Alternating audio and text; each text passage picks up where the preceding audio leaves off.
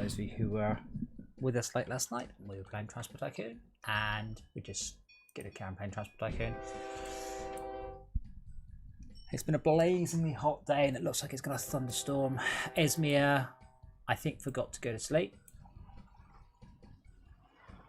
and he's taken over the entire map. The map finishes in I looked it up because I wasn't sure, 2050, 2051. I suspect we're going to win just because it was Max and I. But I'm just going to chill a little bit.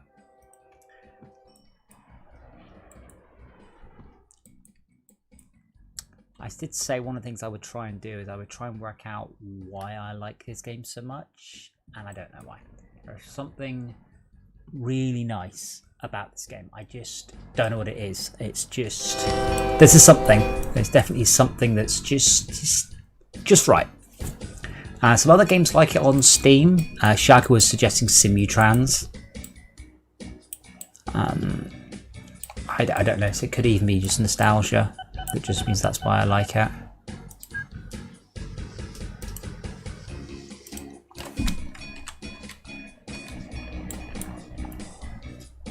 I've also removed the Scott Joplin music because I got hit with a copyright strike for a piece of music written in 1910. Not sure how that all works, YouTube, but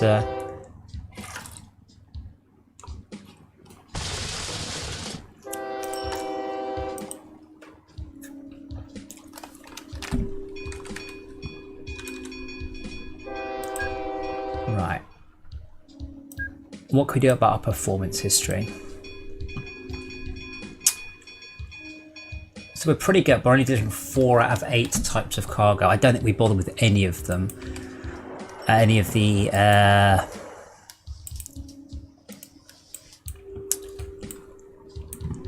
actually, is there some sort of, let's see what I can do up here maybe. Nah, SB's made a mess. Let's not go near that. It's going to be very tight to set this up in 5 years.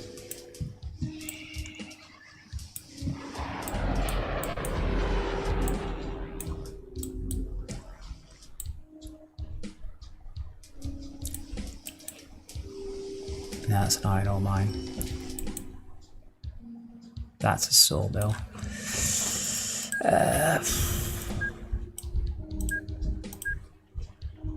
It's going to be very difficult, in fact, doing that because that will have no production.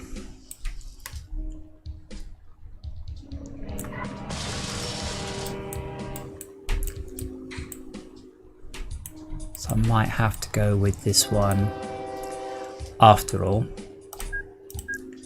purely because it is a what's the word? Oh, hey, it's me. I thought you were feeling under the weather.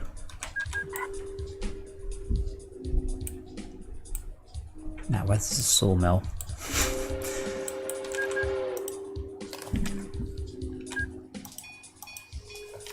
Sawmill. Actually, I think I can click there, and then I click on display chain, and then I click on sawmill, and then small map.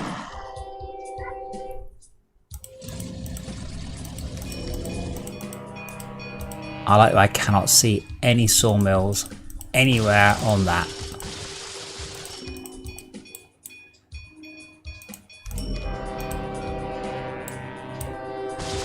That cannot be the nearest sawmill. Oh, there's only 3 sawmills on the map. That is the nearest sawmill. Oh, good grief. Alright. That's where we're going.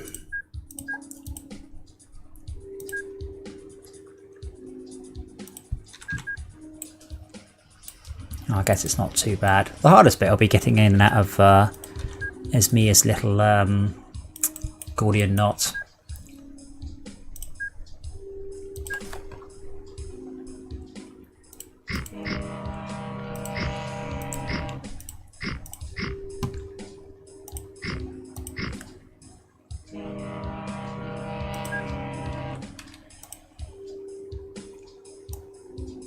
Bridge tunnels.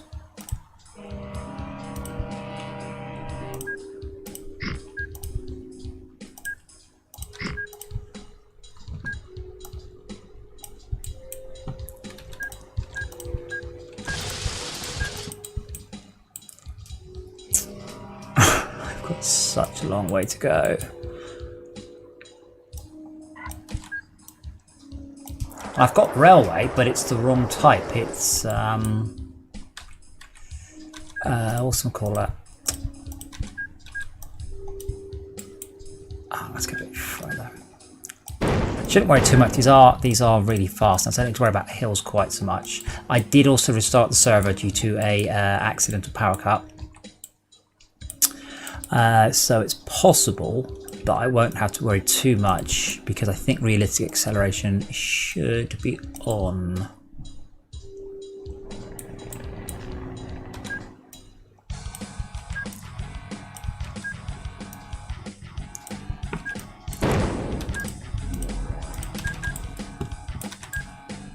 Alright, this is still going to be a pain in the ass, but we'll see what we can do.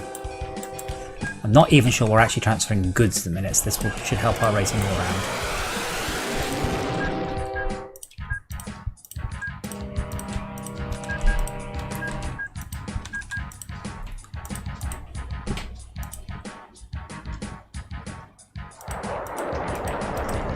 Top speed 400 miles an hour.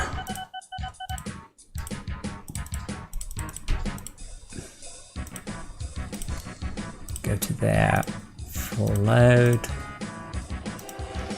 and then go, where was that? Denningley Woods. I love the speed the trains get up to, it's ridiculous. Because of the scaler I mentioned earlier, fast trains actually physically travel faster than planes. Oh shoot, accepts mail. Can I walk the station in?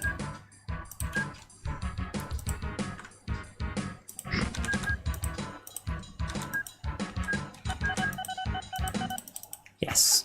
Well, sort of.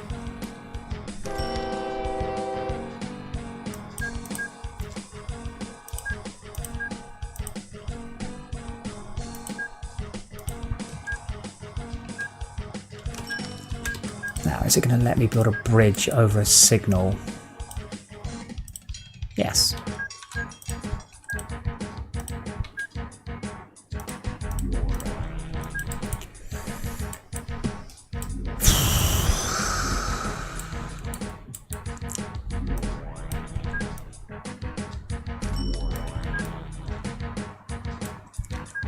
Is that awful sound effects? Just be a maglev train pulling away from a station.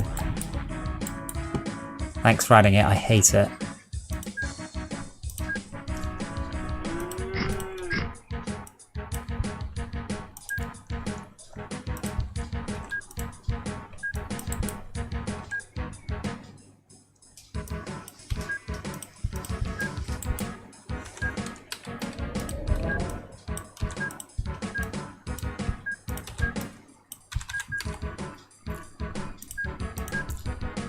Okay, I should probably fix that. What's wrong with you, Train 42?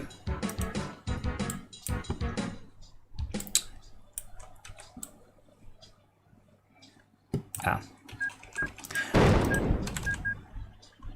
That'd do it, wouldn't it?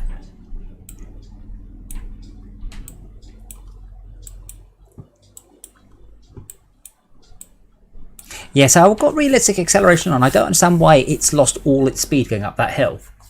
I really don't. I don't know if there's a way to verify certain settings. Obviously, I could if I was running it. I could even flip if I was running it. I'm 99% sure it's on, so I don't understand what it's. So with realistic acceleration, trains should coast up hills. They lose speed, but they don't just suddenly lose all their speed, because that would obviously be ridiculous.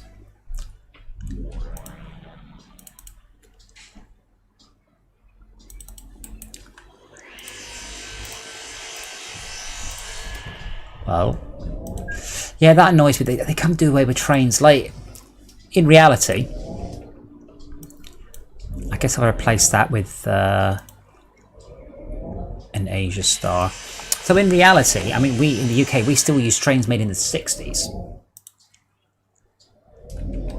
Okay, what? Oh, I forgot to give you any...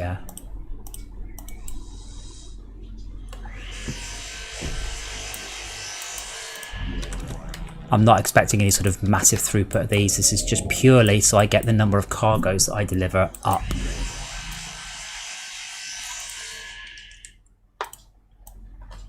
Number of different cargoes. I suspect I'll also struggle to out. And hold on, why can't I see the rating?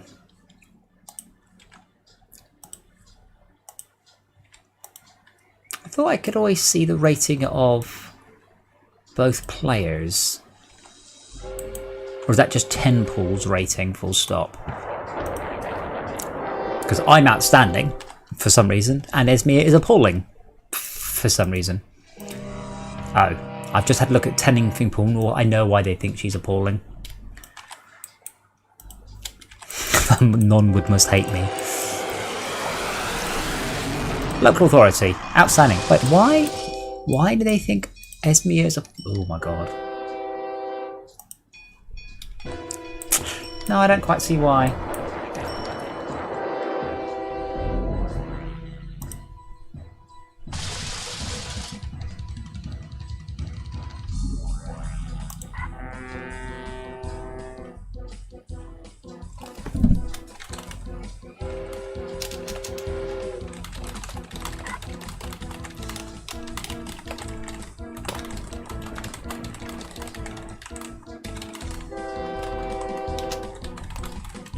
Oh, I did. I have tweaked it a little bit.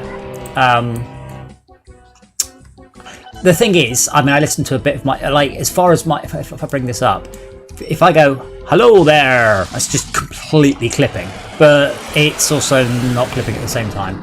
So OBS is not doing a very good job. Whereas I did have a quick listen back because I had a copyright claim on. Oh shit. I had a copyright claim on last night's video, so I did have a bit of a listen, and it did seem very quiet. So it's annoying. Again, I've gone into what it's annoying. This is not a completely solved issue that there is any concept whatsoever of having to deal with something being too quiet.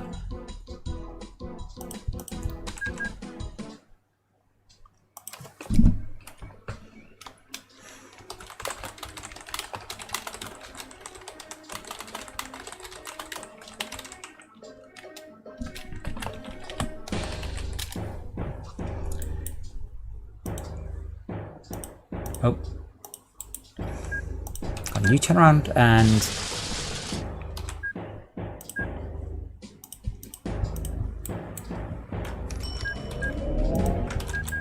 How has this managed to get so jammed up?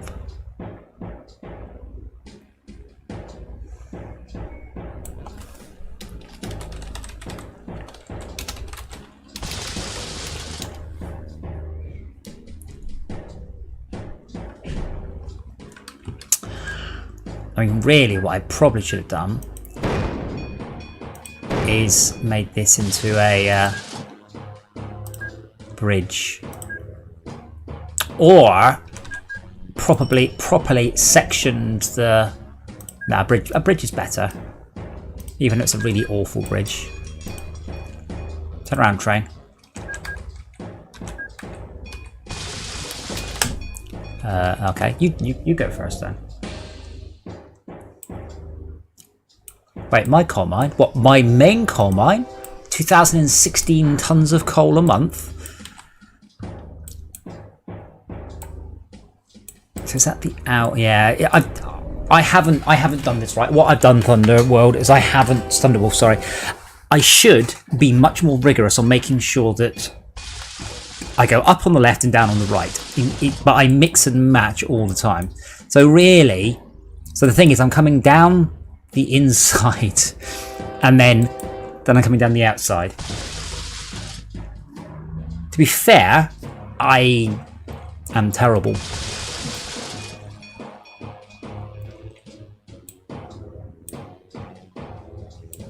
Right, so now that one can move.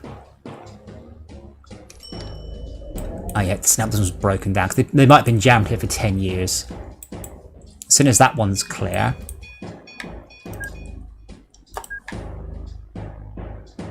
Yeah, I mix it too, but I shouldn't.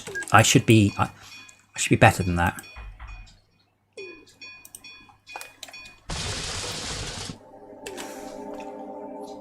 honestly, mate, you can just... One of my favourite things is when you send a train to a depot and then you to blow up the train and it's full of passengers or whatever. No one complains, it's fine, you don't get into trouble. And it amuses.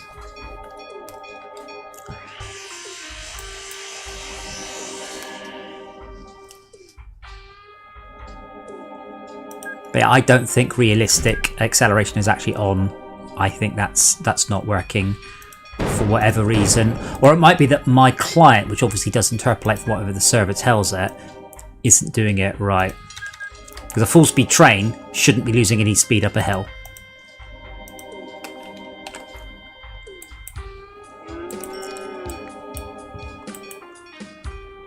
I also do not have enough depots around, but that's just par for the course. Okay, let's see how my wood is doing. So we have 5 years left, by the way, Shalkoner's Mia. We can carry on forever, but that's the bit where the game goes and gives you a score. It's actually fairly easy to win without building much at all, because you have to basically get your performance history up rather than anything else.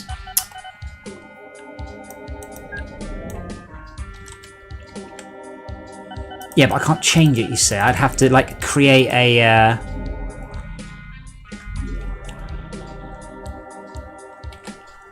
I'd have to quit out to a single player game, change it and come back in. It should be consistent.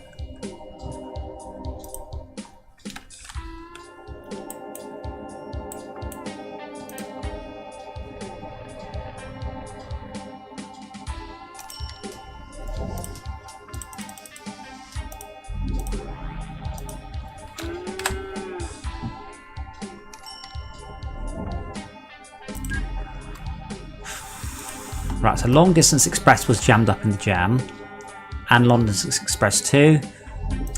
Now, Profit Coal Transfer X2. Why is this tune so loud? It's got some sort of reset volume in it. I don't know why though.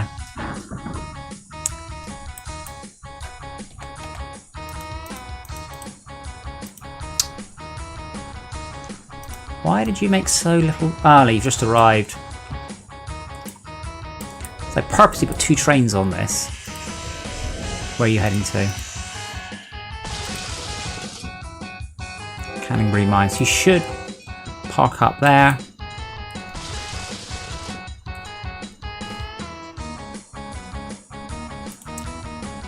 No, you can go. Don't need you.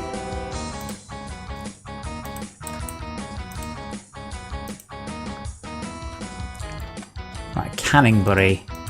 Canningbury, would you like a statue of me? You would. Go on. That's be 10%. This one, on the other hand, is still failing to make enough money. Like, still failing to be serviced enough.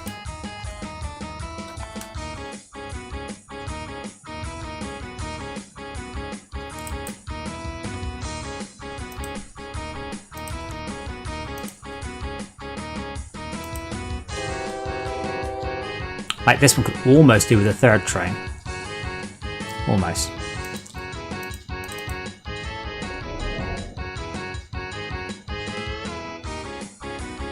But yeah, see the train, like, whoosh around the corner? Whoosh, whoosh, whoosh, whoosh, whoosh, whoosh, whoosh. Super fast, corner, corner, corner, and then slope. It's like it's just driven through jelly.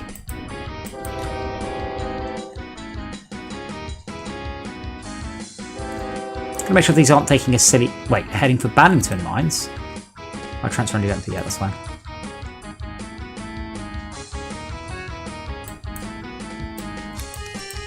And Bannington Mines isn't overflowing, is it?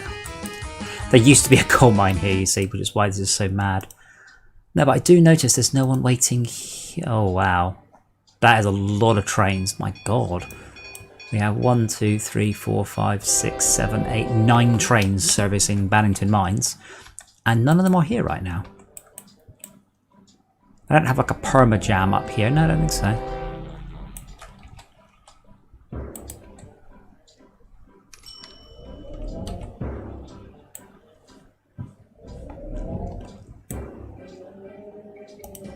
Wait, why so many?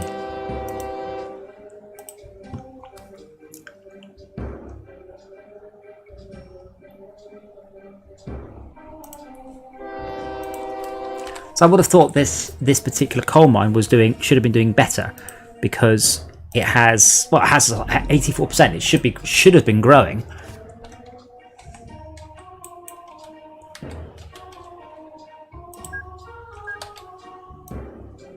I did have a brilliant issue earlier, by the way. I was setting for ages, couldn't work out why my train couldn't route find, and I put down normal railway, not electrified railway.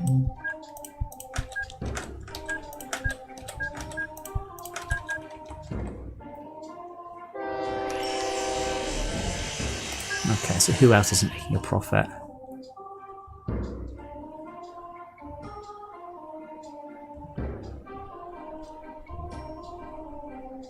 Why are you red?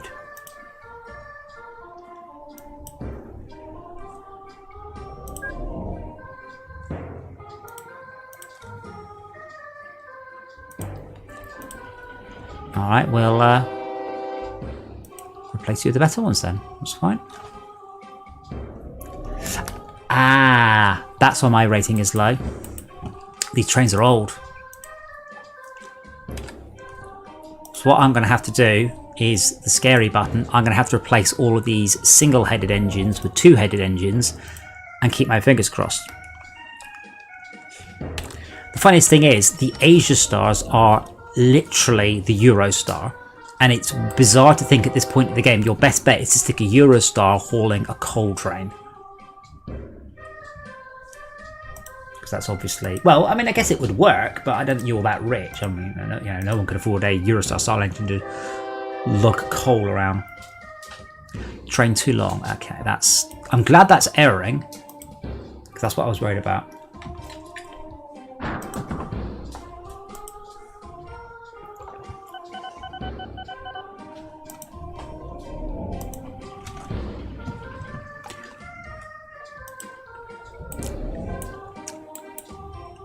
I think we've actually got the train length set properly.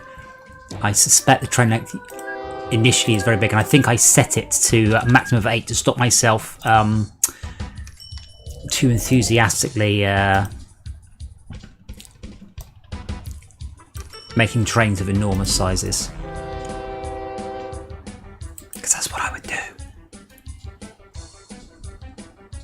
Oh, wait, hold on, but...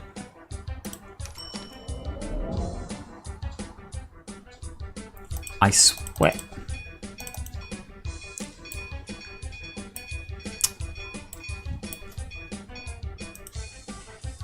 I have to just send all the ones that are too long into depot, knock one carriage off, and then it should automatically upgrade it. But part of the station rating is to do with how new the train is. Not how new it was when it was designed, rather weirdly, just how long this actual... how old this actual train is. Wait, are you still heading towards the depot? Haven't you just been round in a...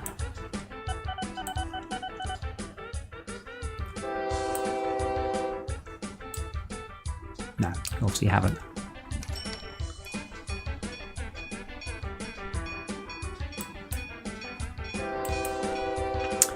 Well, 4 years less. I suspect this is going to be an extremely tricky thing to arrange. So there you go. Hopefully that will now fix itself. Come on, Raffingley TX for coal.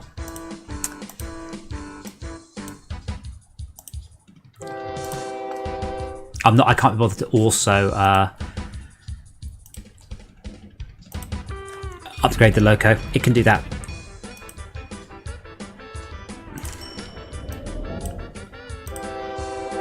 It's a shame it doesn't do it automatically on leaving.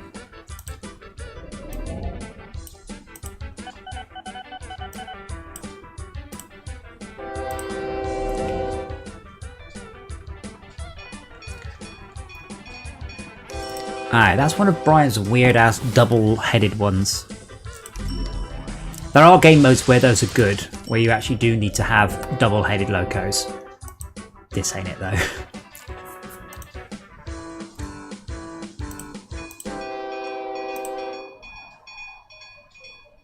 That's not...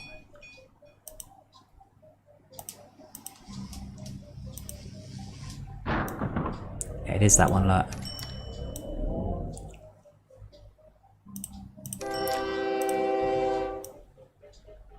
Oh, that one is already 7.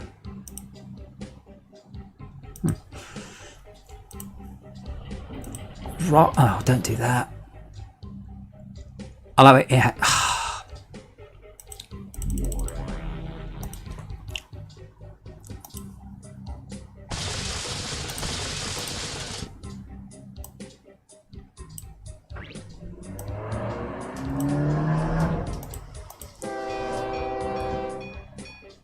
Wait, why are you telling me that? It's the right length. And this one. Right, let's close all those and see what other ones are.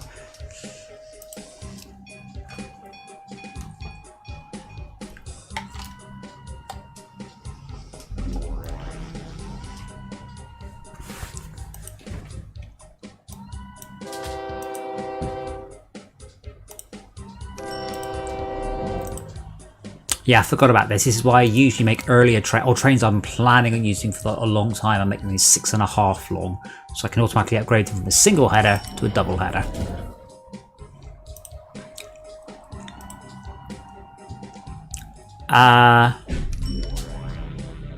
Yes, you can. Wait, transfer off an oil rig. Transfer off what an oil rig? Of oil?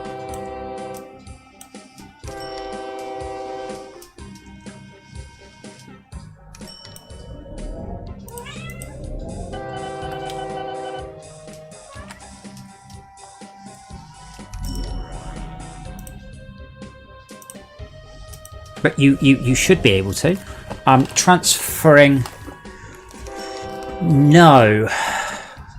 If you're transferring, no. If you have unloaded, yes.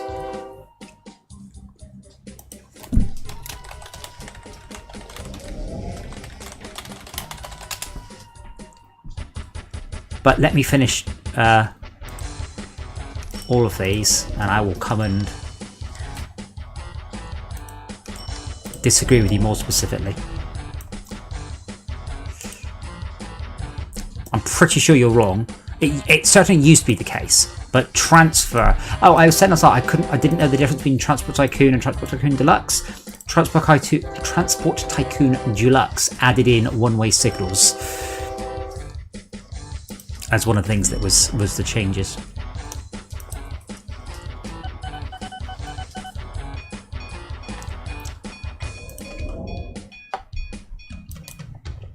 It's okay, it says it's too long and it's upgraded it.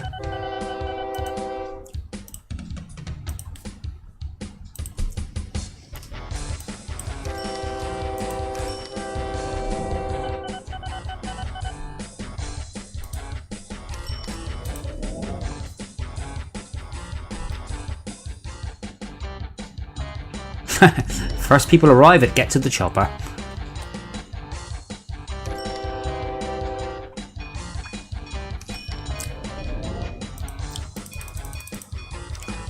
So one setup I do like in this game is where you have a big map, very, very few industries and very few towns, forcing you to not quite fight, but to service them properly.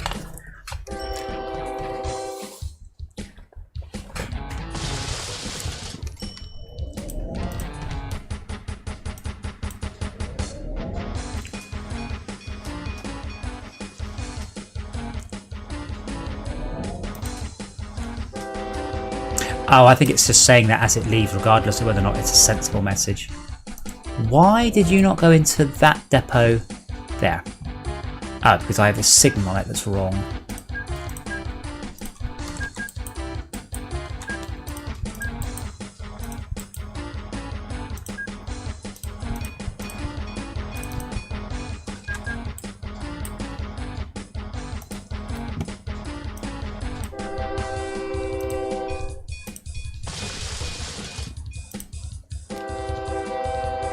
Tarnville no longer accepts goods. Well, screw you, Tarnville.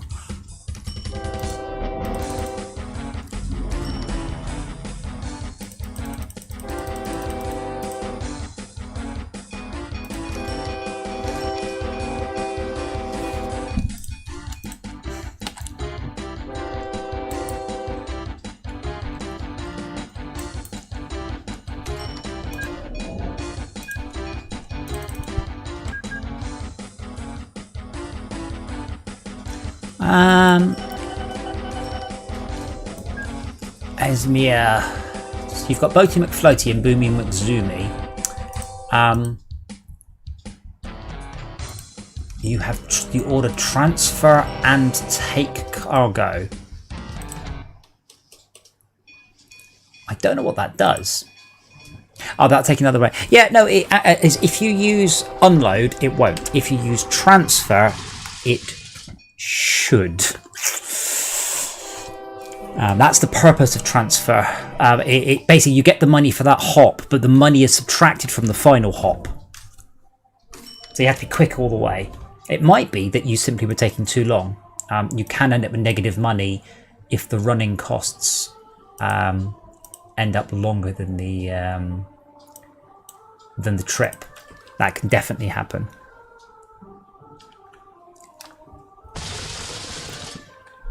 Oh, I wish I could have looked at it because you probably did something wrong. Oh, hold on, let's look, Schalke.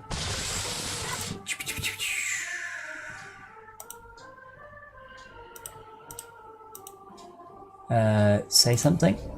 Hello, can you hear me now? Yeah, I just switched my audio device away and back again because apparently that fixes everything.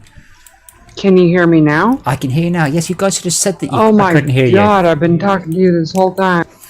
Did you think I was I just figured, yeah, he can't hear me. Why is he ignoring me? He's responding to my messages, but he won't speak to me. I'm so sorry, guys. I did wonder. I thought you were feeling ill and Shaq was just being extra Finnish. So sorry. How are you I am doing? feeling ill, but yeah. Do trains help? Yeah, I see you made some backbone to my new I company. did. I didn't want you to go bust. I didn't do anything good. I did reserve for an extra station, but I ran out of money. But you've probably, hopefully, made a whole ton of money in the intervening time. So I was looking for differences between the train games. And in this game you can send goods anywhere. But in Simon Transit there's specific industries that they send them to. Well, yes and no. Goods, I do not believe, are affected by cargo discs specifically. So the way it works... But I mean, if you have a source of trees, it doesn't care where it comes from. Well, no. Oh god, the CB trans force you to take trees from one location to another, so I don't get to make any meaningful decisions. There you go. I redid my tanker. Yeah, but you can service the more convenient one. But that will make you less money. So that's not... It's not always a good idea. As a rule of Oh, thumb... what? Now it's running a profit? I didn't like to say you did it wrong, but...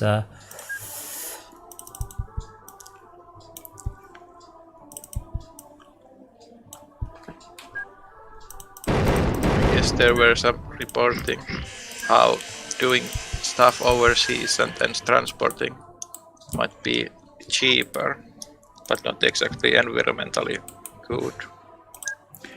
Well, yeah, I mean, this game was developed before we really cared about the environment for transport particularly.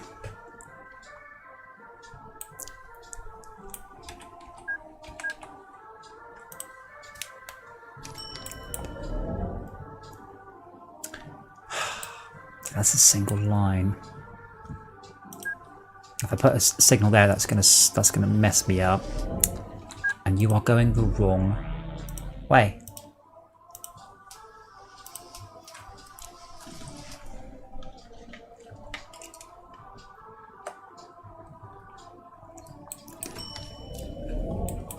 So that's far. I mean, I guess it would have waited the train got to the other end. So when year is 2050? Yes. Well, 2051. January 1st, 2051. But technically, the end of 2050, yeah. All that does is just say who got the highest performance rating. Oh, so it's a timeout. Yeah, I mean, you can carry on playing. You can see where I actually bothered to fix performance rating. It's gone up. I'm at 6 out of 8 cargoes. The goal is 1,000. 1,000 is as good as you can get. I am at 868. LockDown. Oh my god, I have so few stations. I could probably just build a ton of stations, and we only have 52 vehicles because we kind of left the game running overnight. It doesn't matter. All I need to do is just beat you guys, and then that makes me happy.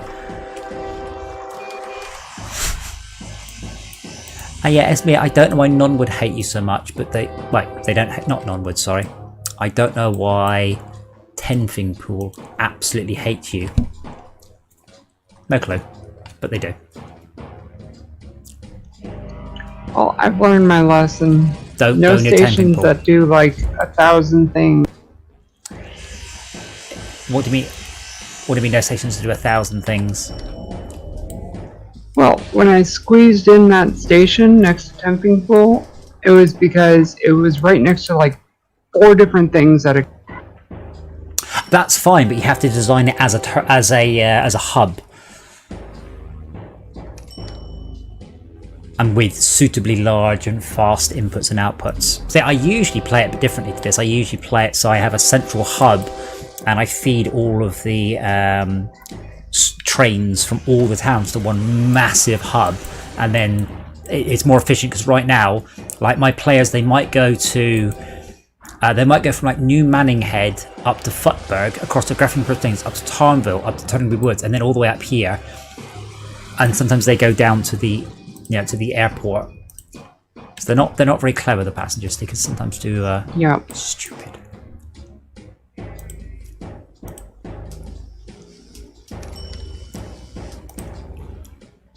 But yeah, at this point in the game, hitting $10,000 minimum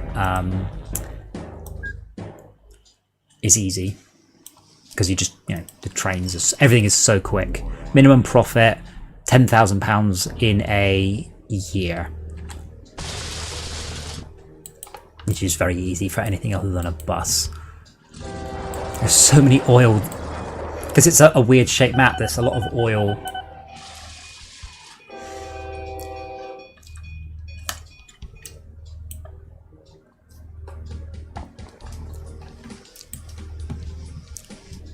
I have to agree with what Rob said about Simutrans. Like, even if it is better, it looks just horrid. Doesn't it look like this one? It looks like this if you're running the horrendous Z-based graphics set. There's something very nicely... The art is very, very nice in this. Simutrans, on the other hand, does look like... Oh yeah, how I would describe the art style. Blender. It just has no character. I don't know. I don't know how I would state why that offends me so much. I think it's also got no shadows, no ambient occlusion. Everything looks full brighted. I'm not commenting on the game. I'm purely commenting on the graphics. It does look like it's got some very cool stuff. It's also interesting that someone did a OpenTDD open source clone and stuck it on Steam. Now, that is odd. I wonder if it was a splinter off from the OpenTDD team.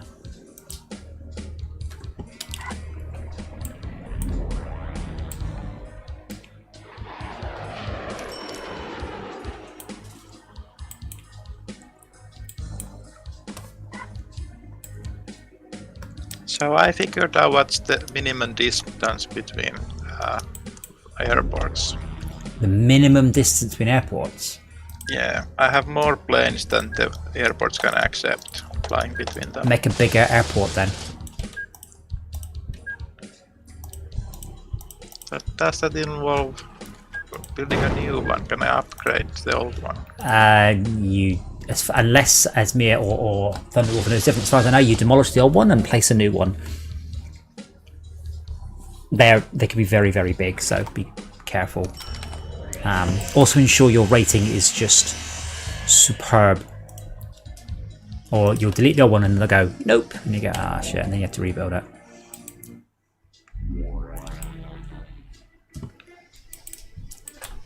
That's another reason not to bother with early planes. They've never been rebalanced. You just can't make money with planes. Whereas the airplanes, the fast ones, you can't lose money with them. They're just so good. I'm losing money with some. Well, there's only two types of plane. Ones that do 591 miles an hour and ones that do 1,400 miles an hour. And essentially, one of them will lose money and one of them will make money.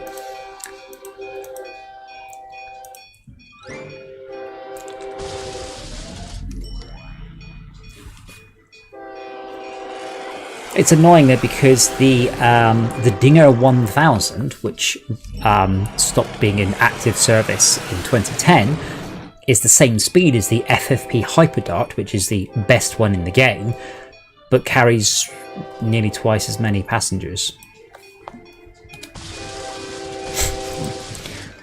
What have you done to Donwood? Oh, interesting.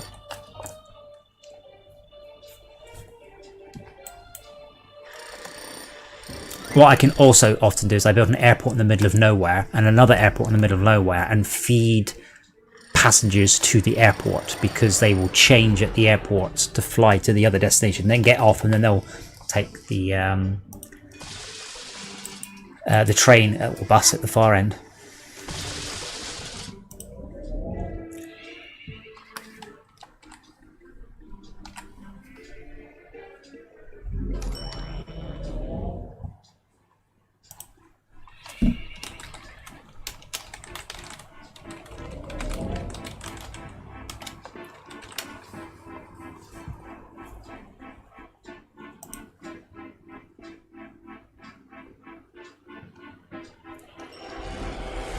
You also have when you do a very small level with, again, I think the game gets better with fewer towns and fewer resources, because then you have to use them, and you don't get to pick and choose quite as much. And as we know, they do grow, you know, hugely, so it's you can't get too screwed over.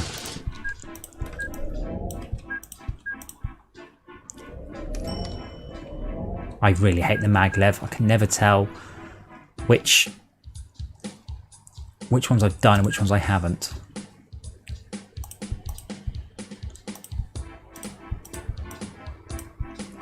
Like, is there a junction there? I can't tell. Is there a junction there? I can't tell. You get like little slits if there is. But it's not very well drawn. So we go back. We come in. Right. So these can go. There we go.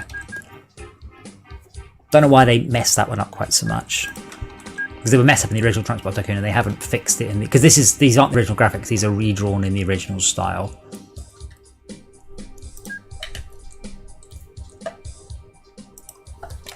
Okay, how we're looking, is it really making a profit? The Long Distance Express, no. Why not? Ah.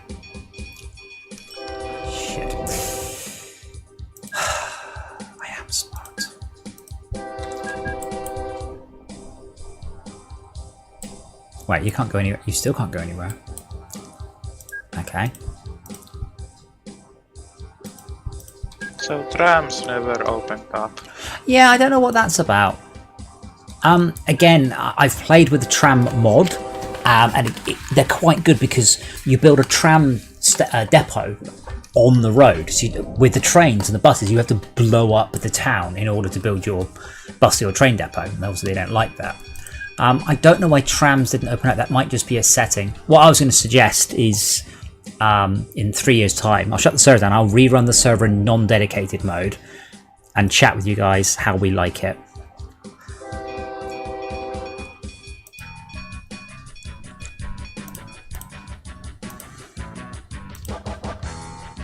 Still trying to renew all my bloody trains to... Because you can start in any year you like. I mean, one you can't do, and again, the OTD community get very pissy when people suggest things sometimes. And one of them is people want the game to last longer. They want to have a train that you spend a long time using, rather than, hey, cool, here's a new train and it's gone in an hour. And I'm like, oh, why would you want to do that? And someone says you can just type in /time and roll time backwards on the server. And it's like, yeah, okay, but... Or... I might want a Transport Tycoon game that only takes an hour and I unlock everything in that hour. I might want to take a year and it takes me a year to unlock everything. Wow, Ponding Hall is crazy. Let's look at our town directory. Sort by population. Nonwood is the biggest, 23,000.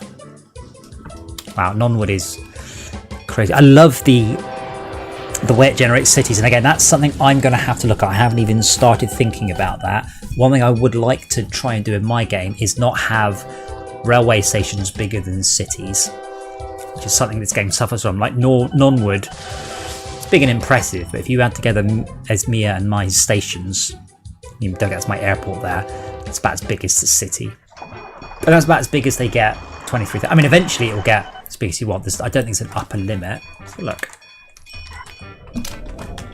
Biggest city.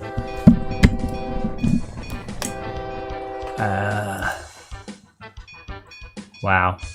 2.5 million.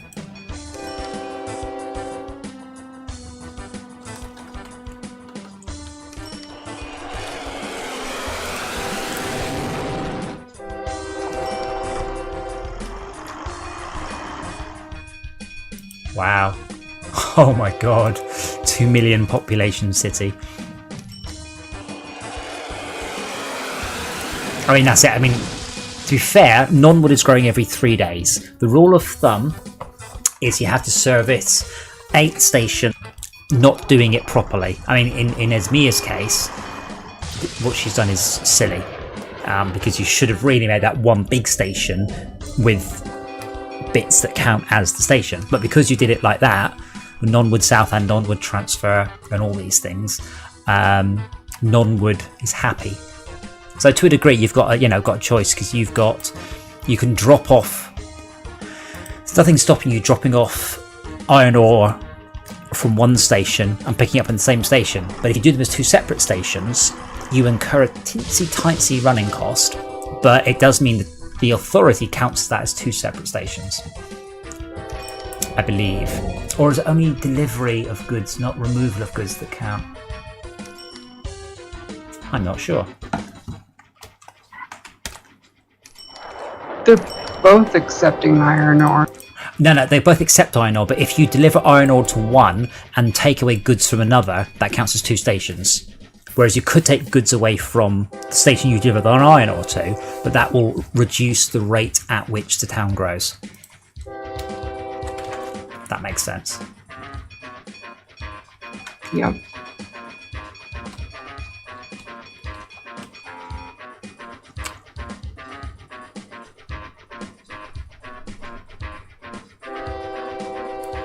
Loading or unloading at least 1 item of cargo at up to 5 stations within a 50-day period.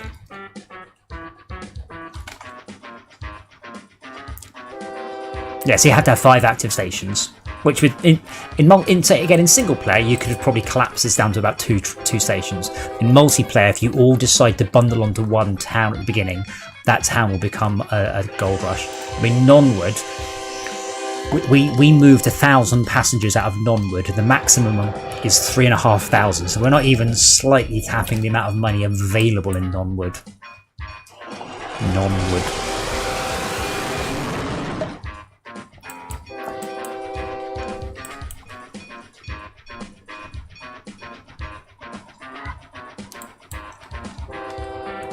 Wait, why did you... Oh, I've got the wrong sig. Oh, they're both busy.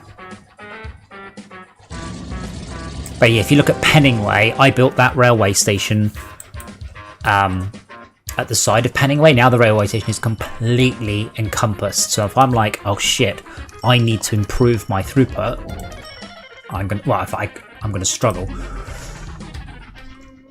because I run out of room. Oh hey.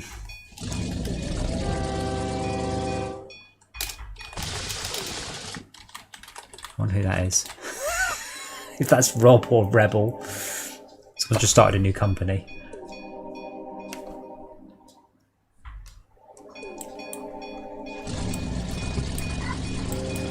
You can also make construction costs very, very high. You can also have much hillier terrain, and that means you can't just do these wonderful straight lines. You have to. They cost too much money. You have to come back to them. We are on a very easy setting, which is why I've got $370 million and nothing left to spend it on.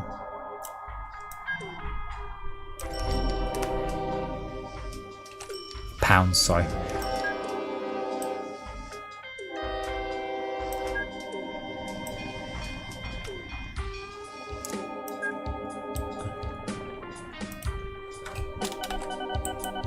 Who are you? Yeah, I resurrected the sawmill. Which sawmill? Wait, you just build a Temping sawmill? pool. Why didn't I just build a sawmill? Wait, there isn't a sawmill at Temping Pool. I built one. Ah, because there's only 3 on the map, you say. I know, because I was Not like, anymore. yeah, because I was like, I'll deal with that, and then I completely forgot you can just build them. They are way too cheap as well. There are indeed 4 sawmills on the map now.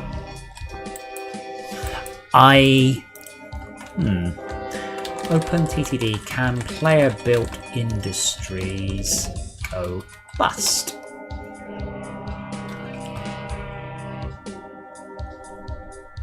Can players share the legs of a resource transfer? No. No. No, companies can't share, players can. You can't share anything between different companies. The only thing you can do to interact is to buy shares in each other, which is very much frowned upon. Like, I could easily at this point buy There's a game setting that lets you transfer money to other companies. Yes, that's buying shares. I could literally at this point buy all you guys out. I could literally just click. Except that's all, I hope it's off. isn't it? I hope so. I can't tell. But I'm seeing under Oh, yeah, allow buying players or competitors, allow sending money to other companies on, allow buying shares from other companies. Oh yeah, that's a new one then. Bear in mind, by the way, that's not the server settings, that's just your settings. Wow, this train is really lost. I have really balls this up. This train has been lost for quite a number of... Wait, hold on.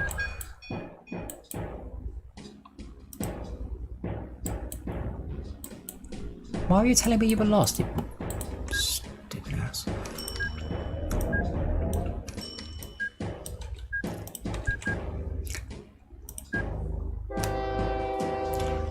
Wondering how I can give money. I can join their company. I didn't realise that I could just literally join your company rather than having to quit and come back in.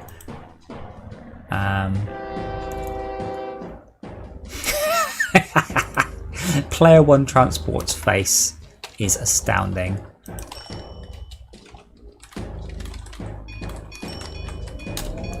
And by astounding I mean really bad. Must be into finances, surely.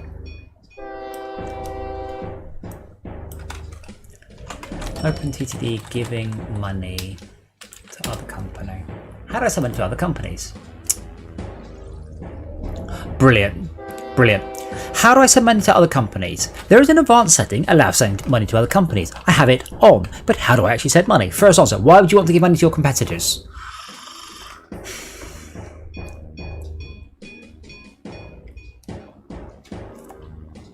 Oh, I have to give it to a client.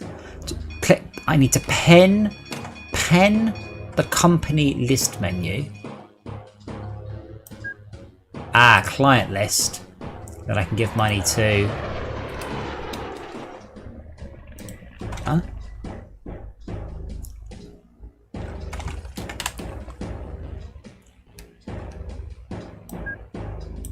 Client list, right? I see it. So if you click on the player, Oh my in god, the I have to hold the client button. list, then drop Yeah. down.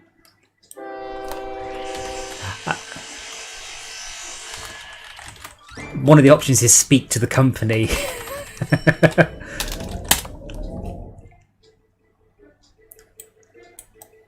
Ah, give money.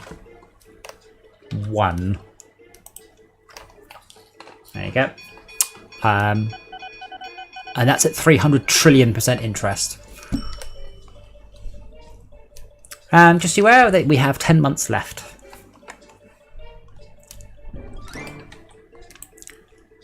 I could also, at this point, I could literally lower the entire level into the ocean, into the sea, without losing any money. Without, like, spending all my money, I mean. Obviously, I would lose money.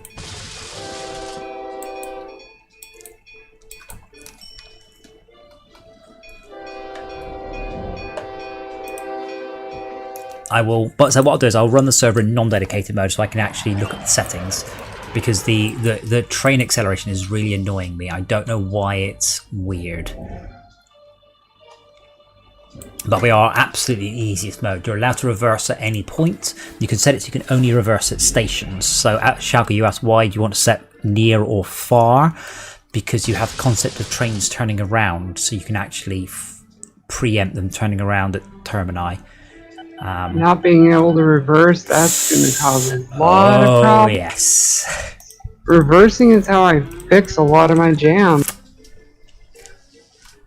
I didn't want you guys to just start and go, this is too hard.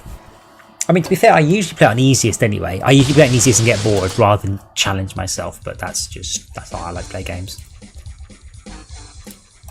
Did I manage to fix all my problems? No, Group 2 security. What the fuck? Dude, you have 8 months to get there and deliver.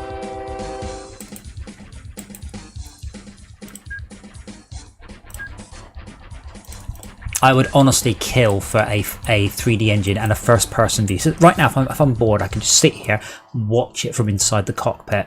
I'd love that. I wish there was a way to link already established stations, like as if you had to realize that you didn't link them after you built it, and if there was a way to do that without having to, collapsing station. piss away all that. There was an option to make faraway links. No, what she means is she's built two very nearby stations and she wants to make it into one station. Yeah. What's another word other than collapsing? Combining. OpenTTD combining existing stations. No, you cannot do this. Oh. But I realized you can Alright, bypass then. bus making by making a one stop that covers an entire city. No, because the maximum station spread is set to 18, I think. Well, for 18, most of the small cities, it's plenty. Oh yeah, but you can already do that. But what you can't do is, you can't have it. I can increase it. I can make it so there is no limit to the size of stations, and in that case, you can then have one station that covers the entire map, if you so desire. Well, that would be pointless. Well, right, maybe not. That would eliminate the transfer fees. Yeah, see, I've tried it. I did have one. I had a train that was like 300 units long and a station of length 1, so the train didn't drive to anywhere. It just turned around. That makes sense? Didn't work. It wasn't an efficient way of doing it. I thought it was going to be clever, but it wasn't.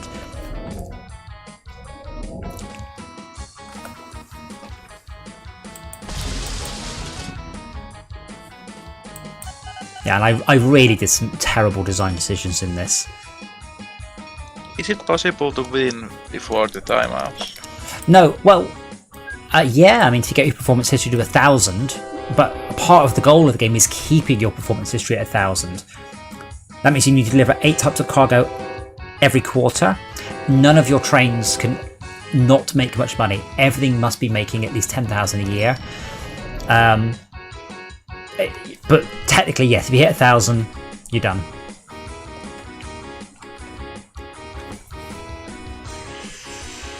I figured out why my tanker's not making any money. Why is that then? It's like 400 feet from the dock. Oh, it's still loading. Right, no. The distance is too short. The tanker costs way too much to run as opposed to in comparison to the distance.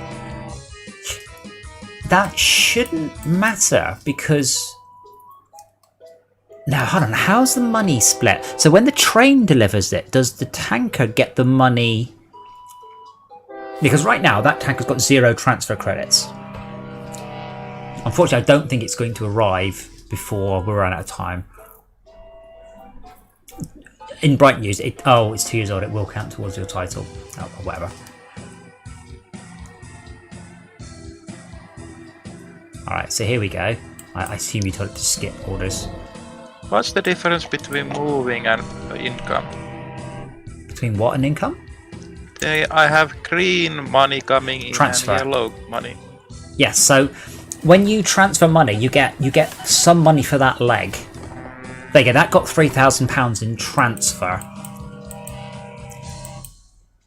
So essentially, there's 2 ways of doing it. You can either have it so each vehicle makes a huge loss, and the final vehicle makes a huge profit, or you essentially spread out the parts of the journey.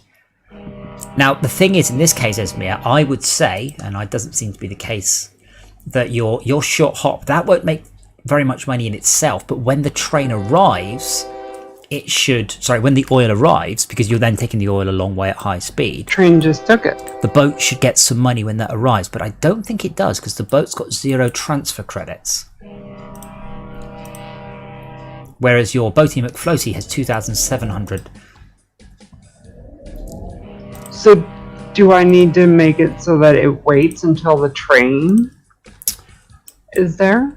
No, I'm just trying to work out when this train arrives. I'm just watching it, whether or not the tanker suddenly gets a bunch more profit. Or it could be, I mean, the point of the transfer service is you don't need to make, what the hell is your railway line even? The point of the transfer service is you don't need to have each leg profitable.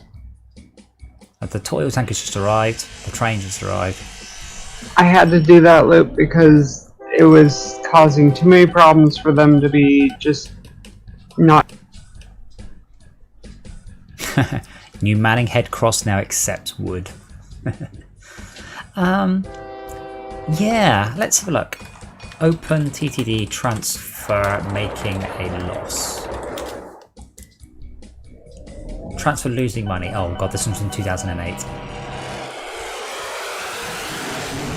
This usually happens when the first leg of the trip is faster than the last. Roughly speaking, the vehicle is being paid for delivering goods at a certain speed.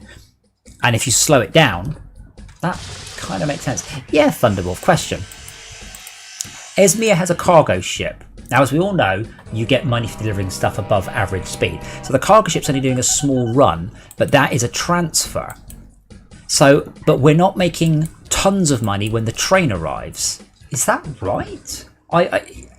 It seems silly that each leg of the transfer run needs to be efficient, or the feeder needs to be efficient. That entirely negates the point, because that could never be efficient. It's just too close, as too short a distance. But then the train goes a fair old distance, but the tanker doesn't seem to get any money from that. Just trying to work out.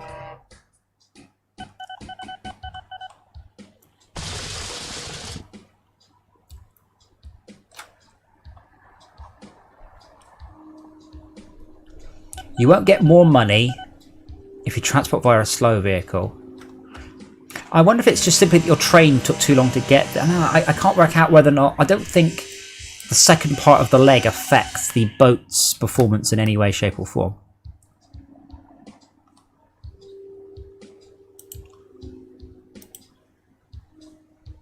I mean, on the station, the Huntfield West, oil is at excellent. Yes. Well, yeah, because there's no oil waiting. When you're only delivering oil, so your rating will always be very good. Paringstone oil field, your rating's very good. Yeah, I honestly don't know. So essentially the thing is, Thunderwolf, it should, but it doesn't look like it's dividing down the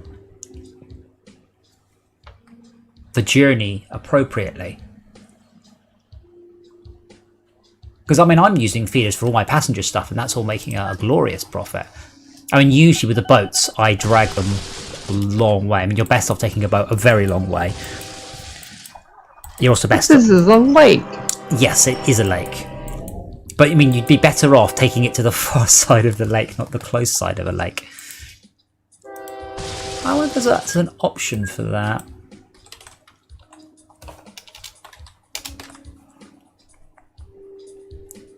Put in a canal. I forgot about the plane speed. You can make planes run at normal speed. That really fixes them. But then they, at that point, don't bother building any trains. You just build planes everywhere.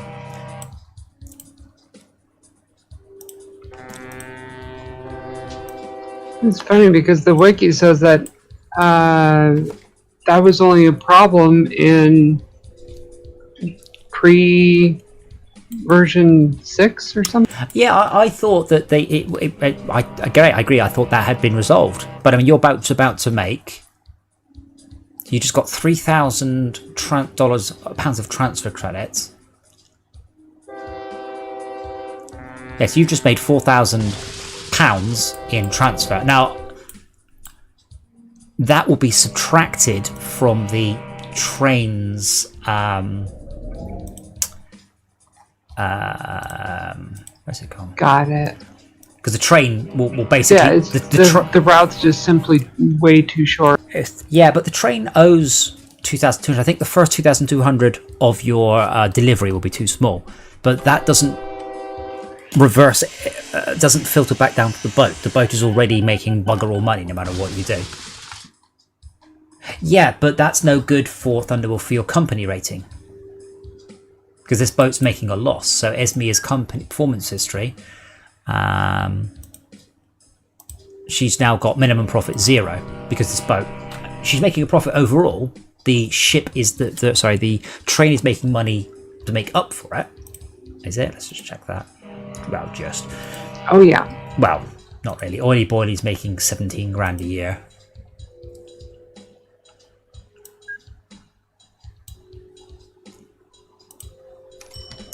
So yeah, her bank account will be fine because the Oily Boily is making enough to make up for it, but it doesn't offset the fact the game expects you to make decent money.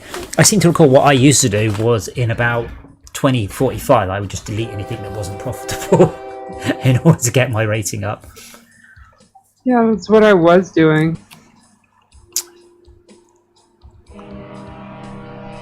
Oh, here we go. Oh no, one more year left. I'm a fool. Oh, it's at the end of 2050? No? It is at the end of 2050, yeah.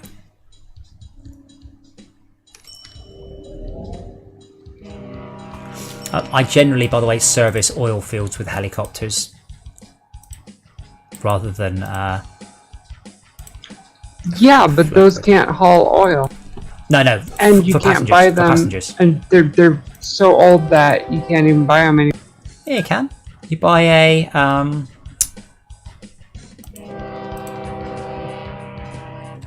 which one of these is a helicopter? Sort by...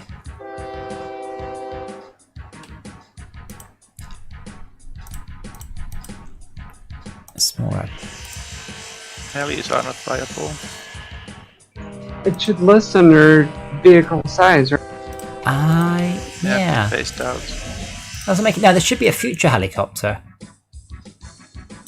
But there isn't. But okay, when I say there should be, I don't mean there should like. Oh, I agree. There should be. I'm sure there used to be. Sort by. So I've got one helicopter left in service. Wait, range. And that's just because. Yeah, no. I mean, the thing's 50 years old.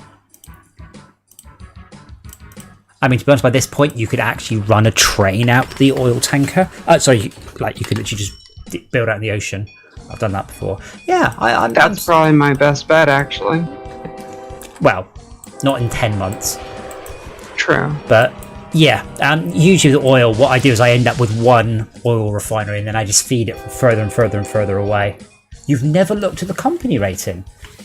Fun enough, that's the only reason to play the game. Well, apart from fun, that's your goal, is your company rating. Mine's acceptable. Mostly because we were AFK, we haven't actually managed to do as much as we should have been able to. But I mean, I could, for instance, just build a whole bunch of stations. Oh, they have to be recently serviced. Of course they do. See, I've played this game so long that I used to play it multiplayer by Parallel Port, and the original game only allowed you to have 255 vehicles. So when you were rich, you would buy up vehicles and you would keep them in a depot, because then the other player couldn't build any more vehicles. It's just under performance history, it's just the cog. I mean, at this point in the game, it's quite hard. Oh, man. Oh, that sounds me. Yeah. Phew. That was me. So, Esme, you're the only one of us that managed to get all of the cargo. You got 9 out of 8. I've only got 6 out of 8. Sorry, I've got 9 out of 8? Yeah, 8's the requirement, and you've managed 9 different cargo types. I've managed 6. And 2 of those was only because I actually built a specific thingy.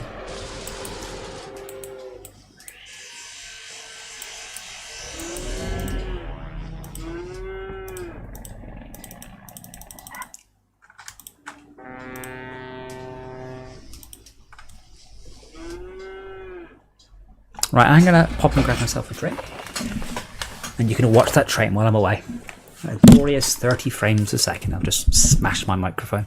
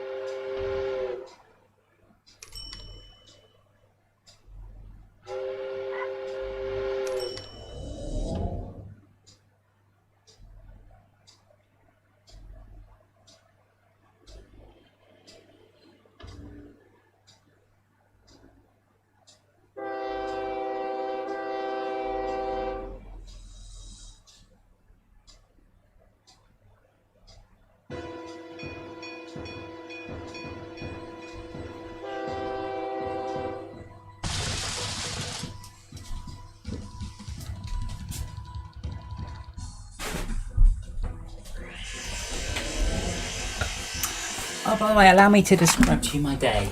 My cat is constipated, the poor dear, and I could feel about a foot of poo inside his stomach if I felt gently. So I took him to the vet to get him looked at, as you do, because he's old, about 20 years old. Taken to the vet, and I had to have a socially distanced visit. So I rang them, they came out to the car, took the cat in, and then I did the entire consultation via the phone. I was slightly peeved, I was even wearing my mask. Anyway, yes, he's constipated. It happens, he's an old cat. The colon can lose motility is the phrase he used. So that's fine. So I've got some medicine, which I will start tomorrow morning. Bring Cepheus back, tell him I love him, and the first thing he goes and does is a massive, massive shit in the litter tray. Thanks, Cepheus.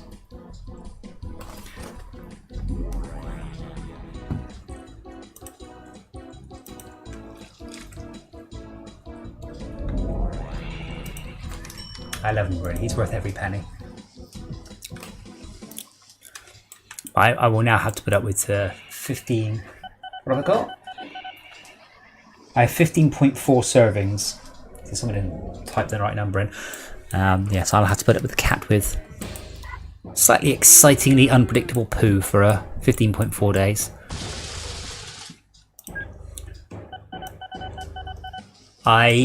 Looking at my stations, I failed horribly. I failed you, Denningley Woods. Wait, really? I failed you, Canningbury Woods. I fixed... Oh god, I fixed it and now I have 2,700 tons of coal. This one has 6 tons of coal. 1,400. How have I got so many trains servicing this and still failing? Whereas my first town, I've got a railway line and a maglev and the monorail servicing it, and it's up to 2,300 tons of coal. Somehow, only 91% transported. I have no idea how I can get that any higher. Did I build a... Oh, I don't think I built a town. I must have. I did, yeah. So I have no idea how I can possibly get that higher. You had a similar visit. What? The moment you got your cat home, he was immediately better. Well, currently the Temping Pool iron ore mine is at 100%. As it has been for the last 70 years. Okay, but you see... And yet, it still doesn't grow. If anything, it shrinks. But look at Fledingbury. What could I possibly do to increase Fledingbury's rating? What should you be looking at? I mean, 1,000 is... But if you click on performance history and then click on detail, it will tell you exactly why you haven't got 1,000. Your goal is 1,000 within 100 years. And you know, I've been messing around for science in single player, trying to figure out, okay, how can I grow? Well, what is it? Do I need more smaller trains?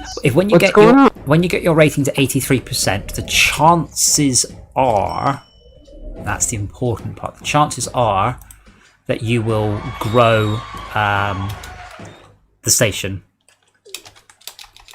But it's not guaranteed. But 100% for 70 years and not any growth. This is dumb. Yeah, well, what's going on there? I mean, we do have what's it called? A smooth economy. So it's smaller, more smaller steps, because the original one would literally make a place go bust overnight. Where did you say, sorry? Which was that one you were talking about? Iron ore? Somewhere? Oh, the Temping Pool? Temping Pool. The one that my maglev's on. Wow, that is shit, isn't it? 99 tons of iron ore. It's been at that since the beginning. I'm only guessing, but I wonder if it is because... No, you got 100%. Your rate, essentially, it's about your rating. Your rating directly affects how quickly it grows. You just have to wait.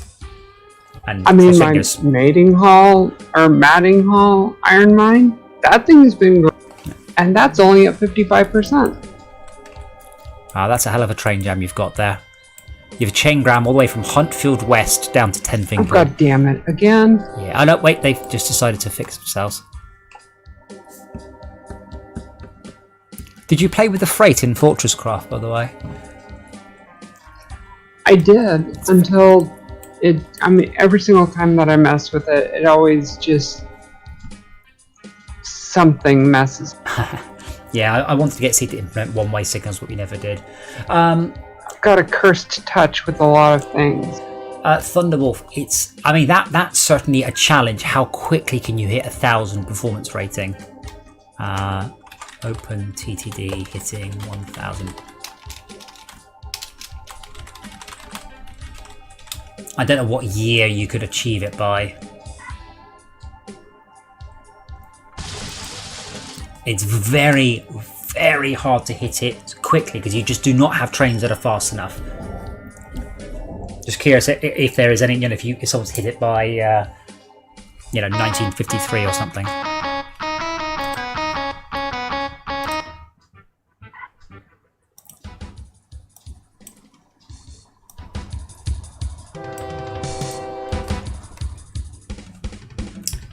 Yeah, I wanted to block signals. I really wanted to block signals, but Steve's like, why do you need it? I'm like, dude, just... If nothing else, it just makes me feel better. For Fortchcraft 2, I'm hoping to definitely get improved freight. Yeah, but I don't know what's considered good. I do know it's extremely hard to hit it in, let's say, 1970, and it's very easy to hit it in 2040. Oh man, I'm not going to hit 400 million before we run out of time.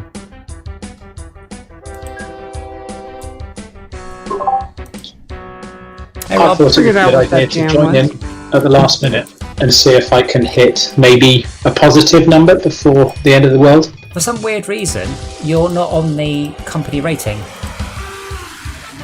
I think you've got to be positive to get to the company rating. No, your company rating is... I've lost the metrics. There it is. Operating cooperation. 176. You're just not on the map. You're just not on the graph for some reason. Oh, I've turned you off. There you go. Yay! Thank you. No, we've got. Oh, I was going to start a game. Nobody else plays me, but I wanted to sort of chat about what settings people wanted this time because I didn't set it out right.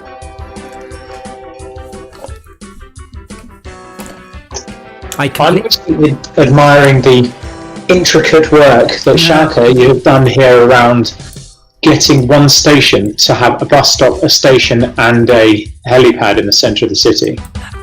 You can now control click build and just say I'm part of that station.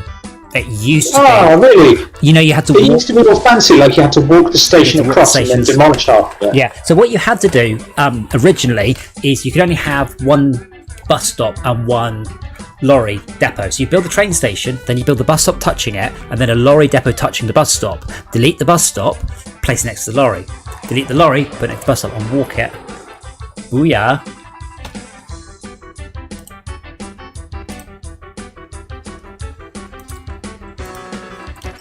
The thing is, if you've only got one station, even if you've got multiple components, your town's not going to grow. Player transport, businessman. Good job, player.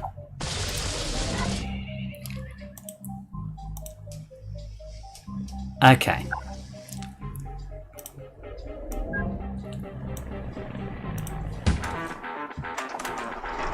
So any sort of initial feelings, like things that you were like, yeah, that's totally brilliant, or could we definitely change blah?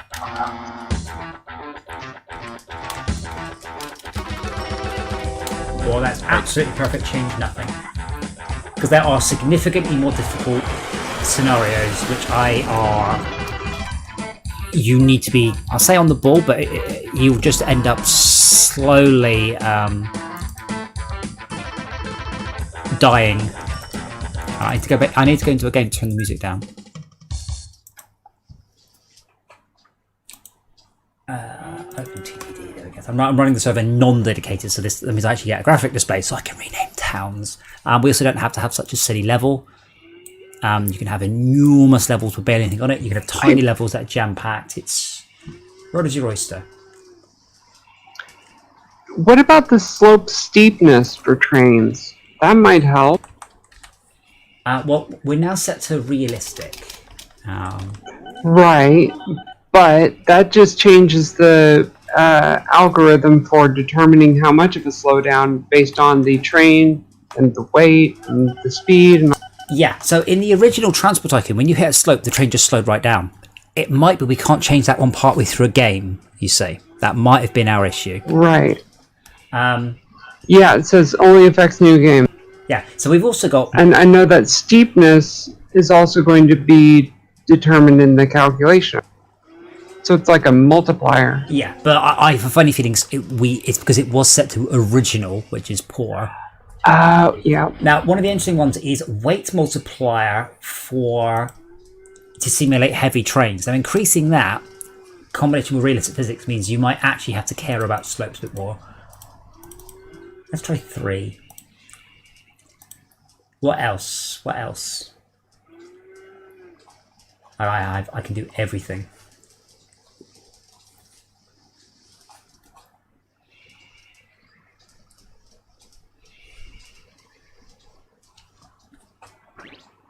3 is going to make hills suck so bad. Well, it means you actually bother.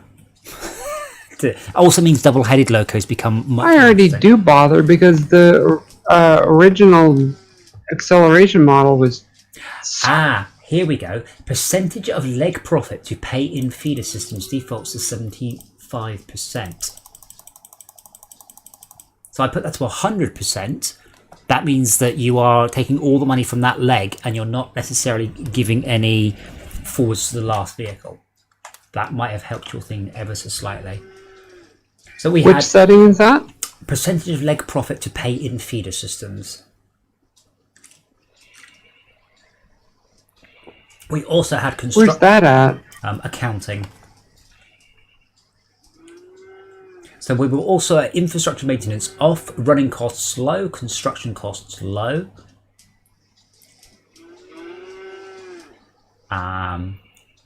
Automatic reversing signals off, forbid trains making 90-degree turns off. That makes a difference. Then you can get yourself stuck into a corner. See, I already avoid 90 degrees. Okay. Airports never expire. Vehicles never expire. Yes, let's keep those on. Maximum number of trains per company is 500. Maximum length of trains is 7 tiles.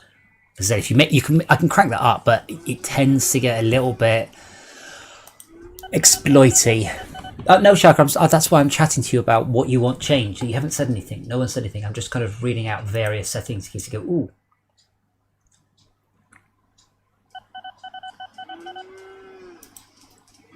Yeah, the vehicles never expire. That's going to be a bit... We need to get to keep helicopters. I can also disable electric rails, so you don't need to bother upgrading them. Plane crashes is set to none. Vehicle breakdowns are set to reduced. Terrain type was very flat. Should we set to... That helps. Should we set to hilly then? Vehicles drive on the right, I guess. Initial city size multiplier. Road layout for new towns. Ooh, let's try better roads. That sounds interesting. Industry density, should we say minimal? So we have less industries, but we actually care about them.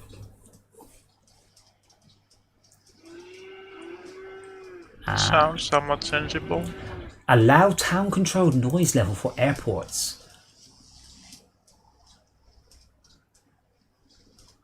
So towns don't like if airports are closed. It's to do with the noise level and things.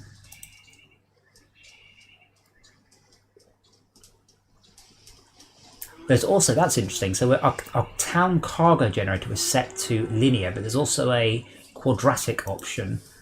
Oh, right, so that's the original. That's fascinating. I'll leave it as linear because we couldn't deal with all the people. So originally, the number of passengers went up in a quadratic curve, so you ended up in trouble, shall we say?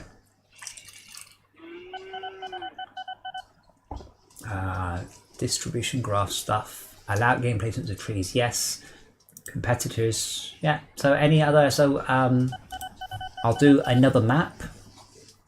And we'll have basically less things to deal with, but we'll care about them more. Start server. Advertised, yes. Yes.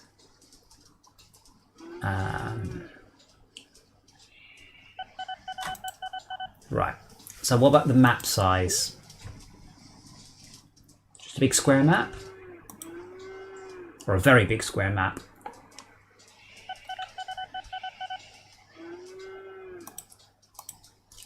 We can also do I won't finish that, but you can also do island levels. That gets fascinating because bridges are really expensive and you have a limit to how many bridges you can do.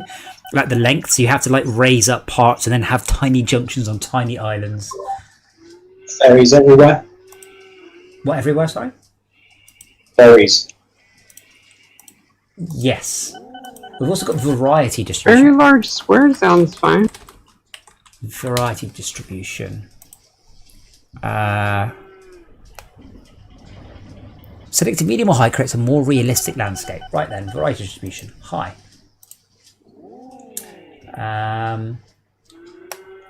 And we'll set it on we'll have a 1024 by 1024 island.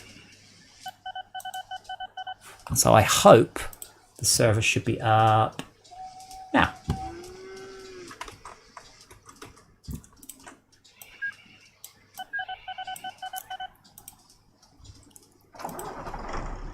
Let me know if you guys can see it. Wait, 3 out of 6. That's a big map. I like it. Well, it's the same size along one axis as the previous one. I said there is also something to be said for. Oh my god. There's also something to be said for tiny map. Maybe next time we'll do a tiny map. Oh, Esme left the game. Processing the map took too long. That's interesting. Weird. I might because you joined at the same time as somebody else. Probably. The only drawback, we've said before we sort of start, the only drawback with the map this size is we'll probably never actually have to deal with each other at all.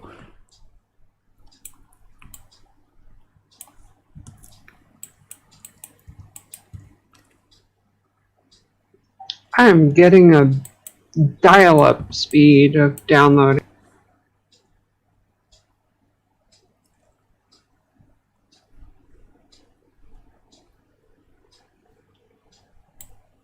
What I might have to do is save it and close it and run it in dedicated mode. Oh no, we've got the little sleepy icon. Game pause, connecting clients. Oh god, it's the save. That just took like 15 seconds to save the game. The map is bigger. Yeah, it keeps dropping me. Yeah, you just joined at the same time it was saving, I think.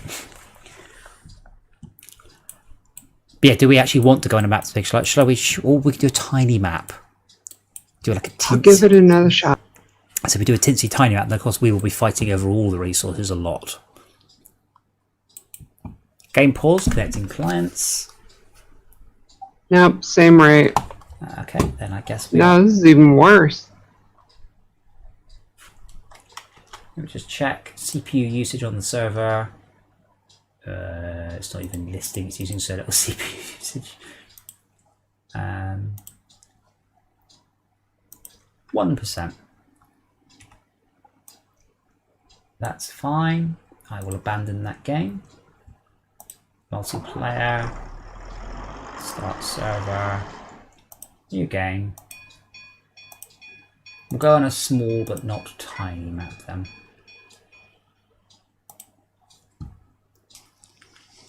Let's see how that is.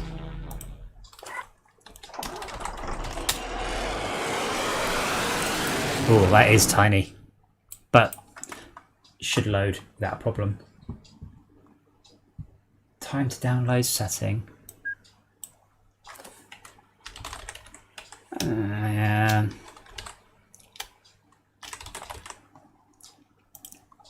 I don't disagree with you, but that's okay. We will hate each other in the world. Actually, to be fair, the maps go a lot smaller than this. I think this was the size of a Transport Tycoon map originally. It didn't support maps anywhere near. Okay, so there's a coal mine. There's no power station for miles. Oh, hell. Of course. Wait, there's no power station? Yes, there is. Yeah, it is. Dibs. Drove Bingley. Oh, there's one power Raise me station. to it.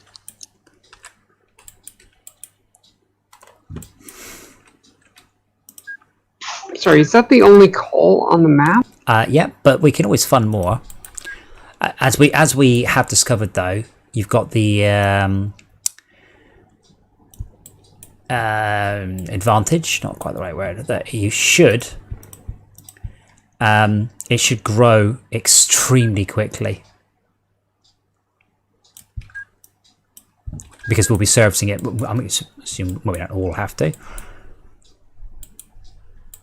I will try and be gentlemanly in my setup, though. I won't just because I could easily just build stations all the way around it, which is mean.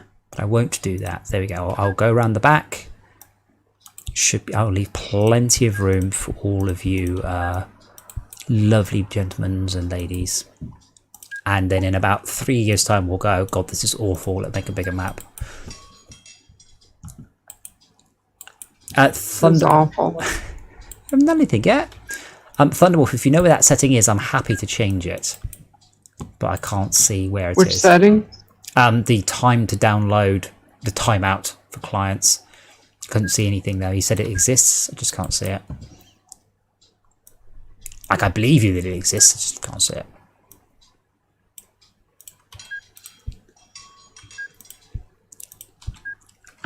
I mean, there are things that one I chose was probably too big. This one's probably too small. Oh, is it a dedicated server only setting? Well, that's fine. I mean, I can rerun the server in dedicated mode.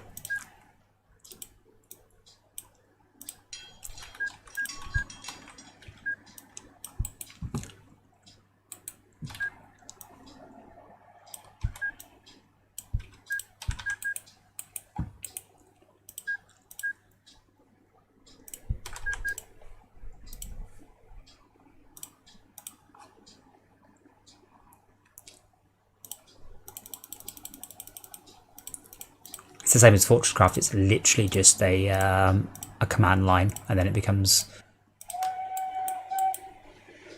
full size. Becomes dedicated. Yeah, I just can't see it. I mean, it's not under. I mean, download, nothing. Time out. There's nothing. Time has nothing.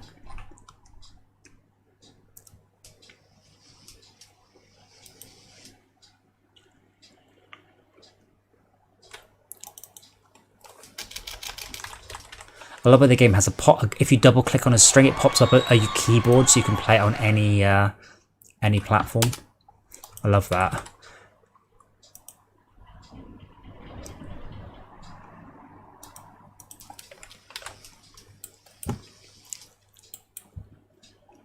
And I just spent all my money on just railway lines, so I'll have to just wait.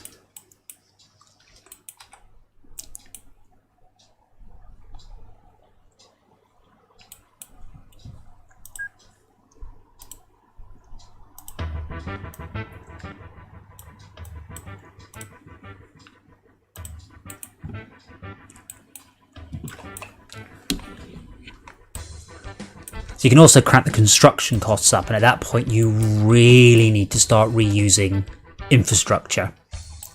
You can also crank the infrastructure costs up. Right now, because it's still set to very cheap, you can just build more and more and more. You have no particular reason to bother saving money.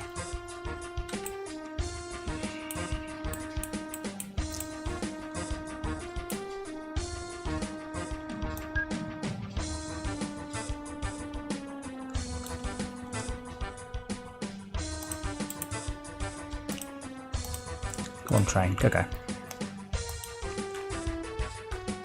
So it's May, so the train's leaving in May. If a train leaves a coal mine in May,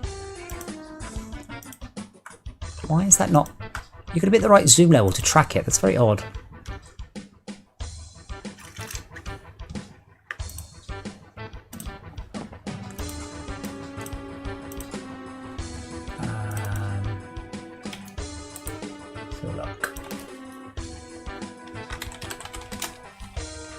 Maximum download time.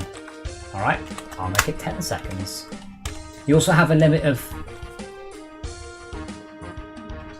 I'll also increase the maximum lag time. Why do I even care how laggy another person is? What the fuck? Well, I'll fix that anyway. We're also limited to 8 bytes per frame. I don't know what that is. Thank you, Thunderbolt. I found it was in just a config file.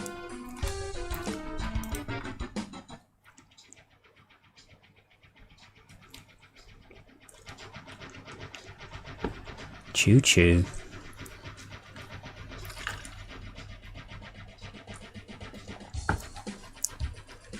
I'm pretty sure I can guess where the oil refinery is going to spawn there, because it doesn't have many options.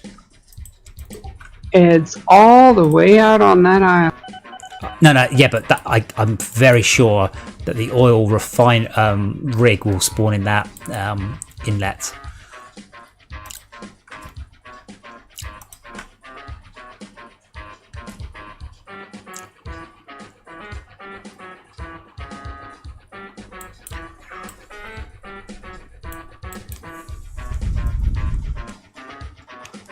might just think about doing what I said and sharing that line anyway.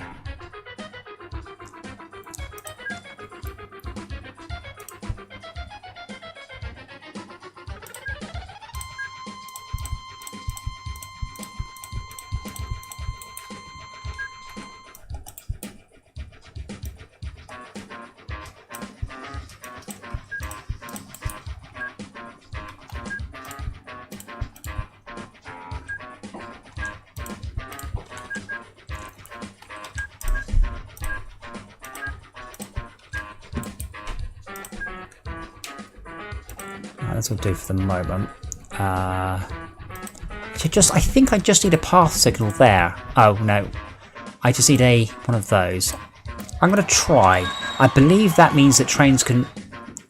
No, I'm not gonna try because I don't trust myself to not screw that up. I'll just put a signal there.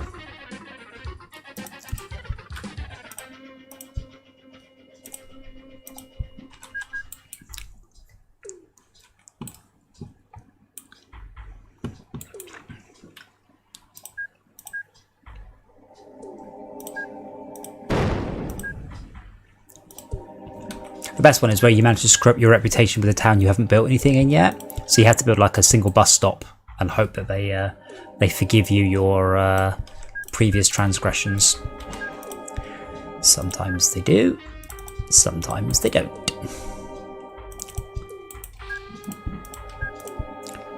And so, I mean, we have obviously linked back and forth a few of the different ways you can build stuff, but I said all of the here's how you play Pro Transport Tycoon has enormous flat maps. So you're removing all of that particular challenge. I realize I've got no waiting area, so it'll probably make more sense to come off here and do that. That makes more sense, doesn't it? So I can actually fit a train on the... So I should be able to have a one-way there and an entry signal there, I think.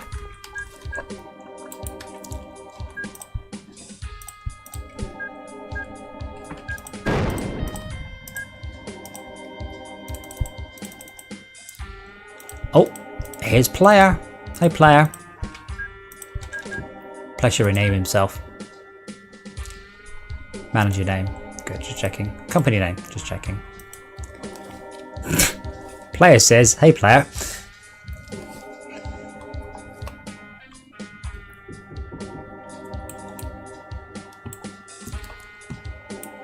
So I should be able to do a... Oh. Don't have the money.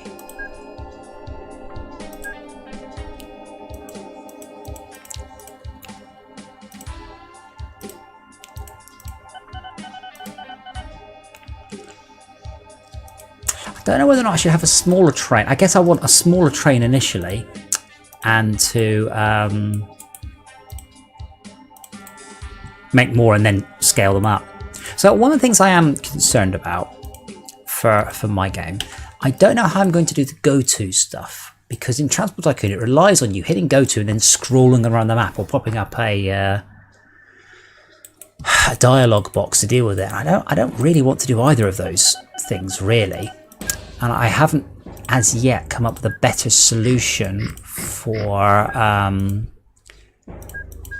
giving trains orders in pad.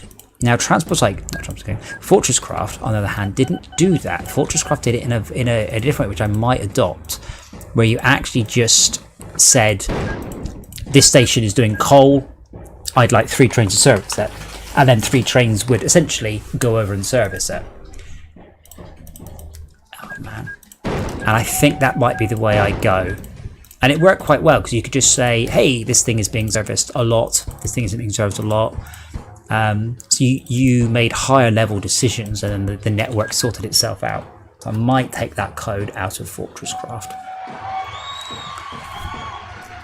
Yes.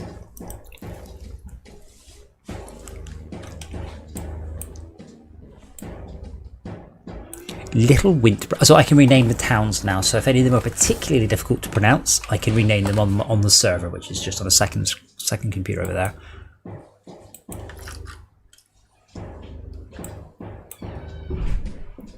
I'd also like to point out to the game that Dreffingly Woods is nowhere near the woods. Yes, Lucia, it also is very compatible with pads. But it's quite nice that it makes the same name for me, even though it's localized for me. Is the east also a forest? That's interesting. I suspect if I rename them, then that will override it. But I didn't realise that the localization worked quite like that.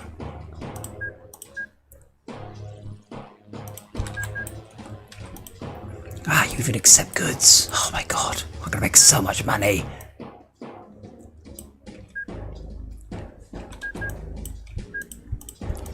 Incidentally, I don't know why it was so slow downloading the map to you. I've got 20 megabit and I don't think I'm using very much of it right now. You know, 4 maybe.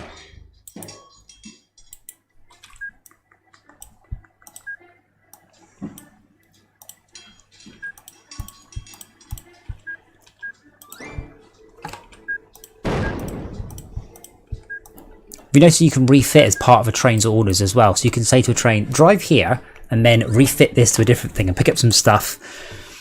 So you can have trains that like drop off valuables, then pick up passengers, sort of stuff. I've never done that.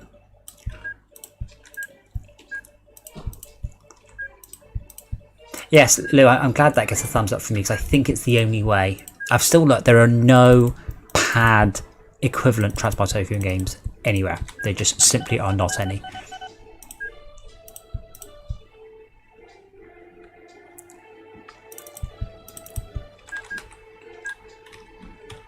I'm regretting that layout already now. I've not even built it. So I don't want to come in around the back. I guess I do want to come around the back, don't I? So, I mean, the original Fortress Craft more or less made its money by being a desirable genre. In that case, an extremely popular desirable genre, but that's a little trickier these days.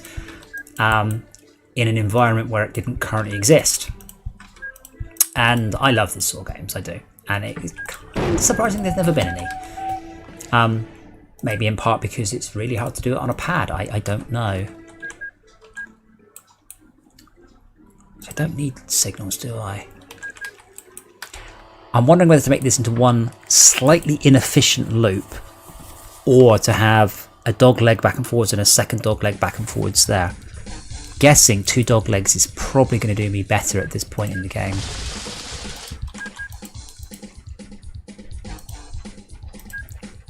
I'm doing the balls to the wall approach here. I'm spending all my money and crossing fingers I've not screwed it up.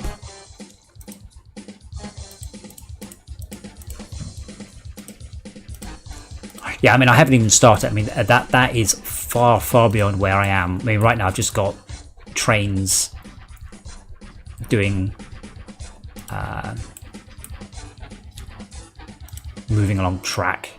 So we have Chunfingwell Woods and Chunfingford Woods. So I'm going to rename my station piece.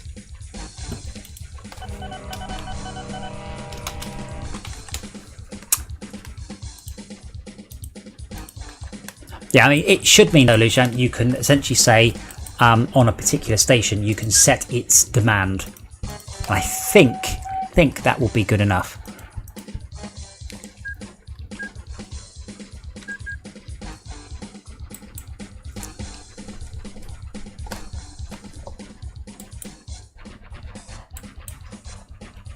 I still keep trying to middle click, by the way, to pick. I'm also concerned about the method. Why is that one so loud? I'm also very concerned about the methodology for building track, and that's not one I've tried yet.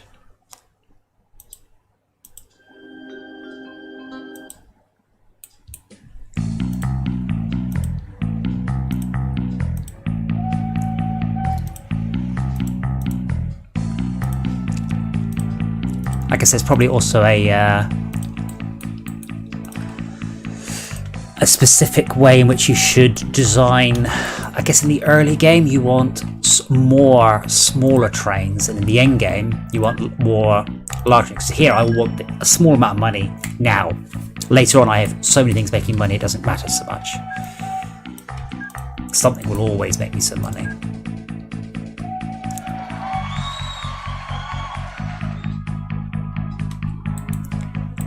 I'm not actually sure how to do this. So what I really want is a double-ended station. It's not on a grid like this, no. This is not grid-based. Because you've got that, then within a grid you have those two, and you have these two. My one doesn't work that way. My one runs verticals up the middle of the grid square, and has no diagonals. So for in unnamed train game, you've got straights, and then you've got corners, and that's it. You cannot do that, for instance. Can't do that sort of thing. Now I may change it because the game is the train maneuvering is nicely agnostic, so I can upgrade it as time goes on. Wait, why is Rock Quarters the Royal Caribbean? I don't get it. Oh. Hey Max, how you doing, sir? Green cricket. What does Royal Caribbean do, Adam? I don't know. I've never heard of it before. I'm gonna guess, purely from the name, it's cruise ships. Got it. In which case, I'm just gonna watch you slowly go bust. That'd be fun. Are you still playing Open TTG? We are playing a new game of OpenTTD with a bunch of different settings. And again, I guess we can see if we can always take a vote later on going, oh, screw this is a horrible way of playing it. Or, oh, that's so much better. So we're on a small map with less industries.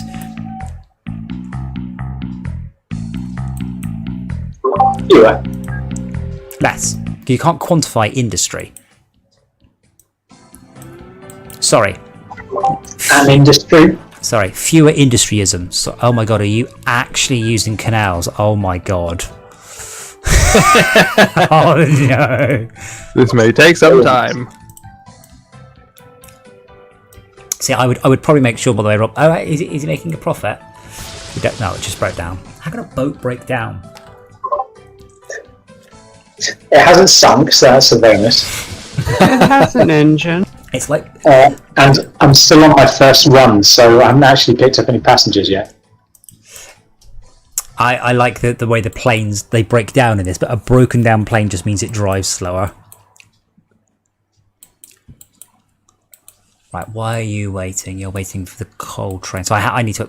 This will just become a. So in this country, we drive on the Left? left.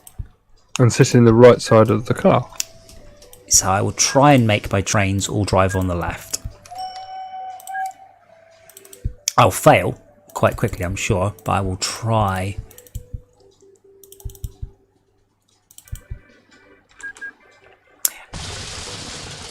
For the chat, well, if you see me putting my trains on the wrong side, do shout. Go drive on the left. I spent quite a lot of time in America in my years, and it's the first drive of every morning. Certainly when you're in rural things, you just get out from the driveway, you turn, you immediately turn to the wrong side of the road, and then immediately swerve onto the correct one when you're like, oh shit, no, wrong country.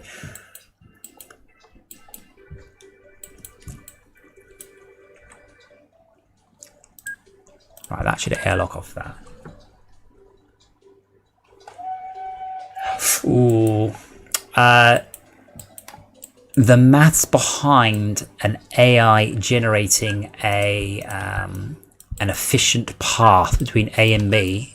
I mean, what you just got is called the travelling salesman problem, and is a one of the great problems in computer science, which Amazon has spent many billions of pounds to try and solve. I think it's beyond me. Virtual ants. That's how they solved it. Yeah, well, I mean, that's essentially a star. But yeah, so Lou Anshin is suggesting that what happens is you select two stations and it will try and generate a good route, and you can then say, oh, that's the route I want, or not. And I'm like, yeah, I don't want to write that.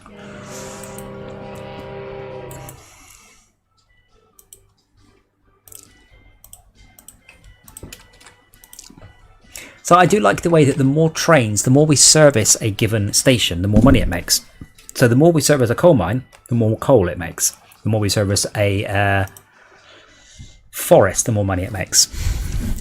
Because when they Transport Tycoon Deluxe, I think, implemented building resources, but there's no requirements, there's no limits. You could just build like a dozens of forests all within range of your train station. Now they've limited you to how many? But Shalka, as I say, I appreciate your faith that I could write that. Thank you. Oh, wait, Rob, your boat's all the way back. It's got 100 passengers. You should really tell it to full load. It's a slow-moving vehicle. You really need to tell that to full load at each end. I say this because your next ship only has 60 passengers in it. Can they actually get past each other?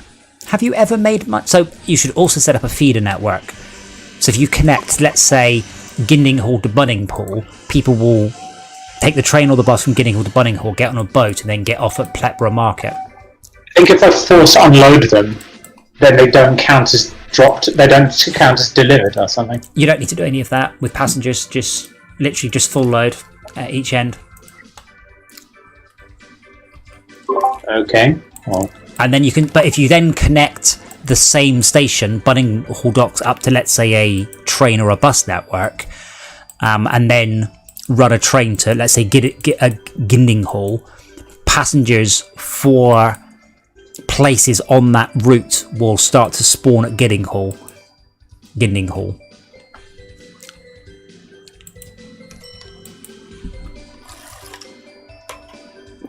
I wish I was super rich like in the last game, so I could just make all of your boat or your river much bigger.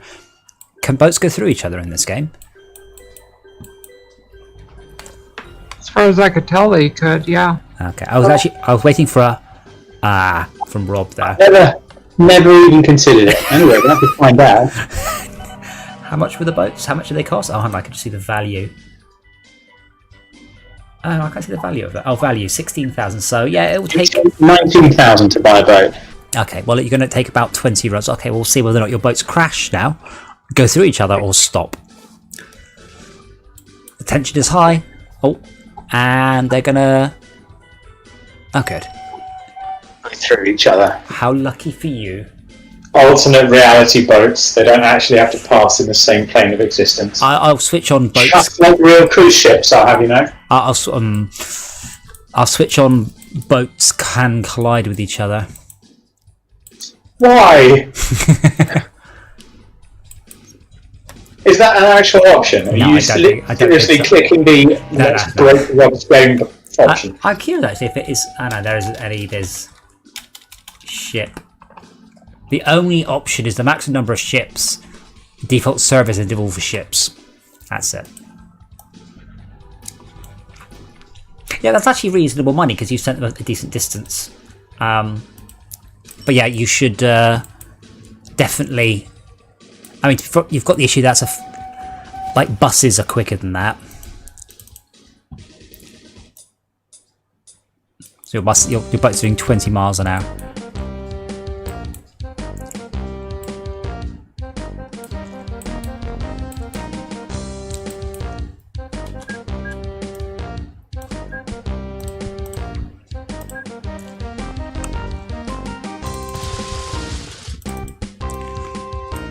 Trains drive on the left.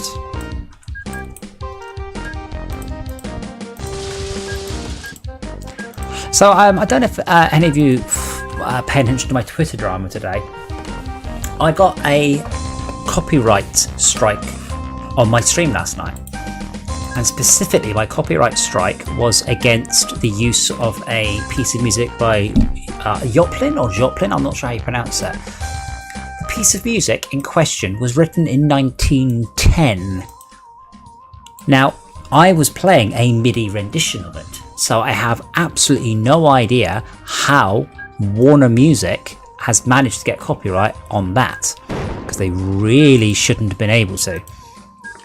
Unless my MIDI rendition was too close to an actual physical performance piece. So I've disputed it, going A, the song was written in 1910. B, I was playing a mid file. I mostly want to do it so some poor bugger at Warner Chapel has to deal with these. That's his job to deal with those. He's going to have to watch 2 minutes of me playing Transport Tycoon in order to make a decision whether or not he's going to uphold the copyright strike. This is some poor fucker who sits there just responding to automated copyright strikes. Yep. Just cleaning up after a dumbass AI.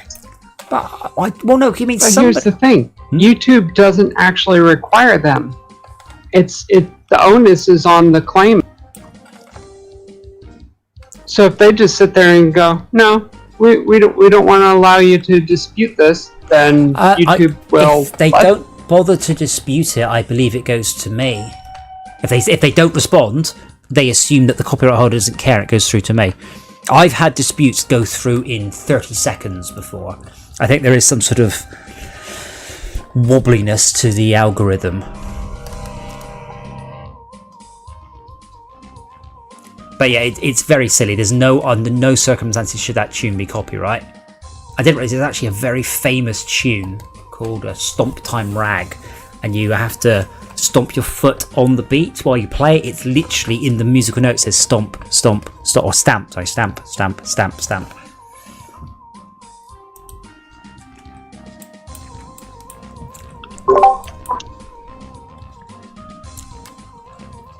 What I'll do is I'll delete that one and whoops, that one.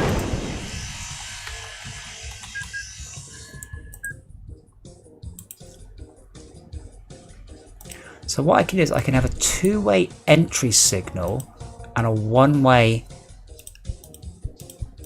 exit signal.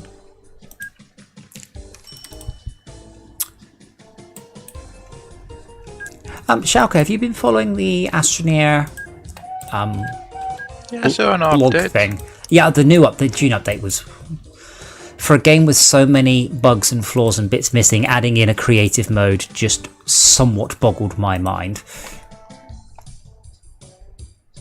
But the I was going to ask, the automation stuff. Do you have any idea what they're doing other than you can have a robot arm that picks up stuff that goes near it? Like, do you set filters? Can I drive a car near and it'll unload the car? I haven't looked that much. I just saw a GIF and went, ooh. I knew there were stability fixes, so I'm thinking that it will run for everyone. I have a separate group that I want to try play Astroneers with. I play Astroneer off and on anyway. I really like it. I like it not in any box. I can play it on a pad. The pad interface is pretty poor, but I can play it on a pad. A game funded by Microsoft with poor pad support is a confusing setup. But yeah, I was just curious to say, what are you doing, Train? Oh, he's servicing. Are you importing or exporting in the east? In the east? With bits down. I don't... What? There's the iron oil complex that you want to compete with me. Are you talking to me or Esmir? It's a DJ or red player. No, it's red. I haven't done anything. I've built sawmill, woods, coal, power station, nothing else. Well, there's a red station in east. You probably want to look at me for that one. Oh, okay. Is it if you join my team? Oh yeah, god. I can't put a bridge in because it's too wide a gap to do it. And he's made it so basically it's bloody impossible to put another line around the side of it. It says, this is owned by Shellcard, this is owned by Shellcard, this is owned by... I'm like, fuck's sake, I can't put anything down. Yep. You're going to have to play a little bit. I mean, it might just be this turns out to be just wildly and madly frustrating. And you want to get from A to B, don't you? You can go across there. Well, it was abandoned, There you go. apparently, but it's not. You can go across there. You're welcome. Thank you. Oh god, you've actually built your stations touching. That's very pretty, but slightly annoying. Wait, so Shoko, you're telling me that it says per MP Asema because your client's in Finnish and not because you've named them all that? I named that. Ah, okay. But the auto names are in the local tongue. I would expect them to be random. but they seem to be correlated across localizations. Clever. Luanshin So knows. yours is forest and I have metsä, meaning it's the same, but the name is actually different. Luanshin, the patches comes out. Oh, actually, this month, isn't it? But not live as far as I know. I mean, even if Shaka doesn't want to play with me, that's fine. I see if anybody else wants to play with me. I really like Astroneer. I've done a lot in Astroneer. I've done all the silly things. You know, I made a completely mobile base. Everything. I had a completely mobile base. You even had research, like, and I could just have a nomadic existence.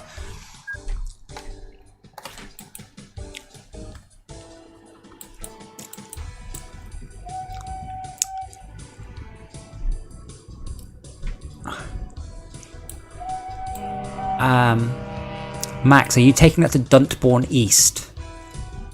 Yes. Right. Good idea, bad idea? No, that's fine. I will pop a station down then, and I will take from Duntborn East. I will take the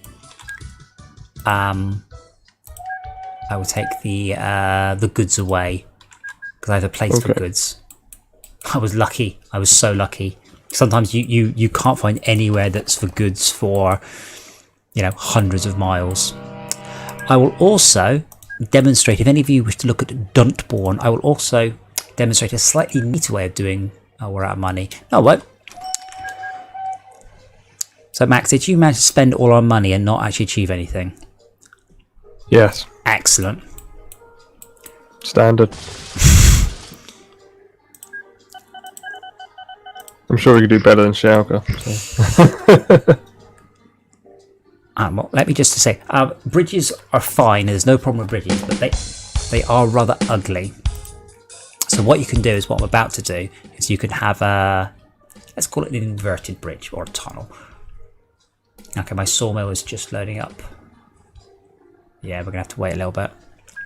This is why it's good to have lots of. You've got your coal, your backbone. My coal's making 40,000 a year. That's awesome. Then you need a lot of little ones. Otherwise, we might only get coal once every 6 months or something. Yeah, that's what I mean about Luanshin. It boggles my mind they're doing a creative mode in Astroneer, that they've wasted time on it. There's so much of that game that is still woefully clunky and broken, and just going, hey, we're doing a creative mode that basically no one will use. It's odd. And they still haven't fixed like tiny densities. You get like these little tiny diamonds floating in the air.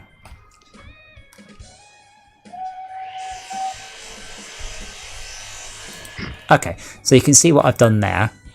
That is functionally identical to a bridge, but much nicer. Nicer to look at, nicer for the environment, and of a higher speed too.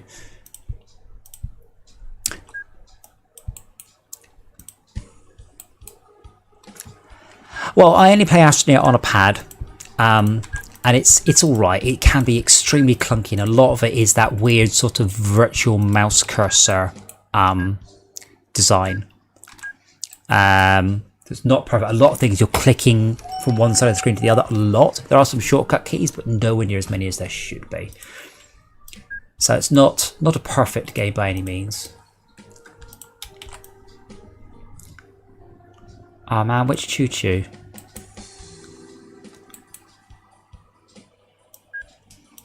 Do you not say it's the only one that I have? Wait, how? No, you only this year. Only this year. That's what I mean. Okay, well, yeah, only because my no, not true. Train 1 has now made £33,000 because it arrived. I'm looking at the operating profit graph. Okay, that's... Yeah, but if you keep watching that, next month mine will rocket upwards because a train arrived in that time.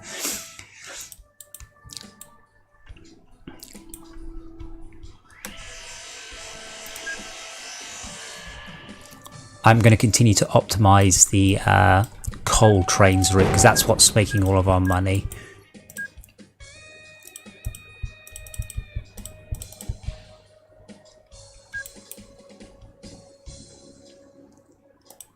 But I'll be careful not to leave myself with a non-working railway network because Max is gobbling up all the money. So sometimes if you're stuck, you see, what you can do is I can, for instance, check this train, notice it's nearly full, and tell it to skip orders. Like, I want a bit less money, but I want it now. It's my money and I want it now. Yes, just... It's my party and I'll cry if I want to. Sorry, that's probably a American joke based off of a lawyer advertisement that's popular. Ah, I don't know it. It's some law firm that advertises suing medical or no accidents or something like that. Yeah, something. Did you have a liver out and they left the car keys in your liver instead? Sue them. More like if somebody hits you in an accident, suing them for godly amounts of. It's the American way. Apparently. To be fair, most of those frivolous cases go nowhere. I mean, the famous one, of course, is the woman who, she burned herself on the McDonald's coffee. Oh, what an idiot. She sued them for millions of pounds. And only she didn't. And if you look in the details of the case, it was absolutely justified. I don't know what it is. It was some old lady or something like that. Lawsuit. Like, what? It was something insane. Like, she got, like, third-degree burns over her body. Like properly. They cranked the temperature to... was it 190 degrees Fahrenheit? That's the proper brewing temperature for coffee.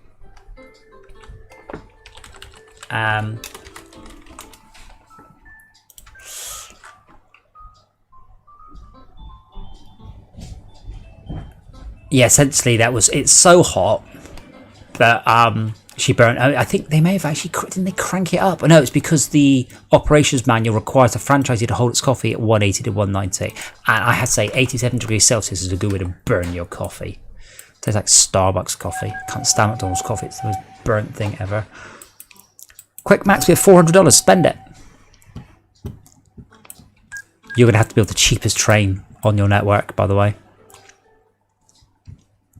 Nope, need 8,600 to buy some locomotive. Yeah, I mean, what you'll probably want to do is build one train and one carriage and then go. Yep. Go off, grab some biscuits, come back, build a second carriage. And so on. Okay.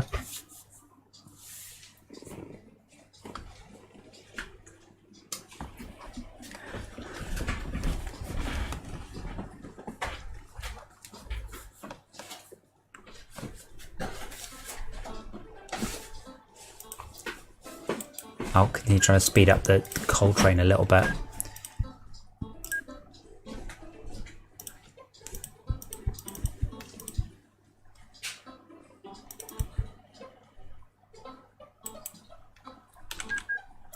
Because he's a slow train, I think it gets me sad because a train is slow and pathetic.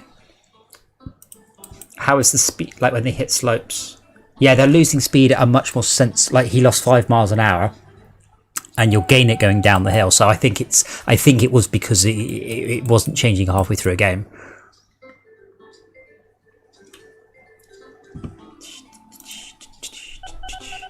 Oh wow! No wonder we're making so much money. So the game offers subsidies. Subsidies are worth going for. They give you triple the money for 2 years. We've got the subsidy for the coal mine. I didn't do it on purpose. It offered the subsidy. I got it. Nice.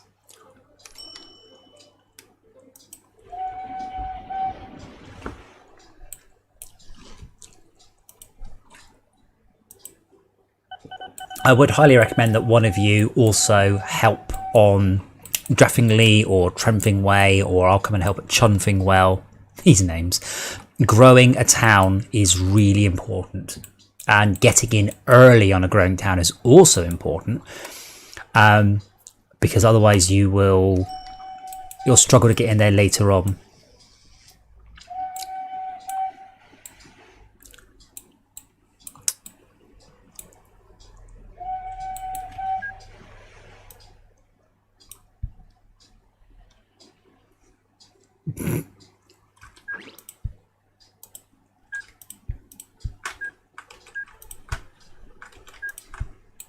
Oops.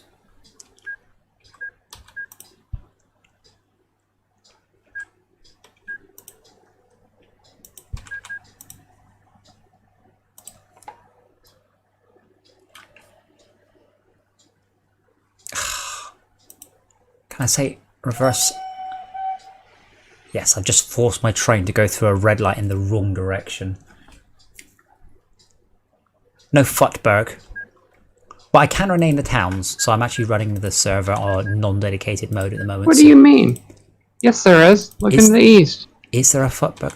Look to the east for Futberg.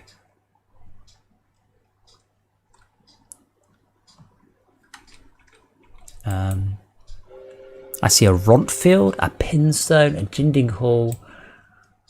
Sorry, I meant the west. No, that's Funtberg. That's completely different. Oh, okay. And I like your stop laughing.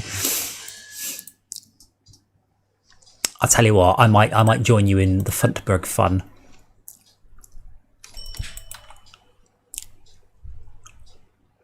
Let's grow the Funtberg.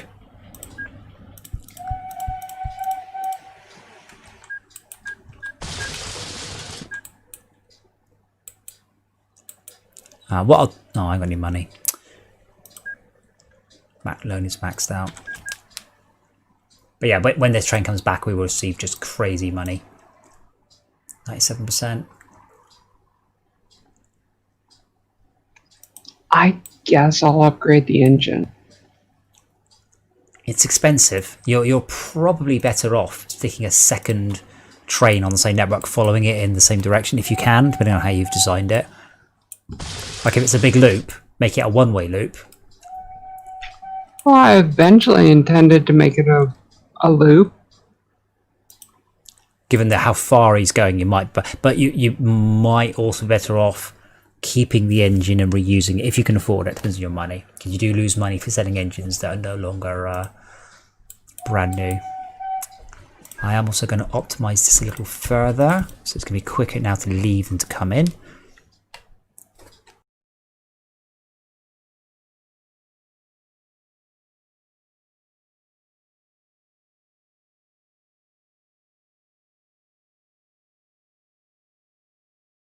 I'll be back in a second.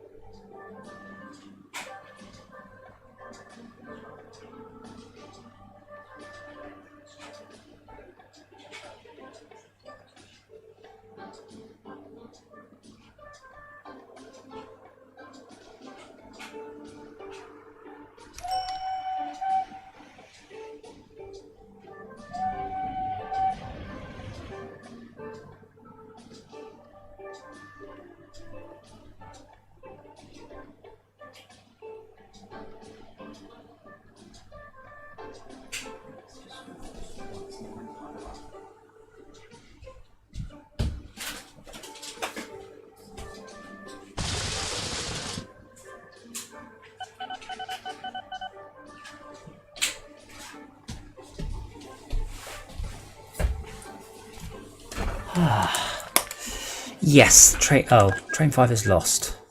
Rubbish. Okay. Oh man. It's me, it hasn't fit sad choo choo. Lou Anshin, you said that No, I fitted a different engine to it, Ah, okay. Lou Anshin, you said that your day was but very I much kept the old one. wise. Sorry, Lou Anshin, you said your day was very much like mine. I hope you haven't been to the vet today. Or had to be socially distanced from someone.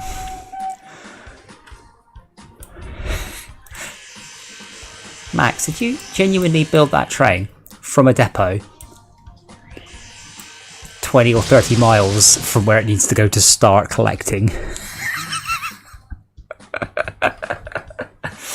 Yes. Yes, I did. Never mind. Choo choo! So I did ask a question yesterday and no one responded. I think I remember the answer because I was like, I'm sure that I can have two-tone livery in this game. I'm sure of it, but you can't. What you can do is what I used to do, which is to have. Sorry, what I used to do is for the new game I'm working on allows you to have 3 liveries per vehicle, and that's what I was remembering. So in my one, you can actually have a main colour, a second colour, and a trim colour. But here I can, for instance, I can do steam engines can be green. So I can make all of our engines green. You can go to town. Yeah, engines are green, carriages are purple. Yeah, but Two-tone. Yeah, but so I mean that's what I remember doing. But you can't do what I want, which is to have a purple train with a like a purple train, but with a green stripe on it. But you can in my game because it's cool. Luanchip, where are you? Not right now, but like I can't remember if you're British or American or French. Ah. Did your train just break down? It hasn't even made it. No, the railway's not connected. Ah. I'll just fix that. Oh. Oh, fuck. Oh, okay. I'm glad that they're doing it sensibly. I mean, that's the thing. I mean, certainly in the UK, a vet's waiting room is a very small area. So you wouldn't... I understand why they don't want to risk it. But I even have my mask with me.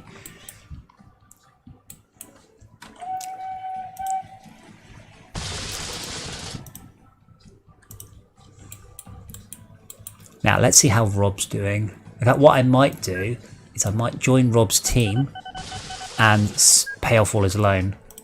So, Or steal his money. No, what would I want his money for? Make him massively in debt. I think, well, that's the thing. I was thinking if he's going to be achieving that all by himself. But no, he's actually making about £3,000 a year.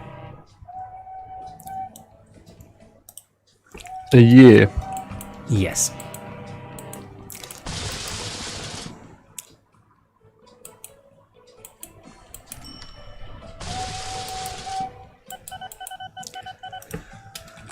Okay, we have £37,000. I can see when your train gets back, spend any money you make making it bigger. Okay. Or rather, when it gets back there, make it bigger. I'll put a depot this end as well. Very wise. Well, I said the boats are making... I mean, they're doing all right. They're not making anywhere near as much money. And it's bloody empty. Where's it going? Oh, did you forget to set it to full load? Yes, you You're did. missing the iron train. Yeah, you forgot to set it to full load.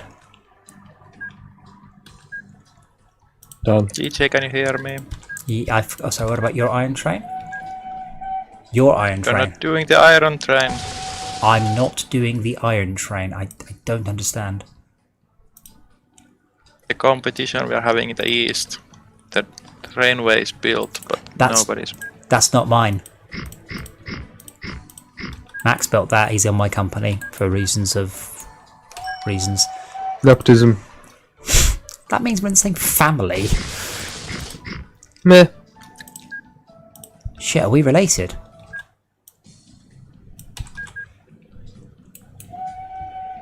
Surprise family tree. Surprise family, worst thing ever.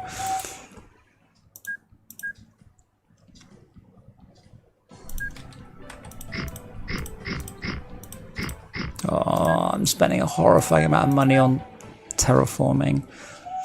It's really expensive. It's not. It's set to cheap. Might even be the cheapest it can be. Wow. So at the end of our last game, you and I, we had 400 million. Wow. So yeah, basically, once you crack the first part of the game, it's easy. To be fair, I mean that's with any game. I mean, unless something this game has no particular surprises. There's UFOs and other weird disasters you can turn on, but they're not fun so much as irritating.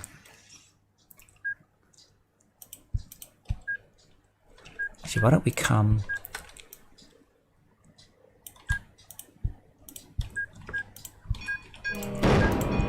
We'll come like that, and then we'll return, and then I'll path signal, I think, there, and then I think I'm supposed to have... I don't like passing because that means I have to have a regular signal that far away and no signal on the exit to this one. Yeah, exactly. I mean, the disasters in SimCity were brilliant the first time. They were great, and then you just never want to see them ever again. Or, you know, when you were bored of the town, you might. Oh, I tell you what, for everybody who wishes to steal this idea, I just recoloured the locos. So now in the new rail vehicles, that's really nice. They actually stick out very differently in the debug display. Well, I'm going to go with a Jubilee, and it'll be 2 passengers on 1 mail, and it will go between the colouring. It doesn't take very long. I wouldn't say everything, but you can just set locos and carriages.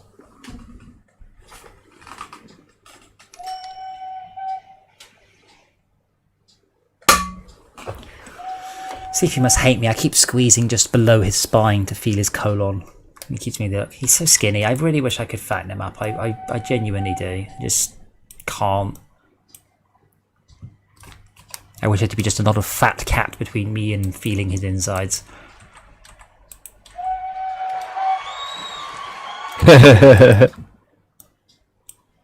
Is that at Funberg or at Cephas's plight?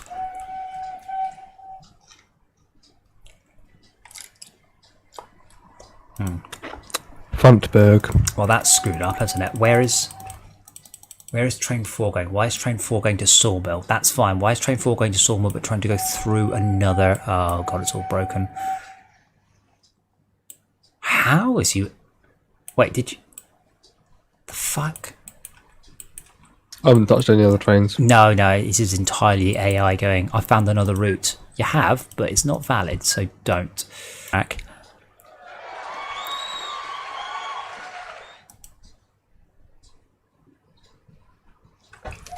Wow, £2,900. Nice. Another 10, 15 ones of those and it'll be paying for itself.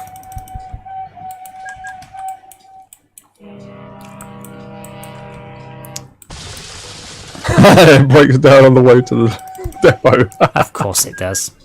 Train 2 is not lost, ignore it. Oh wait, train 2 isn't lost, but what the fuck is it? Did I accidentally screw up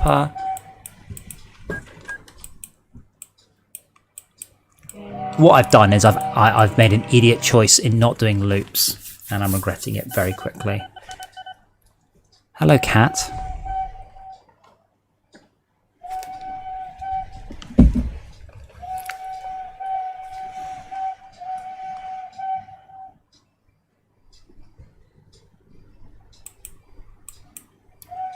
Now what's you... Why do this to me? Right, we'll have that two-way. Okay, so you can't go that way. So why did you start coming up here?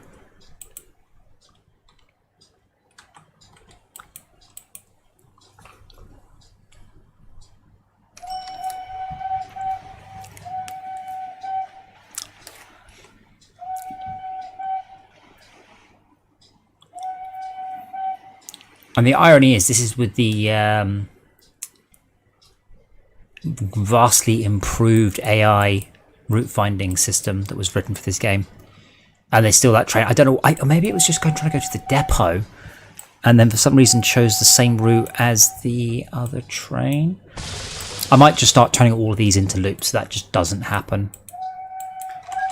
This is cheaper though, so I'll wait till we've got plenty of monies in the bank. We'll get a bit more because we're about to have a train arrive.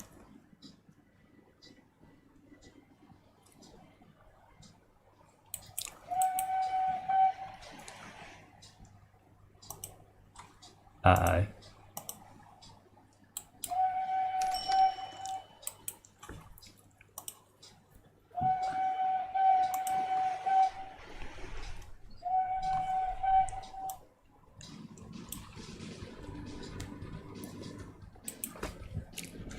Are there any other games like this? I mean, not necessarily transport, but like, not to the point where you're looking after a city, but other games that are kind of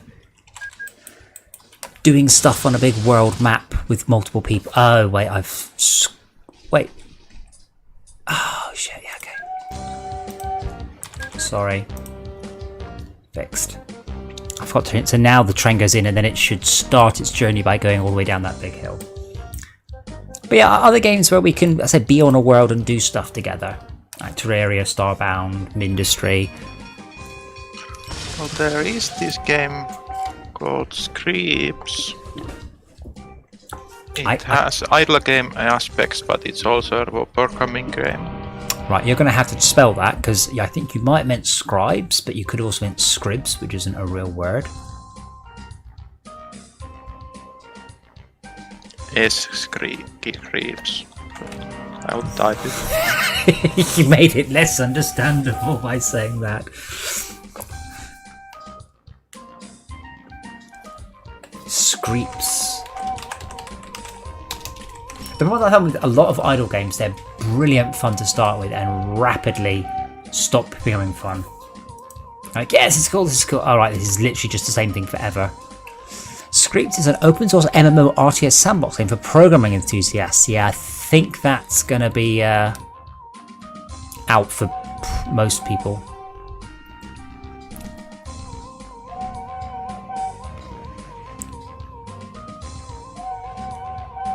Wait, is it?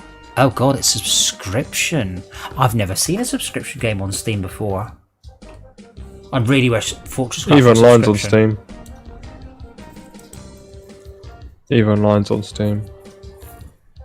I don't know how they make any money on it, but they do, I guess. Oh, that's why I'm not playing that game.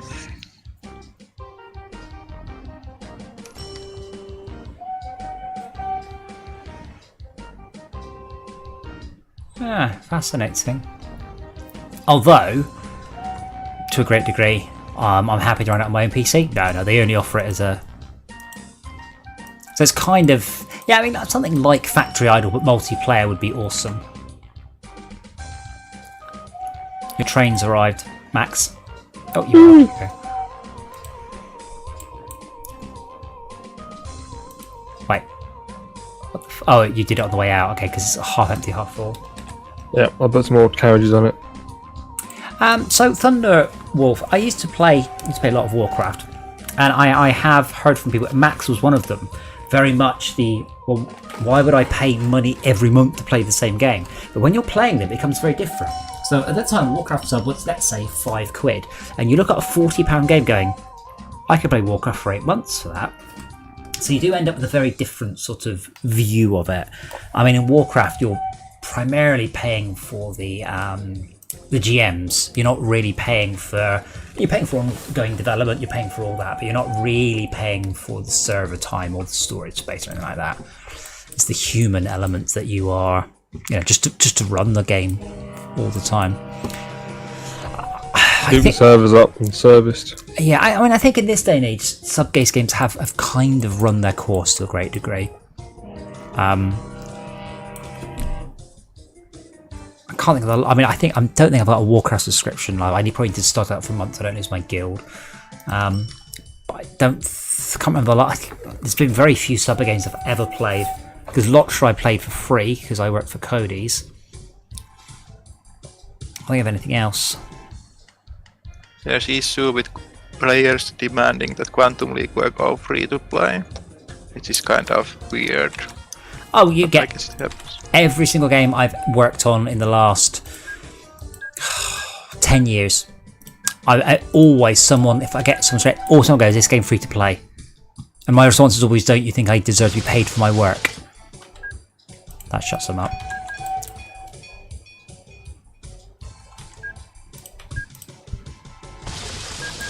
Yeah, the trouble is that so many games are free to play because of advertising or some other mechanism. You know, people almost expect it to be free these days. It's bloody ridiculous. Well, part of the problem is, unfortunately, I play a lot of games on my mobile. I play them when I'm in bed or whatever. And with a lot of these, you'd have to be a fucking idiot to spend money on them. So you've got a game, and let's say there's 100 things you can do in the game, and or you buy some gems something in the game, and then you're like, oh, I really want this thing. Oh, I'll buy some gems, and then because it costs $2.50. Yeah, but let's say it costs you 1,000 gems. Guaranteed, the next thing costs you 2,000 gems or 10,000 gems. So you very quickly go, I will just be spending money forever to unlock this. You'd have to be very stupid once you've done your first unlock in a game, not to go, right, I've saved myself a bit of time, but now the next paywall is a step higher, and the next paywall is, and so on and so on and so on. So I don't understand why so many people, I say, fall for it. That's a very charged phrase, but don't just buy one thing and go, yeah, that's way too expensive. I mean, as a game developer, I'm fully behind ad-supported gameplay. Absolutely, it's the energy mechanic one. Again, as a developer, they make big money. If you get a popular game, big money. Unfortunately, as a gamer, all those mechanics can just go suck my fucking dick. There's no way I will play a game where I can only play for a finite amount of time unless I play money. Like, Farmville was fine, because you had to play Farmville for like 6 months or a year if you got to the point where you were butting up against the timers. And I've always seen these referred to as casual games, which is hilarious, because a friend of mine, she had 10 Facebook accounts purely because you can have 9 friends in Farmville at the time. So she set up basically her own guild so she could pass all the requests back to each other. And I'm like, there ain't nothing casual about playing Farmville like that at all. I think I mentioned this before. Cough, cough, cough. Cobb? I said cough. Cough. Oh, have you done the same thing? Yeah, so you strike me as a min-max, so. Not that extreme. But I like 1, maybe 2 accounts. Maybe. Like the vagueness. I'm not sure how many I've got, but I'm going to use them. I have no idea because I deleted it all. Well, I mean, it's certainly something I think I've mentioned on the stream before. I said I was at Microsoft conference, and they said they were very, very clear. They said, we don't care what you do. It's your game. Do what you like. We make no judgments. You are entirely free to do what you want. But, wink, wink, energy-based mechanics make an incredible amount of money. Do what you want. That's up to you. They're your games. But we're just telling you, the data says energy-based games make an awful lot of money. Do with this what you will. But you do then have the risk of, spending $3 million on a game and just hoping it does well. That's better. 10 grand. Well, I'm going to start trying to take some goods, which will make us more money. Unfortunately, definitely hate us. And there's no steel. Well, we're going to take goods away from the... oh, not goods. Steel. Oh, shit. Bugs. I've set this whole thing up and it's not goods, it's steel.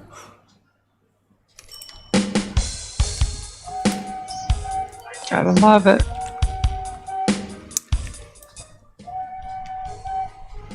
Yeah, Downborn. Yeah. I mean, I've got... Well, it will feed into the production of goods. Well, no. What we're doing here is we're giving you iron ore. Yes, can keep doing that. Where are you sending it to? Oh, fuck me. Yeah, up to Tedus. Tehdas. Or... Pronunciation wars. Or... I give a big fuck you, and what I do is I'll take the goods away. Frenemies. Well, as I said, the way this game works is essentially everybody benefits. If you cooperate, everybody does benefit, because you just make more and more and more money.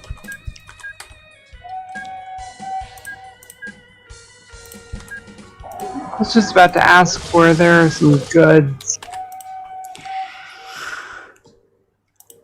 Well, I mean, at this point, I think you're probably better off making other people more goods than trying to... Because we're probably going to suck Tremfingway Valley dry quite quickly.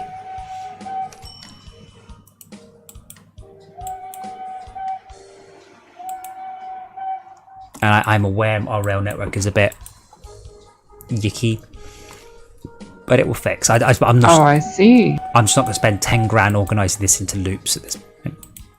I need another railway. Does it let you do takeovers and things in this game? It does, Oh, wait, but we have agreed not to, because that would be shitty. Because then I could just log on tomorrow morning when everyone's asleep and buy everybody else's company up. I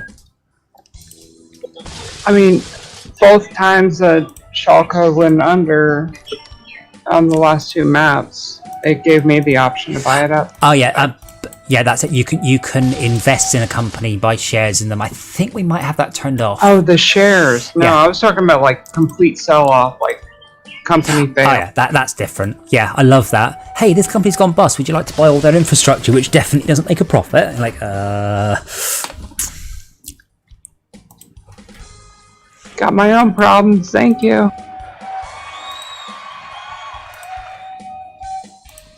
So what's happening, Max, is you're sending iron ore down to Duntborn Woods, which is making steel. Schalke is taking the steel away, and then making goods, and then we're taking the goods and delivering them. So there you go. We are, in that case, We'll get some. we'll get some. Oh, that sounds terrible phrasing. We'll help each other. That's better. But not in a circle formation. No, I can't tell if you're being rude or...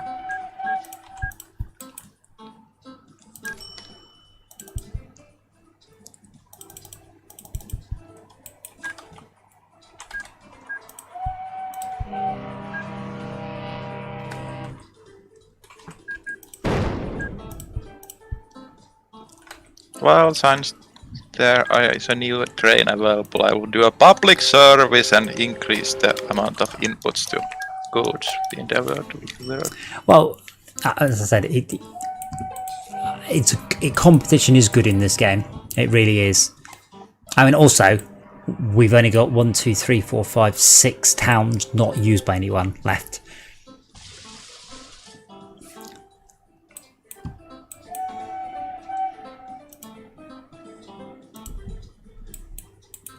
Honestly, this game is probably worth leaving running just purely for the fact by tomorrow morning there ain't going to be any square on this map that's not a city. Like, it will all be cities, like literally, if they're growing. And that'll be loads of fun, Tberg. Nice. Thank you.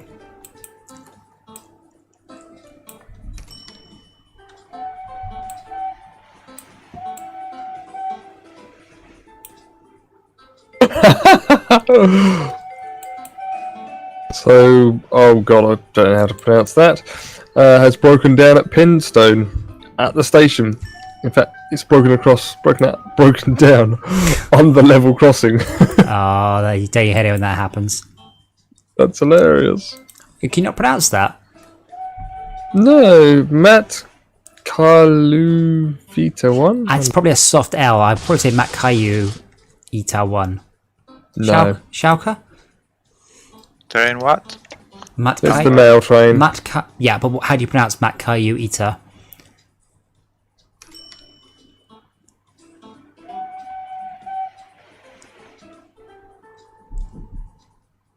You can't leave us in suspense. How do we pronounce it? Train now what? The one, Or the one that's at Matkailu Pinstone. Itä. The one that's at Pinstone. The mail train.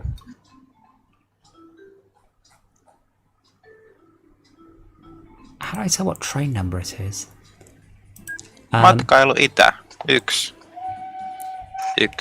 Matt Kyle. Matkailu Itä. 1. You've got so many words. I mean, you're not using the U. You've just written a U there. You didn't even say it. What's with these? Matkailu. Kyllä. It's like this. Matkailu. Lu. It's like this word. That word.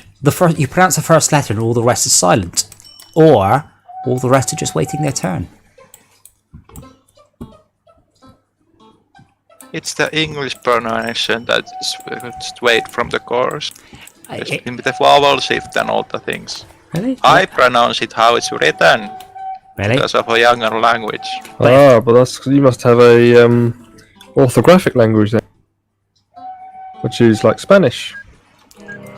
Let's be So the honest. sounds are written and pronounced. So if you can do one, you can read them right. If you can say it, and vice versa. English, not at all. Are you sure about Spanish? Is L always Yes. is L always a soft L? Is H always Depends if silent? you're depends if you're South Spanish, southern Spain or northern Spain. But is the L always But silent? the point is, it's orthographic. So if you know how to say it, you can write it down. Okay, but I only know a very few words in Spanish, and most of those are from Breaking Bad. Joy. And one of them is Pollo Hermanos, which is... Oops. That's Pollo. So double L-O. It's not Polo. So I wonder if that's... Is that Yes, all- but in Spanish, if you know that sound, you can write it. And not for English point of view, from a Spanish point of view. Oh, yeah. If you know the sounds make the words. Yeah, but what I mean In is... English, you say night, Oh, yeah. NIT? What? No. NYT? No. What letters do I use? You know. Well, it'd be NITE is the correct way of spelling it, and all the other But the ones E doesn't make a stupid. sound. And It's a split vowel digraph, but nobody uses split vowel digraphs. What they do actually. Why is the best one? wow, you know all the words. So I would have said Yeah. that turns it from a soft to a hard I, a long I. Knit, short. So yeah, night is a long I, knit is a short I. Split valve digraph. Wow, that should be your name in all computer games from now on. You'll probably get banned from games being offensive. That's what my son's doing. He's 6. Is he actually using the split valve digraph, or is that? Yes, that's what they're teaching him. Wow. Because I had to do some homework with my niece a few years ago, and I'm having to spell out words like collective, collective, and I'm like, I never did this when I was in school. I just said the words. What is this sounding out vowel shapes stuff? It was like totally new. Yeah. Does your son like go to a special school where they teach him Nope. extra long words? No, this is on the BBC. Oh wait, so it's not part of his sort of regular GCSE stuff. He's 6. No, yeah, but GCSEs, you start those at like primary school. You know, your GCSE route career, as it were.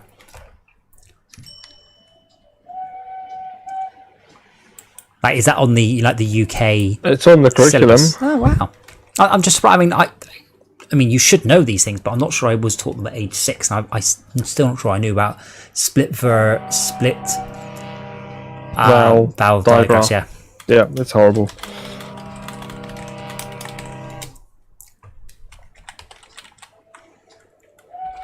But I knew what it meant. I'd have to think hard to remember. It's like digraph in shoe. SH, sh, OE, oo. And then you have words like, I've got some of this book somewhere. I'm just trying to think what a diphthong is. What's a diphthong? Can't you doing this? It's a funny shape. No. What? It's a part of a vowel sound. Part of a sound.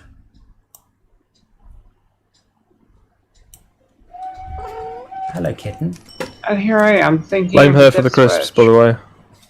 I will not blame her for the crisps. I'm blaming you for the crisps. And when they arrived, I'm like, but I didn't order anything. I was like, what? Oh, someone sent something in. Oh, it's just a box of crisps. Sorry, Esme, what were you saying? It was from Dora. She didn't actually send me a box of crisps. That would be very weird. What were you saying? No, I said I was thinking of dip switch. Well, a dip switch is a switch with 2 settings, hence the Yeah. Diphthong. diphthong. It's not a thong with 2 settings, No, it's unfortunately. it's part of a word. I can't remember which part of a word it is. I've had to do all this stuff because I did a lot of translation support and work, so I used to know it, and I just can't remember it.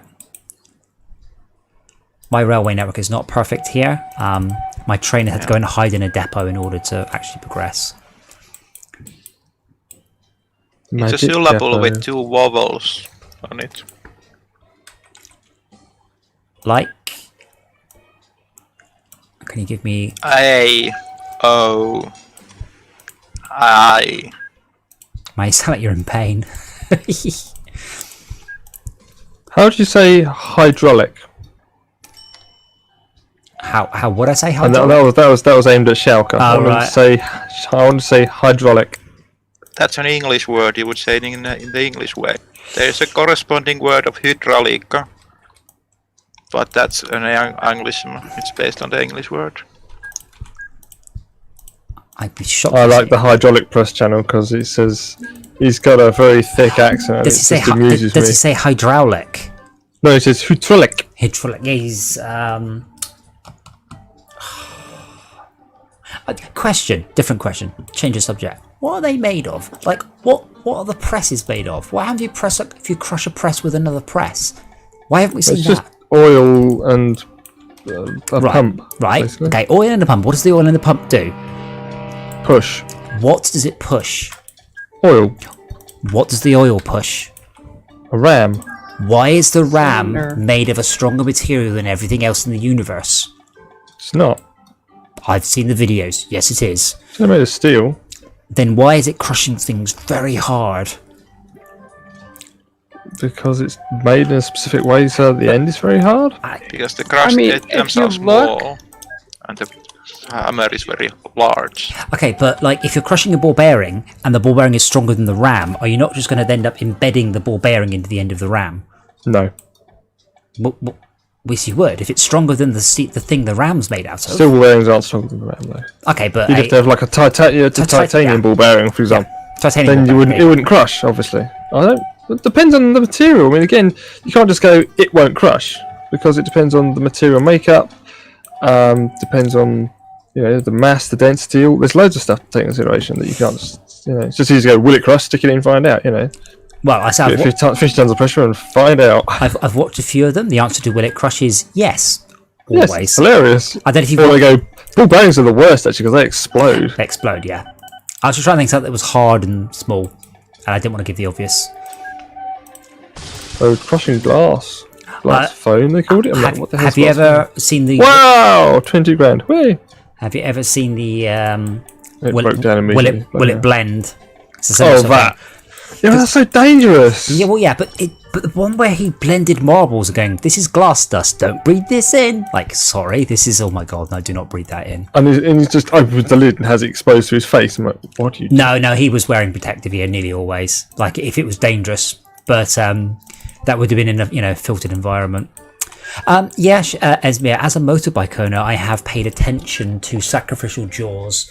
There's YouTube videos of people just taking apart bike locks, and you can buy £1,000 bike lock, and then someone will come along with cryogenically hardened bolt cutters. They only last once. They only need to, and they will cut through as with a 13-foot arm, and you just nothing. And this is in the biking industry, basically. If they want your motorbike, they'll have your motorbike. All you can hope to do is slow them down. There's no concept of an unsealable bike. There's the saying in the lockpicking community of locks only keep out honest people. They do slow thieves down.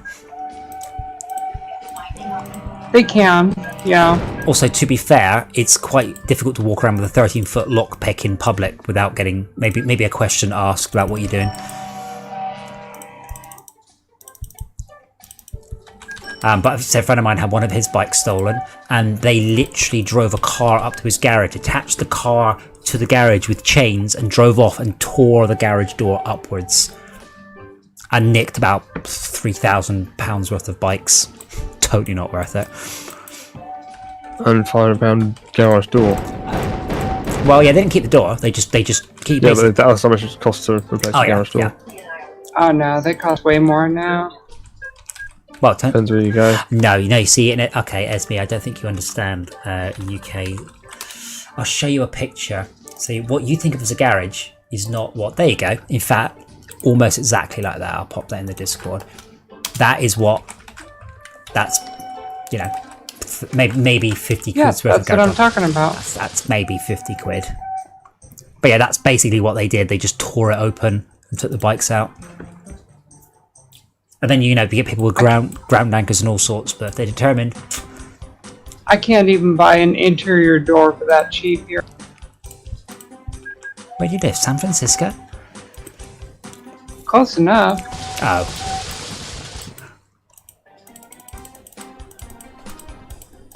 Heading for Sawmill, okay. Ah.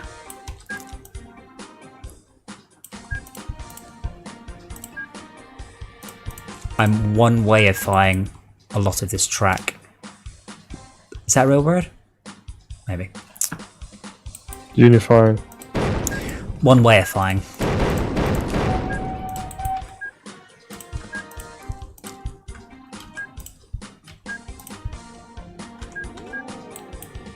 And we can come out there. Yeah.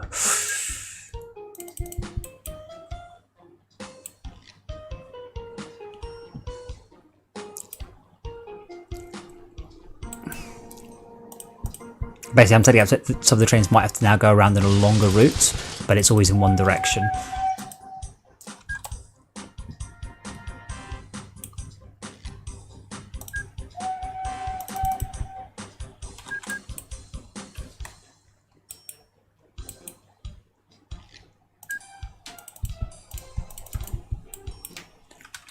Now, how does that train take? This is the inside. I need to get back over to there, or I need to. You can always just have sad choo choo too, which is even alliterative.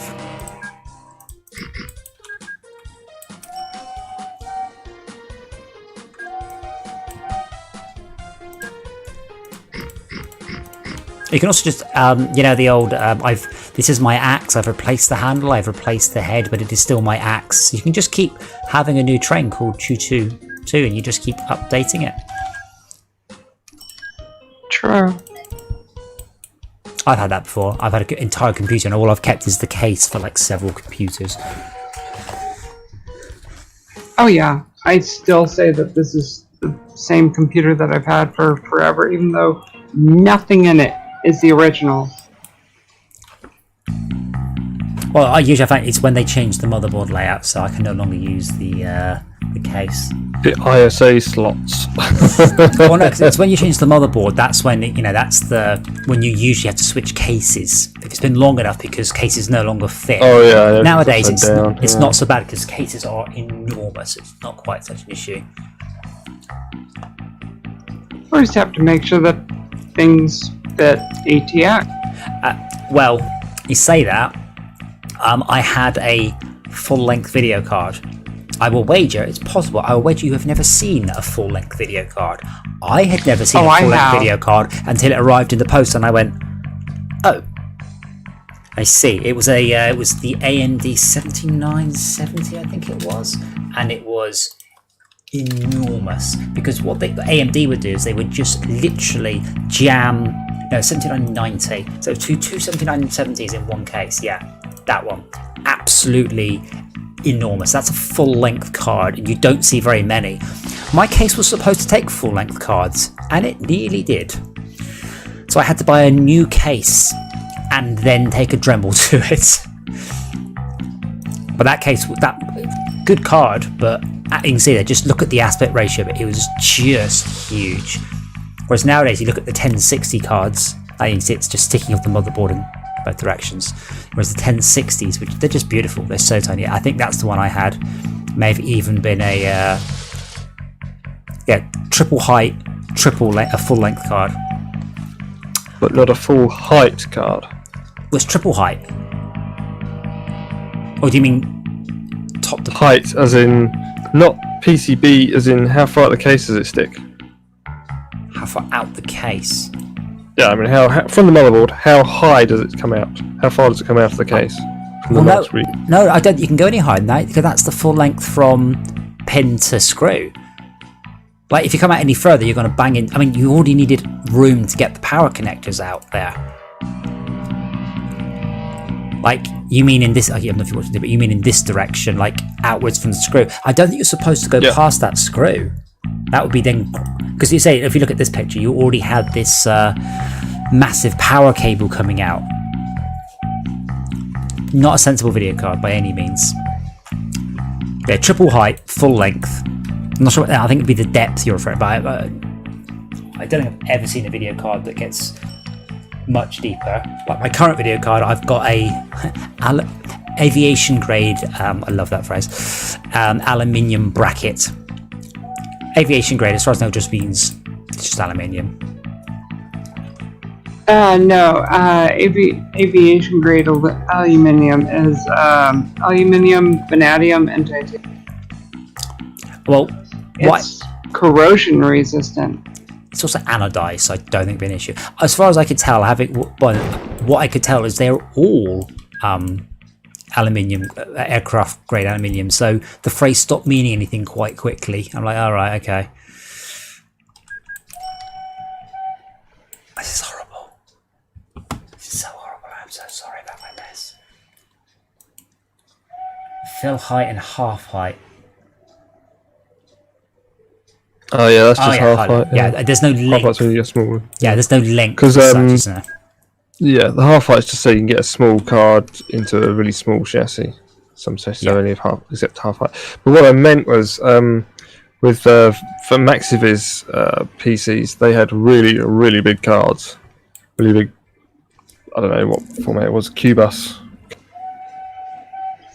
I was thinking About AT. a foot square. Oh wow. Oh yeah.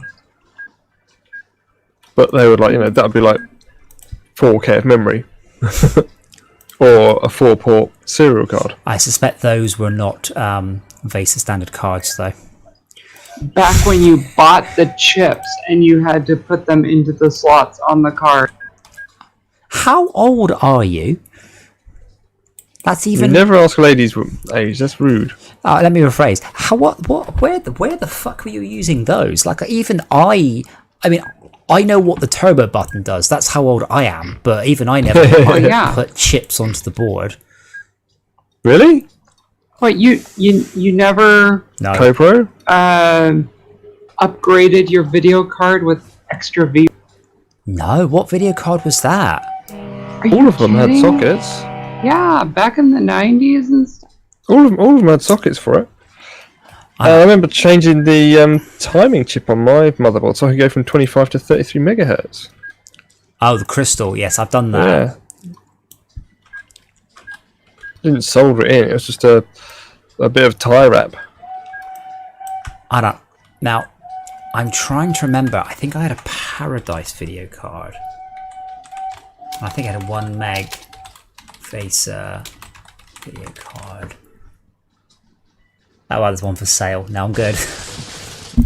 I guess technically I probably could have. Yeah, VESA local bus. Like it was like that. I mean, it probably did have RAM chips on it, or it may have been one of these that just didn't have a. Yeah, look at the end. Yeah, but that one, this It one was here, you something couldn't. similar to that, but it would have all of the VRAM would be contained in that, unless if there was like, they had to put in a minimum. Yeah, I They think would just solder to the board. mine one was probably just fully populated like this. I mean, that one's not got socketable RAM. Yeah, no, I have never done that with a video card. I went from a Paradise VGA to a 3DFX. Oh yeah. Fear my 800 by 600. Oh, I had the 12 meg version, you see, which allowed 800 by 600.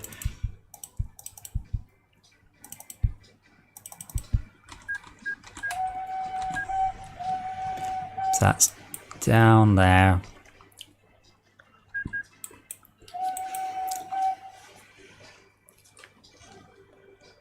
Come on then. So, I don't care who. Someone impress me. What's the turbo button do? Does this exclude me or not? I don't know. You're old enough to. I know exactly what it does. Go on then. Impress me. It doesn't do anything. It slows the computer down, not speeds it up. Okay. Why would you possibly have a slow down your computer button? Because of games, or programs specifically, that Well, don't cope with the speed of the no, computer. you fail. Go to the back of the class. Anyone else?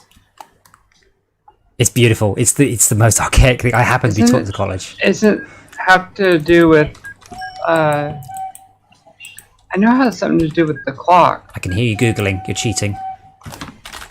No, I'm not. Guessing You an are. overclock button. No, so this goes back to the earliest days of computing. The ISA standard specified a 4.7. Would have been a 4.7 kilohertz bus, wouldn't it? Not megahertz. But it was a 4.7. I'll say megahertz. It might have been kilohertz bus. So essentially, what happened is you got faster and faster computers, but some expansion cards wouldn't work at anything above 4.7 megahertz. Kilohertz. So when you press the turbo button, it slowed your bus speed down to the ISA standard. So you could use by the time it came around, very old video cards. The fun thing is, Max is exactly right to a great degree. If you had a choice of two computers, one with a turbo button on and one without, which one would you buy? My 486 had a turbo button, and it sure as hell did not drop the ISA bus speed to 4.7. I'd get the turbo because there was a lot of games that were designed to be at one clock speed and not the other. And But- so you would have Depending on the game, if how was it worked running out, what kinda speed weird, it was running you at. had to push the button to kind of get it to... But yeah, in that case, you'd be turning your 486 SX33 into a 486 SX16. It was nothing to do with... But my point is you're picking a random speed on a 386. It might help, but... Yeah, my last computer, I believe, had a turbo button that was only hooked up to the display and nothing else. Joke's on you. I had a 386 DX4. However, I've still got this keyboard. I've still got it, and I've kept it, and I'll keep it forever. The Turbo X-Wing keyboard, which appears to be much more popular. Hold on, if I can find it. I need to find a decent picture. Come on. Size, medium. So the Turbo X-Wing keyboard. I don't know why I've got one of these, by the way. I genuinely don't. I'm not going to be able to see it. It's got... here we go. Yeah, I know it's ended. Just show me the pictures. Right, here we go. Check this bad boy out. F1, 1 speed. F2, 2 speed.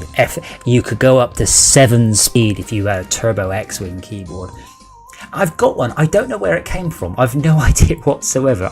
But I actually own one of those. So that was, you could use that to set the bus speeds to one of 7 different levels. Oh yes. But yeah, by the time that, you know, Wolfenstein or whatever rolled around, there was no point in the turbo button other than computers without turbo buttons didn't sell very well. Because why would you buy one that doesn't go turbo? Yeah, because mine went 25 megahertz normal, and then turbo down to 8. I bet you it didn't. Do you know that because of the display on the front? Yeah. Because I bet you that was just some arbitrary, just change the display. It probably did throttle something back. Yeah. But there was... But the numbers, I had to change the numbers to make when it put a 33 megahertz chip in. Then it would go between 66 and... I can't remember. I had to physically make sure it changed the numbers. So at this point, if you just realised you had a lot of faith in a 7-segment display that you set the numbers on. Double 7, so yes. Oh yeah, double But it was working like that. I'm fairly sure. I don't know how we benchmarked it though, to be fair. It's a long time ago. No, you wouldn't have been able to. So part of my first proper work in the industry... Yeah, you can. No, it's like the ACPI interface told you when you started it up. Right. Part of my first work in the industry was working on Millennium Bug stuff, and part of it was what CPU have you got, and holy shit, finding out what CPU you've got, how much RAM, what the capabilities are, is a non-trivial exercise. It was shocking. So you do things like you'd write to a certain memory location and see what the CPU brought back. If it brought back this, it was this CPU, brought back that, it was that CPU, but then you could work out what revision the CPU was, and yikes. So being able to query the clock speed of a CPU, I don't think that came in till Pentium, maybe Pentium 2 era.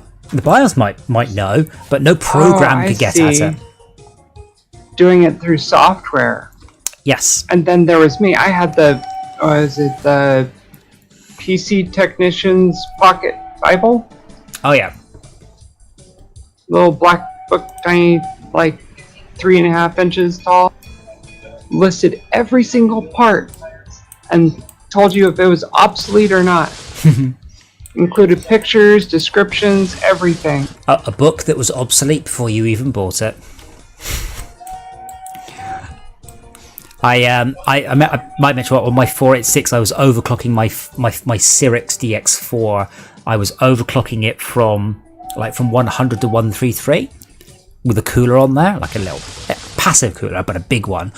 And my computer booted up like I had never seen it boot up. I was like, holy shit. And then I was like, oh, fuck. And I turned the computer off very quickly because I realized you had to set multipliers on the motherboard with a number of, you had to put in a binary number with different jumpers on the motherboard. I worked it out. Yeah, the jumpers. I'd set my 486 to 2. A Celeron because I had set the jumpers. Ah, that was Celerons. They were that was their very overclockable chip. Yes, it was. That's where Intel they did a thing going. We don't care if you blow up the chips. We'll just sell you another one. Overclock them. We don't support it, but if you do, great. It's around the same time that I had a motherboard light on fire. I've had the magic smoke escape. I think that's standard. No, it was like the audio. One of the traces for the audio just lit up. Well, that's something I had to be aware of my 3D printer. It runs quite a lot of current through a fairly flimsy connector, and I have to do regular checks because that's one of the ones that moves, and it runs, I think it runs 30 amps into the hotbed. So I do need to be aware of that catching fire.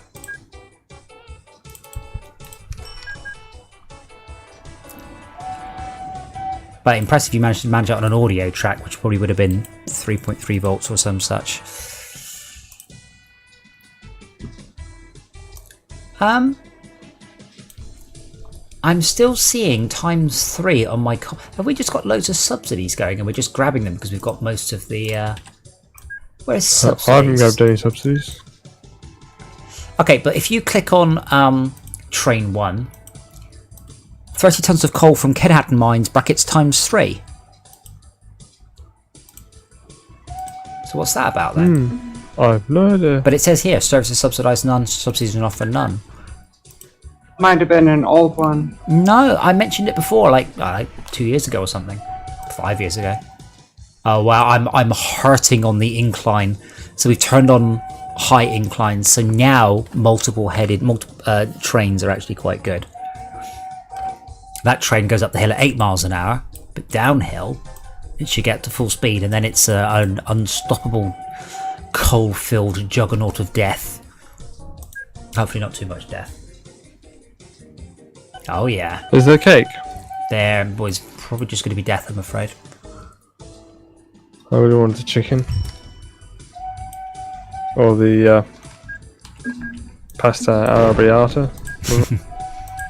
Lord Vader.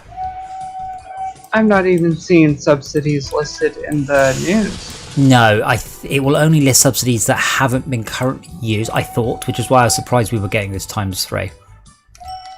I'm really liking this realistic train speed. Like, as long as you've got momentum, you just plough up and down hills. As long as you start at the top of a hill, you have enough momentum to carry all the way down.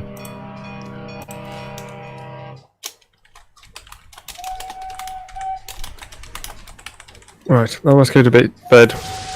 Oh god, that's later than I thought. Well, we should see you tomorrow. We can talk more about old computers. And thank you once again for... Oh, he's gone. I won't say thank you. I'll say thank you. Thank you for the Doritos. Oh, you've gone. Fuck you.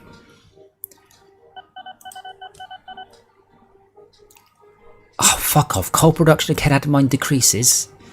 That's the only coal mine there is. So if it runs out of a certain route one, it will rebuild another. It will build another one. And I've just put a second train to try and get my ratings up. We're up to 50%. That's not bad.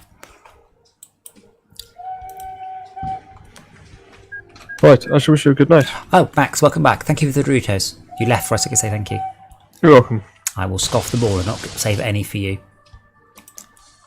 Bastard. That's the way the cookie crumbles, the way the Doritos crunch.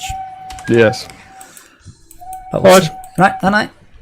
Hopefully, what are we doing planned tomorrow night? I don't know. We were going to do Dungeon Defenders tonight, but SB wasn't feeling well and you weren't here, so we don't know. We should, you know, be a little bit more organised chatting about this in stream. I've just been enjoying watching the trains, so we've just done this. Yeah. Yes. Okay. All Okay, right. tomorrow. Bye-bye. Bye. Do you know that the prefix Ito means small?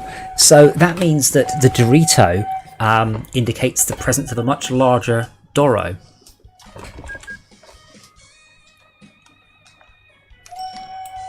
And Mosquito also indicates the presence of a much larger mosque as well. Isn't it an I and not an E in Dorito? D-O-R... ITO is the diminutive. I'm using big words tonight.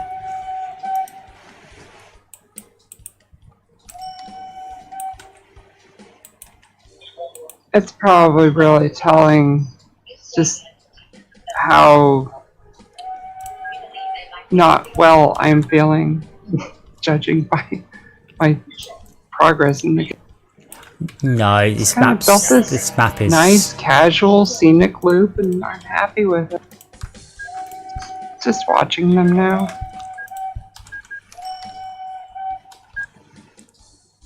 Yeah, I've got Scenic Chewy just running in the corner. Oh, Scenic Cutie. Ooh.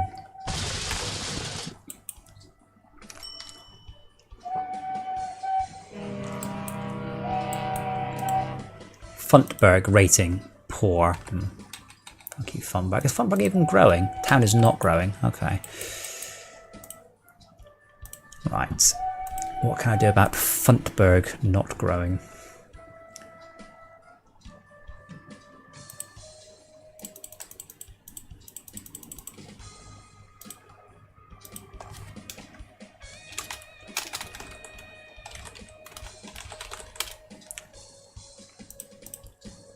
I noticed that this train is nowhere near. I suspect actually it's quite a long way around. It's not a very efficient route. So it goes from there to Dreffingly. Then it has to go all the way round. Unfortunately, there are no more towns. Latwood. And Brontanbridge are free. Ah, hold on. Now my turn. Oh, it's going to Dreffingly. Wait, but it just left Dreffingly. Oh shit, what am I doing wrong?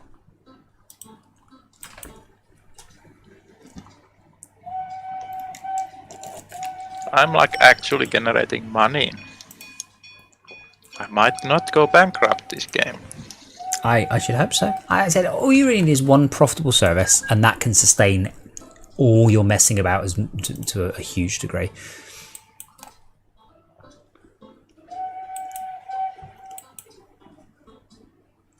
Now, why are you not managing to? That's a path signal.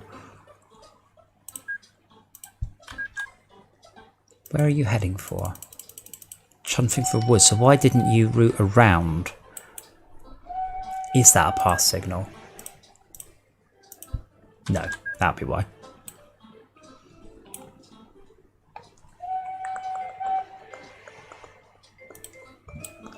Right, this train has now gone around this loop twice. This train is unable. Oh wait, I don't know. Hasn't it? He's now doing a. But it is still being stupid, so I'm not massively wrong.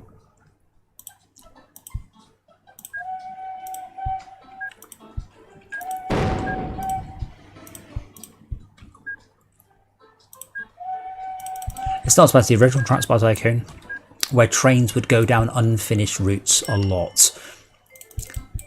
Because it was scoring very highly on the route finding, even though it wasn't complete. If your train doesn't have a schedule, it goes to a random place, which I found a little bit amusing. Yeah, I'm not sure what the rule. I think it does try and work out where to go, but it's never a good idea.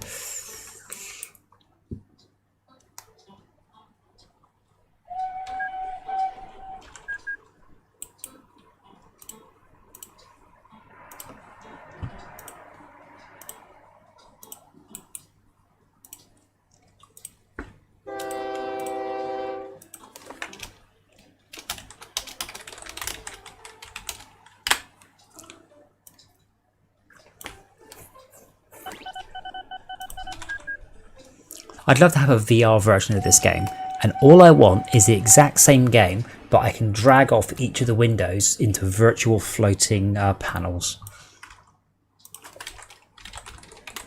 And I'm just Probably need a little bit That higher would be resolution. nice. just checking. No is the answer.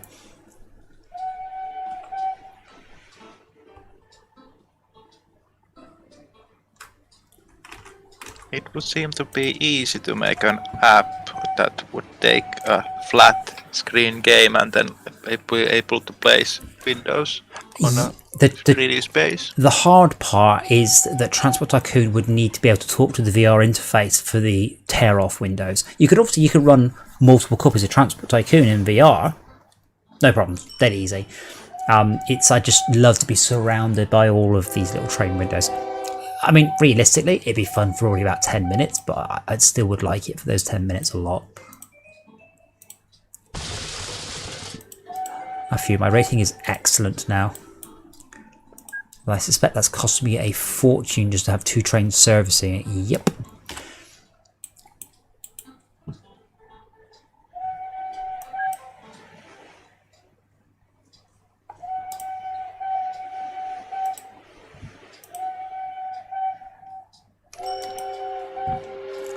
I've got an error.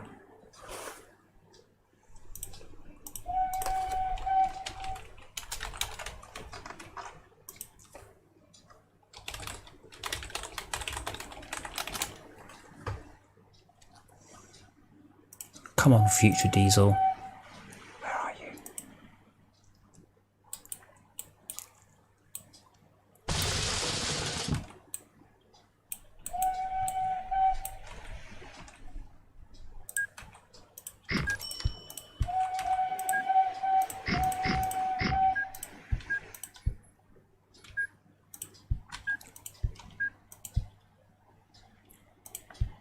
But yeah, I guess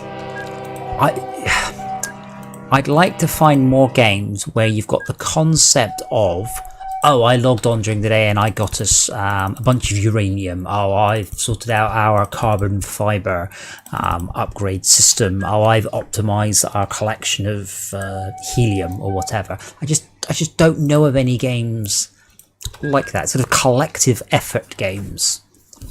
And to agree, we've kind of done that with Dungeon Defenders a little bit, but I don't know of anywhere that stuff is more codified. Oops, that was lucky. I just deleted all my signals. As I usually phrase it, as a game where you can just be in a world of some description. Like Terraria is probably it's a fairly good example, but I'm not sure I'd be happy to play Starbound. It's just that I had very poor experiences of it. I played it twice. Apparently I put 70 hours into it, but I think what I might have done is I think I left it running on my computer and I went to a LAN party and I left it running for my computer on for 3 days rather than me actually having played it.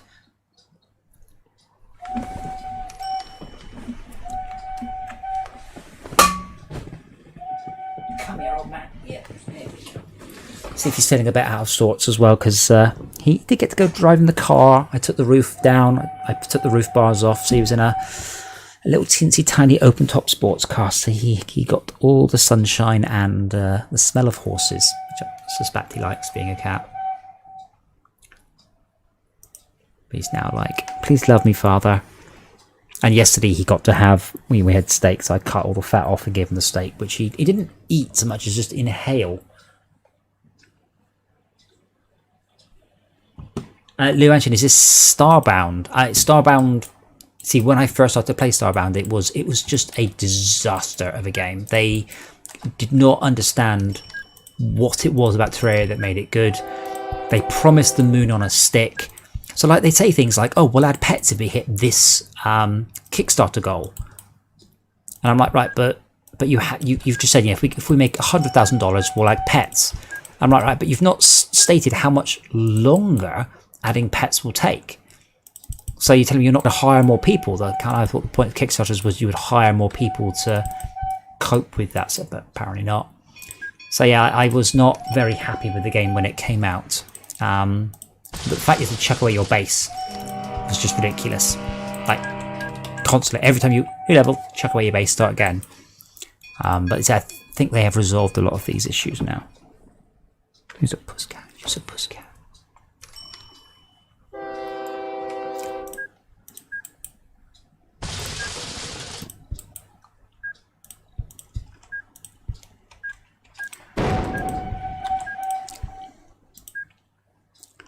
And yes, Cepheus, I am playing a game that's older than you. That doesn't happen very often, does it?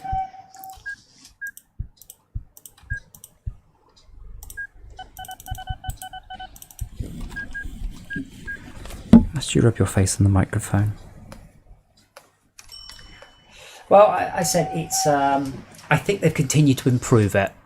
As I have discovered with, let's say, Transport Tycoon for definite, with Dungeon Defenders for definite, sometimes long-term developed games do not get better; they get less accessible to players. Like Dungeon Defenders has almost literally stuck its head in the sand to refuse to fix their progression issues. I found the Transport Tycoon forums, you used to be able to rename towns as a client. Obviously, people would join random servers and rename every town to, Cocksucker McDingley. Of course they would. So they removed the ability to do it, but didn't allow the server to say, well, this person can do it. They didn't add a console command in for the server to do it. And people are just like, oh, why would you want this? And people are like, well, I like to rename the towns in my game to... Oh, we'll just log on with a and rename it on the server on a non-dedicated client. I'm like, yeah, or I get me say, don't remove functionality from the game that was already in there. Why would you do that? So, yeah, long-term development is not always a benefit. Sometimes yes, quite often yes, always, sadly not.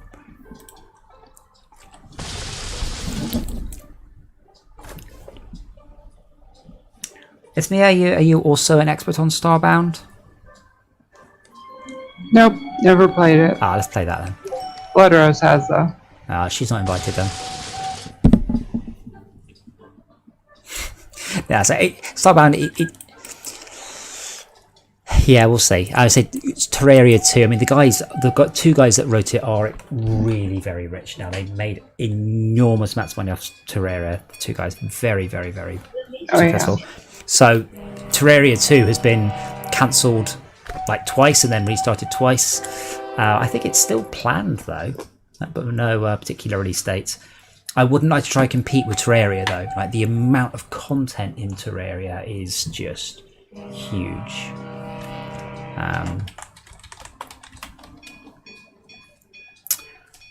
Wow, Terraria 2, the official wiki. The game might also have lore. When Terraria 2 comes out, Terraria will still not be abandoned. Well, that's a lie, isn't it?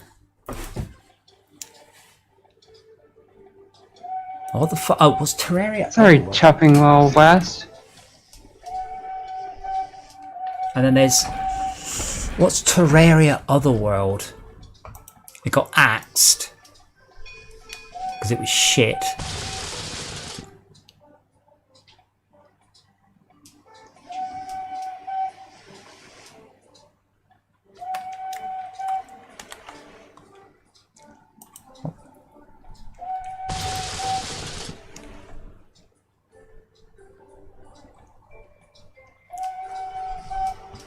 Terraria 2 will have infinite worlds.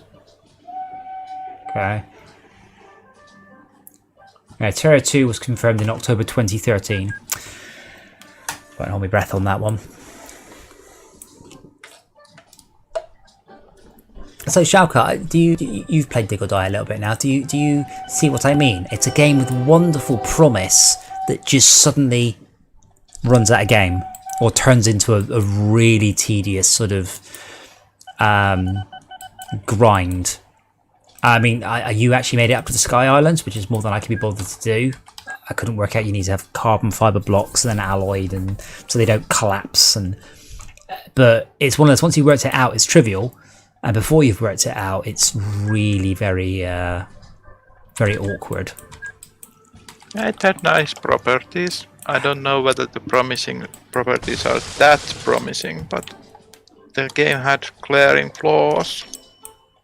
That having running through the night being okay strategy seems like an exploit. Yeah, as I said, that's not one that doesn't last you. You have to have a base. You have to teleport up and down. Well, I mean, you don't have to. I mean, I guess you could walk everywhere, but once you start getting to the crystal caves, you're going to be spending a large portion of your time just simply running. Well, it has worked for me to Sky Islands, and I do have teleporters, and I can protect my base by not being there. But yeah, I was sad that they abandoned it. I mean, they literally abandoned it. They just said, we're not making enough money. Because I love the concept of the fluid stuff, but as far as I can tell, the only thing that you need power for is teleporters. There's nothing else. Oh, and lights, so you can grow stuff. There's just nothing else in the game that needs power. Wow. Yeah, there's a lot of dead ends. And like only one fluid. No, it's more than one fluid. You obviously haven't explored far enough. To be fair, Yeah, but having growing stuff, or those trees are plentiful, so growing stuff hasn't been an issue for me. No, I've never found I needed a lot of anything. And the world is a bit small. It's also pre-canned. There's no multiple maps. I think there's other worlds which is less random, more random. But I couldn't. So apparently the developers asked people don't share a copy of the map, and I'm like, fuck that shit. I want a copy of the fucking map. Do not. Do people say to me, "Oh, you force people to play the game you want the way you want to," but I never ever would do something like that. So I was at the point where I'm like, I don't know where to go. I just want a map. I don't want to do anything. Just show me a map, and I couldn't find anyone. Like, not a single map of the game exists anywhere. It felt it could be partially procedurally generated. There is something called the Other Worlds mode that is procedure generated, but it's not balanced because it's not fixed. Come on, open up your stupid game. I like the structural integrity system. And wish which was used more. Yes, well, I mean, I was looking at doing that for Fortress Craft, and then I worked out it was harder than I thought. Yeah, I'm pretty sure the map's just on the recent.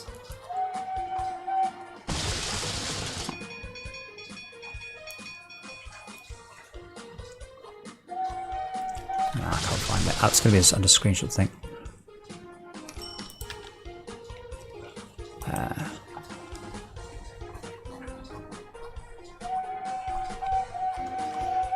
I also saw some quite good designs where people build their base entirely inside water with a solar panel to pump out and then an airlock, because then the mobs, they drown before they get to you when you get attacked. I quite like that. I'd also like more games with, say, tower defense elements, because in Starbound and Terraria I kind of want to start making, you know, I want a moat and then I want turrets, and you just don't seem to get these options. Yeah, the enemy spawn model I think is very broken for that game. Needs to be more Well, it's the same as... fair. I mean, to be fair, that's the same as Terraria or Grand Theft Auto for that matter. Yeah, and I find it lacking. I mean, a lot of it is... They probably just need to make the bubble when they spawn bigger so you don't realise they're only spawning in a bubble. That's the solution. You know, do it, but I think don't let the player realise they're doing it. Having some places where they spawn on the map and then having somehow you don't block up them in the spawn spot makes sense. Like I realized having the dam system, you can multiple times drain the water out of the gravitic energy. So having like a setup that was defense in depth would be cool. But then the spawns are very local, so they don't never travel so much. Mm-hmm. I say a lot of promise, but sadly not delivered on. I mean, to be fair, Terraria was the same when it came out, but they kept at it. So how much is the game? 15. So 3 people wrote it. They had $15, I think it was. Might have been more than that, I don't know. $12 a minute. Yeah, see, I find when you've got a game that sold 150,000 copies at $12 a go, and you're like, oh, we haven't made enough to continue on it, I begin to lose a little bit of respect for you. That's, in a shorter period of time, more money than Fortress Craft made on Steam, and I supported that for fucking whatever it was, 7 years or something. Hell, I still do. I still answer tech support queries for Fortress Craft.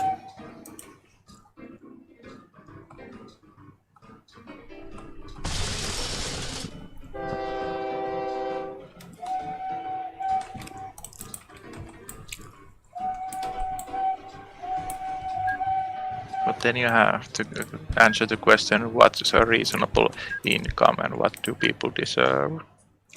And in this case, it's a race to the bottom. Well, yeah, I mean, it depends where in the world you live, but they've made $1.5 million for a game that took about a year to develop for 3 of them. So they made $500,000 each. I'd say that is more than enough to continue developing the game for longer than... It didn't even come out... It came out 18 months ago? Yeah, 18 months ago.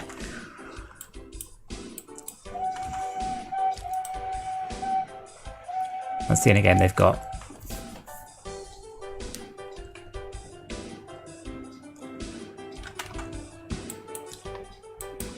But yeah, Lucia, I'll pop Starbound. I think everyone owns Starbound, and I think we're all fairly newbie at it. And I can run up a dedicated server like we do with Terraria.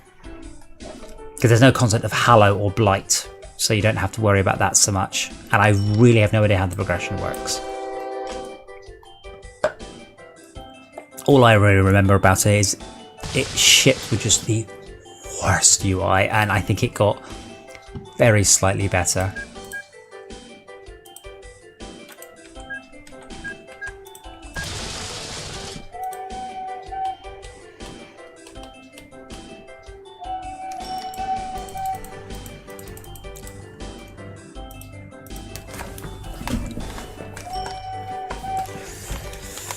Well, it wasn't the convolution, it was, I mean, initially, I played it when you still had to defeat a UFO on the first area before you could proceed. That's when I played it, I mean, day one.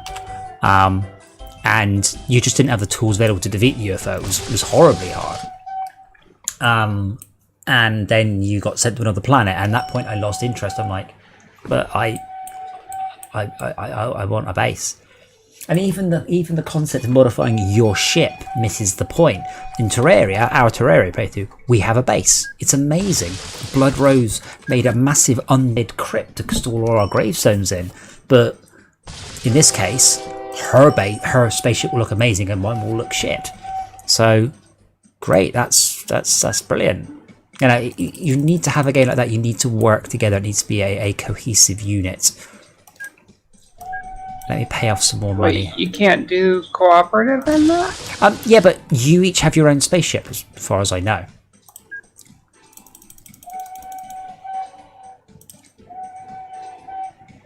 So, my spaceship will look shit, bare minimum. Whereas Blood Rose's, I'm sure, will look amazing. I don't... Again, it's been a while, but I don't believe there's any sort of real concept of... a planet you live on. The progression in Terraria is biome, surface, underground, back to the surface, deep underground, back to the surface, to the corruption, killer boss. Whereas Starbound's progression is moving between planets, which are entirely separate planets. Of course, you throw away everything you did to move on to the next planet. I mean, it's got some cool stuff. It's got like bunkers you assault and enemy fortresses and that sort of thing. But mostly it's not very what's the word, in no way, shape or form encourages you to spend time on a planet and make a cool base. Conversely, I think Terraria, I think the banner system is just genius in Terraria. I love it. I'd love to work out a way to get that into Fortress Craft. I think that's just utterly brilliant. I love it too, and it was not there the last time I played. I think it's 1.3, I think, yeah.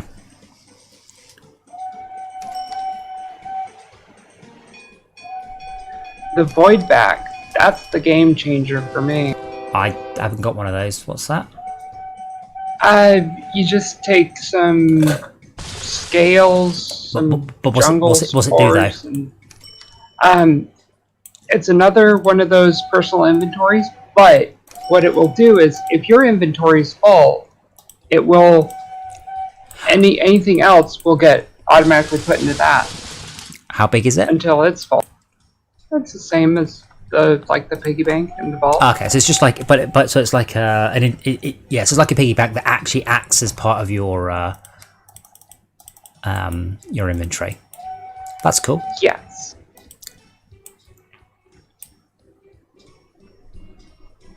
And so when you pick things up and it goes into the void inventory, the color of the item name is like this dark purple or something like that, so you can easily tell, oh, my inventory's full, it's going into excess, right?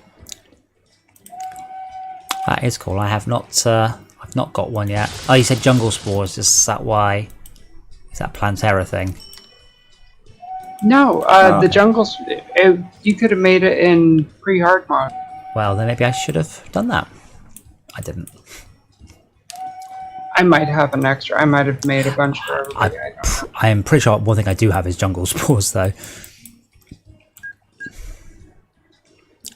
See, when Max and I stopped playing, we stopped playing just after Plantera, so just the phrase pre-Plantera, the word Plantera just makes me twitch slightly, because I'm like, everything is gated around that frickin' boss, so I can never remember what comes where.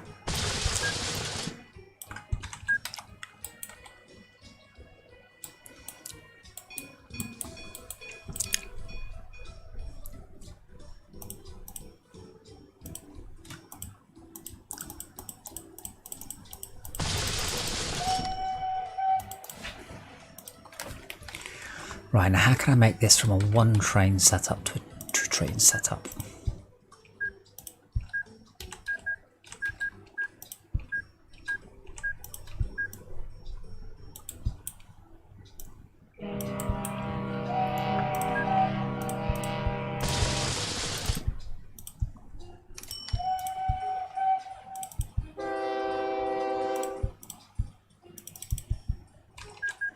I'm just sorting out, I'm like overdoing a few bits and bobs so I can go to bed and leave this running. So I will not just have all my industries go bust overnight.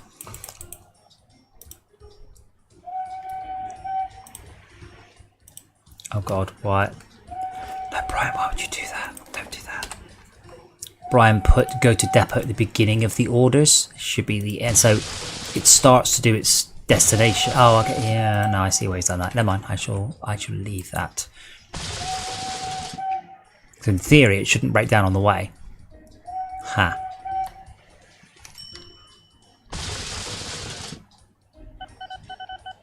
So I'd also like a Terraria style game that's completely linear on the horizon, so the horizontally. So the middle of the level is easy, and the further you go to the left and the right, the harder it gets.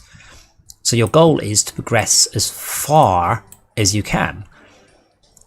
I keep thinking about, so essentially think of it more as, you know, Space Harrier or something like that. I keep thinking about prototyping it, but every time I start thinking about doing 2D games, my artist just keeps sort of frowning at me and reminding me that, like, the amount of art in something like Terraria is unbelievable. Like, he doesn't think much of the graphic style. I personally think Terraria's graphic style is glorious. It's like the best of the 16-bit era, like as good as 16-bit ever got. But the quantity is just crazy. Something annoys me when you get a lot of these retro indie games. They seem to forget that the games on the Amiga and the Atari ST and the Mega Drive, they were 16-bit, but they tried to look as good as they could. Whereas a lot of modern sort of indie devs just go, it looks shit because that's what it looked like back then. And that wasn't the idea was to make it as good as you could within a certain set of restrictions. It's also a difficult art skill. Well, like, it's definitely a lost skill. I mean, that's what I used to do, you know, 16 color dithering on the Atari ST and stuff. But I believe the Terraria artist was an ex-Amiga guy, I think.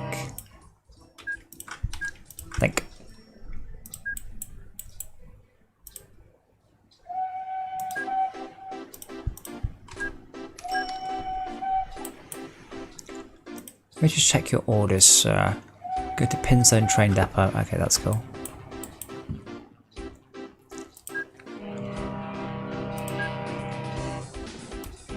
That's kind of why I like Transport Tycoon's visuals, I guess, because to say it's not 16-bit. Was my goodness me. I think this game run in SVGA. I don't know if it did, you know. Transport Tycoon SVGA. I don't see why it wouldn't. Because of the time. That did support SVGA. I think it only supports 6 by 480 though.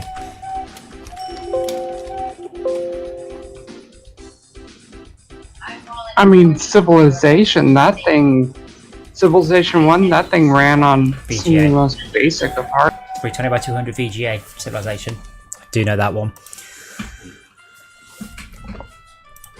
I remember seeing it in like 16 colors, and I was like, what?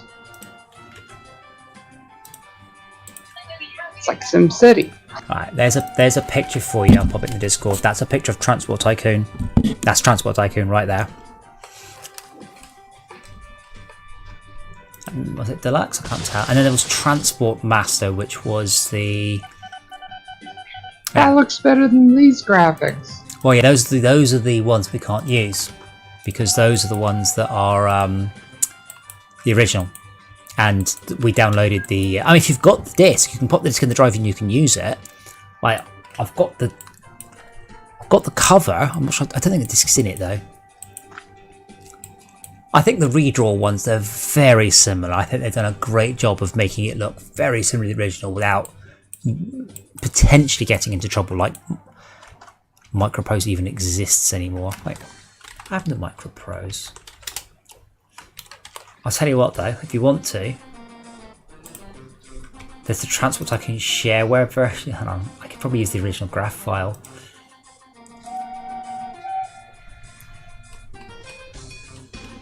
Nah, I'm fine with this.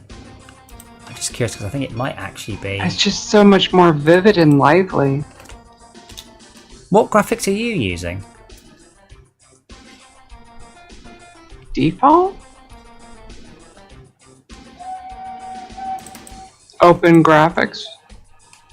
It should look fairly similar. Where did the GRF files? It's all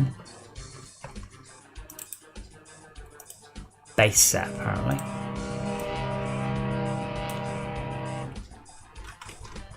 Let me just try.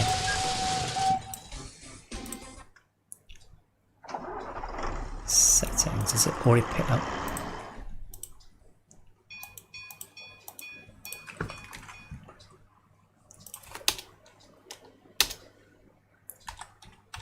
That's quite funny because they won't. No one will let you use the original one. It's not for that, but if you can just download the shareware version and use that. OTTD GRF location. Oh, you have to put it into new document. My documents. Are you serious?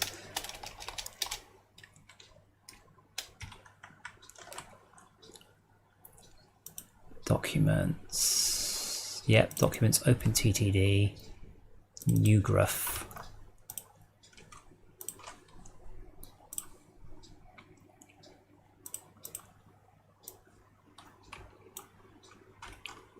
That means I can access the original music as well off the shareware version.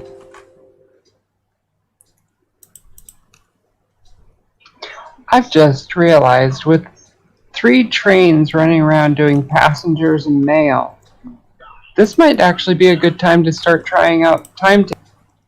Oh god, I have literally never done that.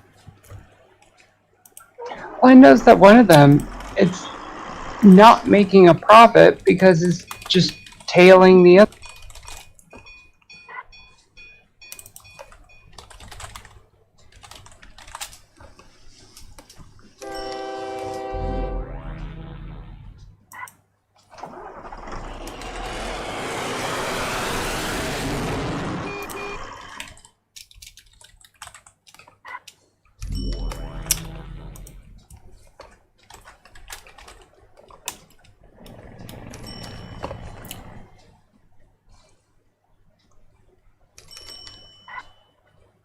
Apparently there are some files. Ah, no, I would.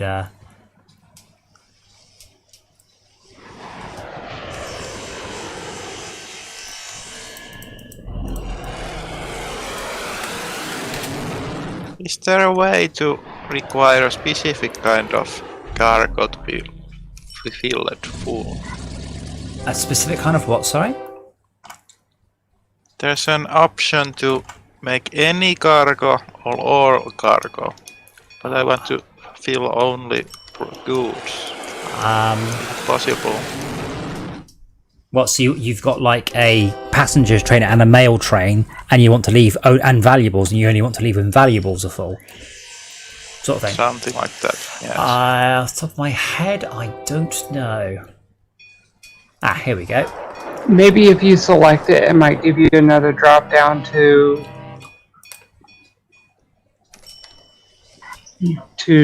tell it what kind.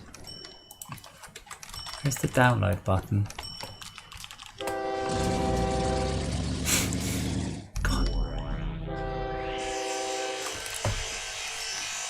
Oh, get it. I have to fucking get it, sorry. Now I have to fucking get it again. Hey.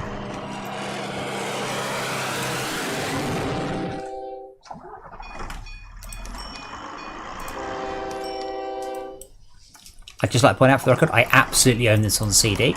I absolutely do.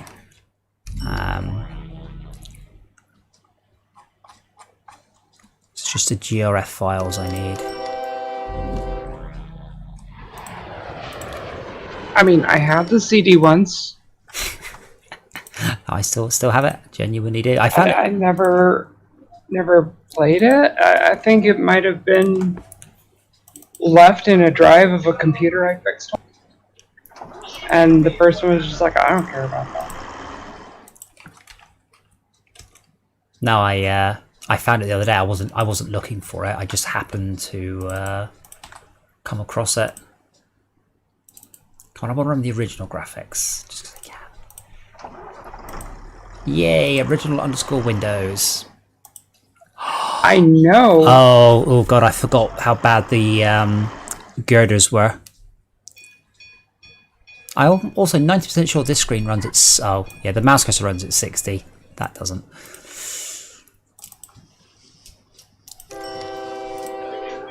Oh dear, those girders are horrible. Yes, but oh my god, it's.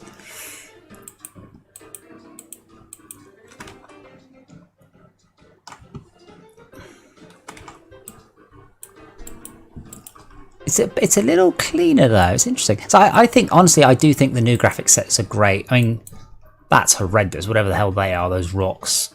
And the trees are pretty poor as well. And the UI icons are lower resolution.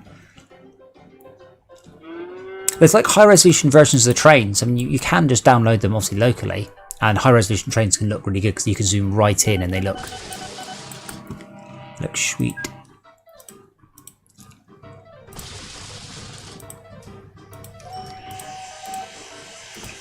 This part of the game makes me sad, but I finally replaced my Jinzu A4, the most iconic steam locomotive ever made, with a random diesel train. I'm waiting for the next one. I always upgrade every time. If I'm making profit, I will just make more profit with better trains. But there's one near us, the Mallard, the one that actually holds the world record, or held the world record for steam train. It's actually near me. I've gone and seen it. It's amazing. Wait, where the fuck are you going? Tremfing Way Valley? Oh yeah.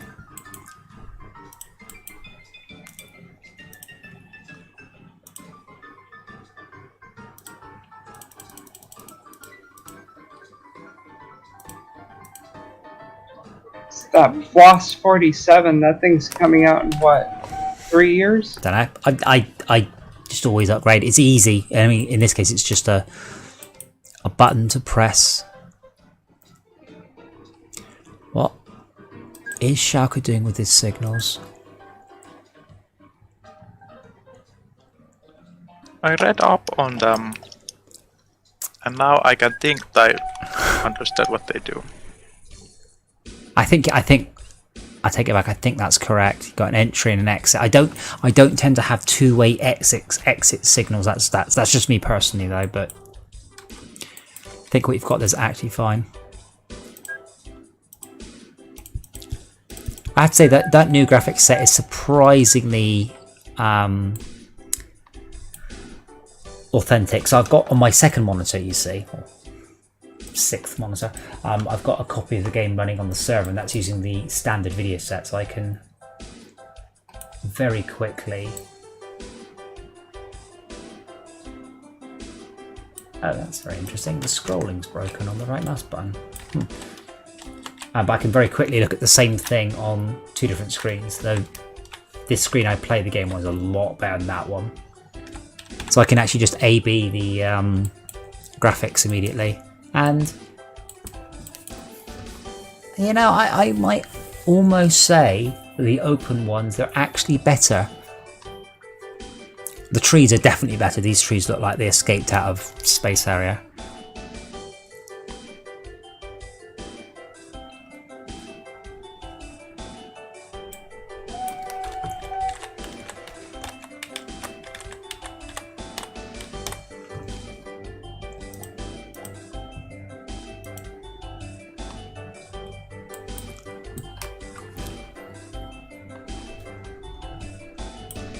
And I think I can just take 2 screenshots.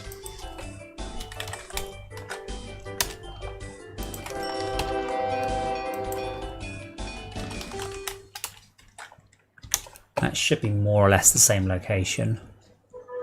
I wish I could tell my trains, do not go faster than the slowest one on the line. You can do overtake bits, so they will take a second route, so you can just split. I've actually made one. There you go. There's the two different graphics sets. Though one is running at 1440p, so you can see the. It's pretty good. I think that's. I really think the open set has better trees. I kind of like the buildings on that one. I don't like the way the tiles are very tiled. Like, I think that's on purpose to help you build.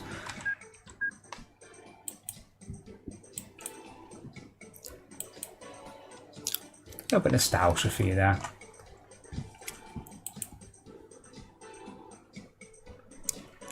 Guess I'll be winding down. I like it. It kind of reminds me of the feel of not quite SimCity, but like Caesar 3.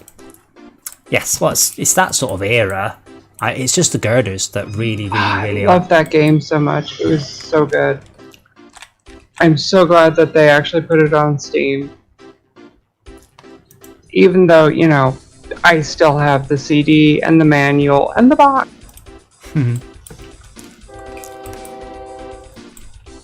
Yes, it's a lot easier just to play a game on Steam. Like, it's just so much easier to play on Steam. I like to point out Funtberg is somehow still not growing.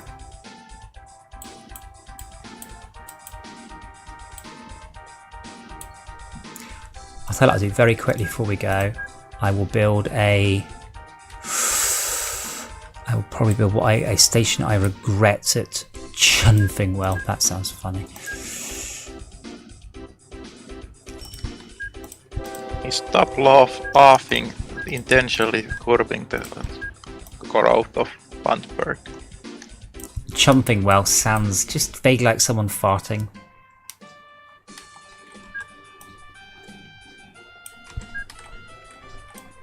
Maybe someone who's good at farting is a Chunfingwell.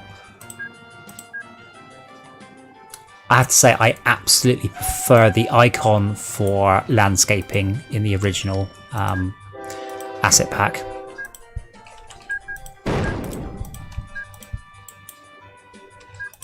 You mean because you can actually see what the hell it's trying to depict? Well, it's a little. I mean, the new one's just Instead of, is that a deer? Yeah, well, the new one is just like a picture of the Earth and with water on it. Whereas the old one, sorry. Whereas the new one is it's got a bit of sand on it and a bit of water, and it's just a little bit too busy, as we say in the industry. As people on the internet. They're trying to depict too much in too small of a space. Yes, indeed. There's no chance this is ever going to make money, but it should help Chunfingwell grow. And it's that age-old dilemma of How is that triangle a spaceship?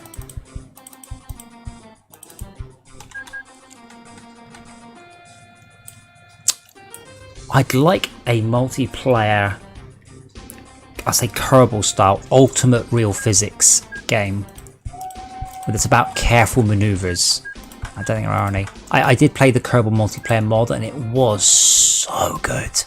And then the Monkey Squad went, this is brilliant, we're absolutely going to do something just like this, and then never did. Of course.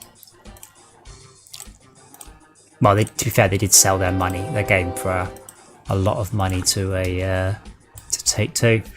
I am looking forward to Kerbal 2. I've not looked up it at all. All I've looked at it is they've got proper atmospheric scattering, which everybody else had about. I've done atmospheric scattering simulations, and it looks absolutely amazing. And it's about time. So I am cautiously optimistic for Kerbal 2. However, I played Kerbal on the Xbox, and that's where I saw the level of care that Monkey Squad don't have. It was the most, literally, you get like weird 5-star reviews going, although it's barely playable on the Xbox, I really love it on the PC, so I've given it 5 stars. I'm trying to think of the word to describe that. Fuck nuggets. Good enough. Thank you. Yeah, so you know, what's the meme? Surprised white guy. You know the surprised white guy meme?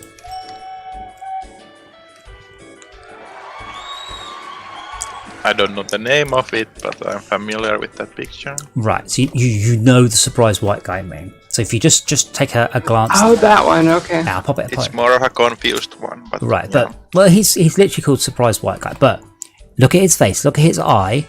And note this is quite recent. Now look at Transport Tycoon, the original Transport Tycoon. Look at the eyeball on the zoom. It's totally the same eye, and yet somehow was made 20 years before it. Ooh, time travel is real. That's all I can. That's all I can see now is surprised white guy right there. And that's all I'm ever going to see.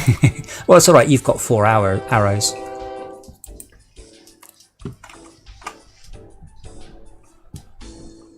Yeah, but the 4 arrows, unless horrible. if you actually hover over it, it's hard to tell exactly what that button's going to actually mean, as opposed to an eyeball. Hey, I can watch this train. I was looking at... Look at it. I was looking at Unreal earlier, and Unreal, along the icon list, it has like 10 icons and underneath text telling what the icon does. And I'm like, get rid of the icon. If you need text to describe your icon, get rid of it. It's pointless. You've just put the same information twice. Oh, there's a subsidy. Would you place in there? There's a subsidy If on you offer, have by the way. no icon with no icon, how would it look? Did they? Who did they sell it to? They did. I was going to play it again, and then I looked at the news and I was like, wait, what? They sold out? Well, don't think it's selling out. Think of it as being successful. If somebody said to me, hey Adam, we want to give you 5 million quid for Fortress Craft, I'd be like, absolutely, where do I sign? Uplink was way cool.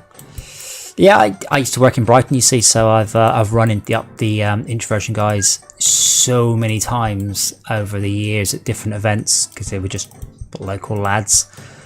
I didn't know that they sell Introversion, because I lost all my respect for Introversion when it was Uplink, because they got Darwinia because they put it on the console and they were so sulky, like properly fucking pouty lip sulky. Oh, it's so difficult to get a game on the Xbox. We keep failing all these arcane rules and archaic things, and they won't let us.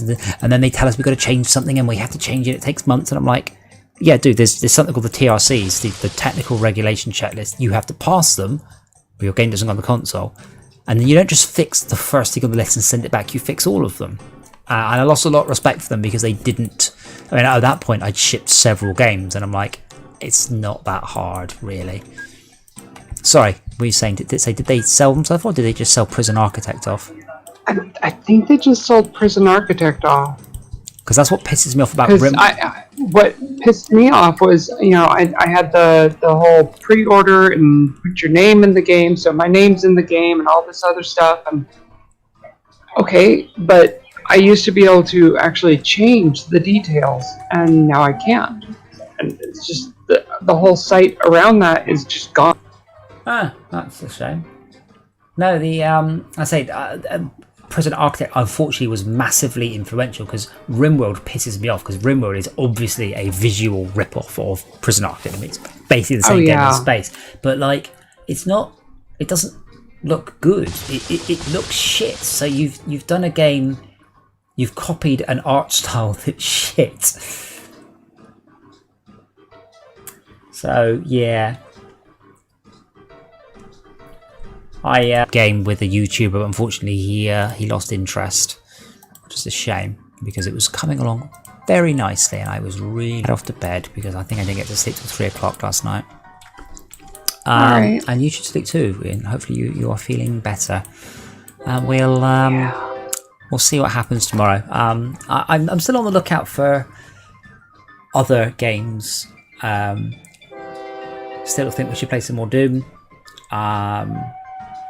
Many games to play, and I will also see who else owns Starbound because that is a something I genuinely haven't played in exceptionally long time. So we'll see whether or not that's any good, or if we just go fuck this, play Terraria. What's our next step in Terraria? Oh, it's for the mechanical bosses, isn't it? They're not fun. Yeah. They're not even fun in normal difficulty, let alone in master mode.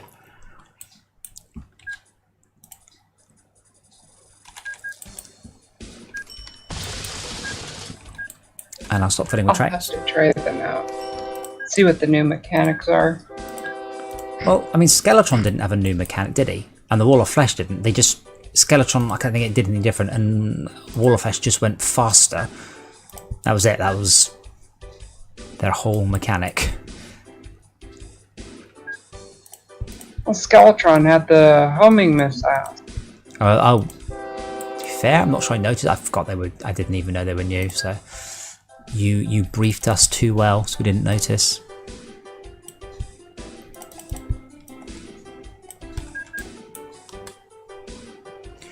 Right, and to the team, and we'll see if we feel like doing that. Other than that, thank you for watching episode I've lost count of LockDown LAN, and I hope the quarantine and or riots wherever you live aren't too bad. And don't forget to ring the bell, like and subscribe.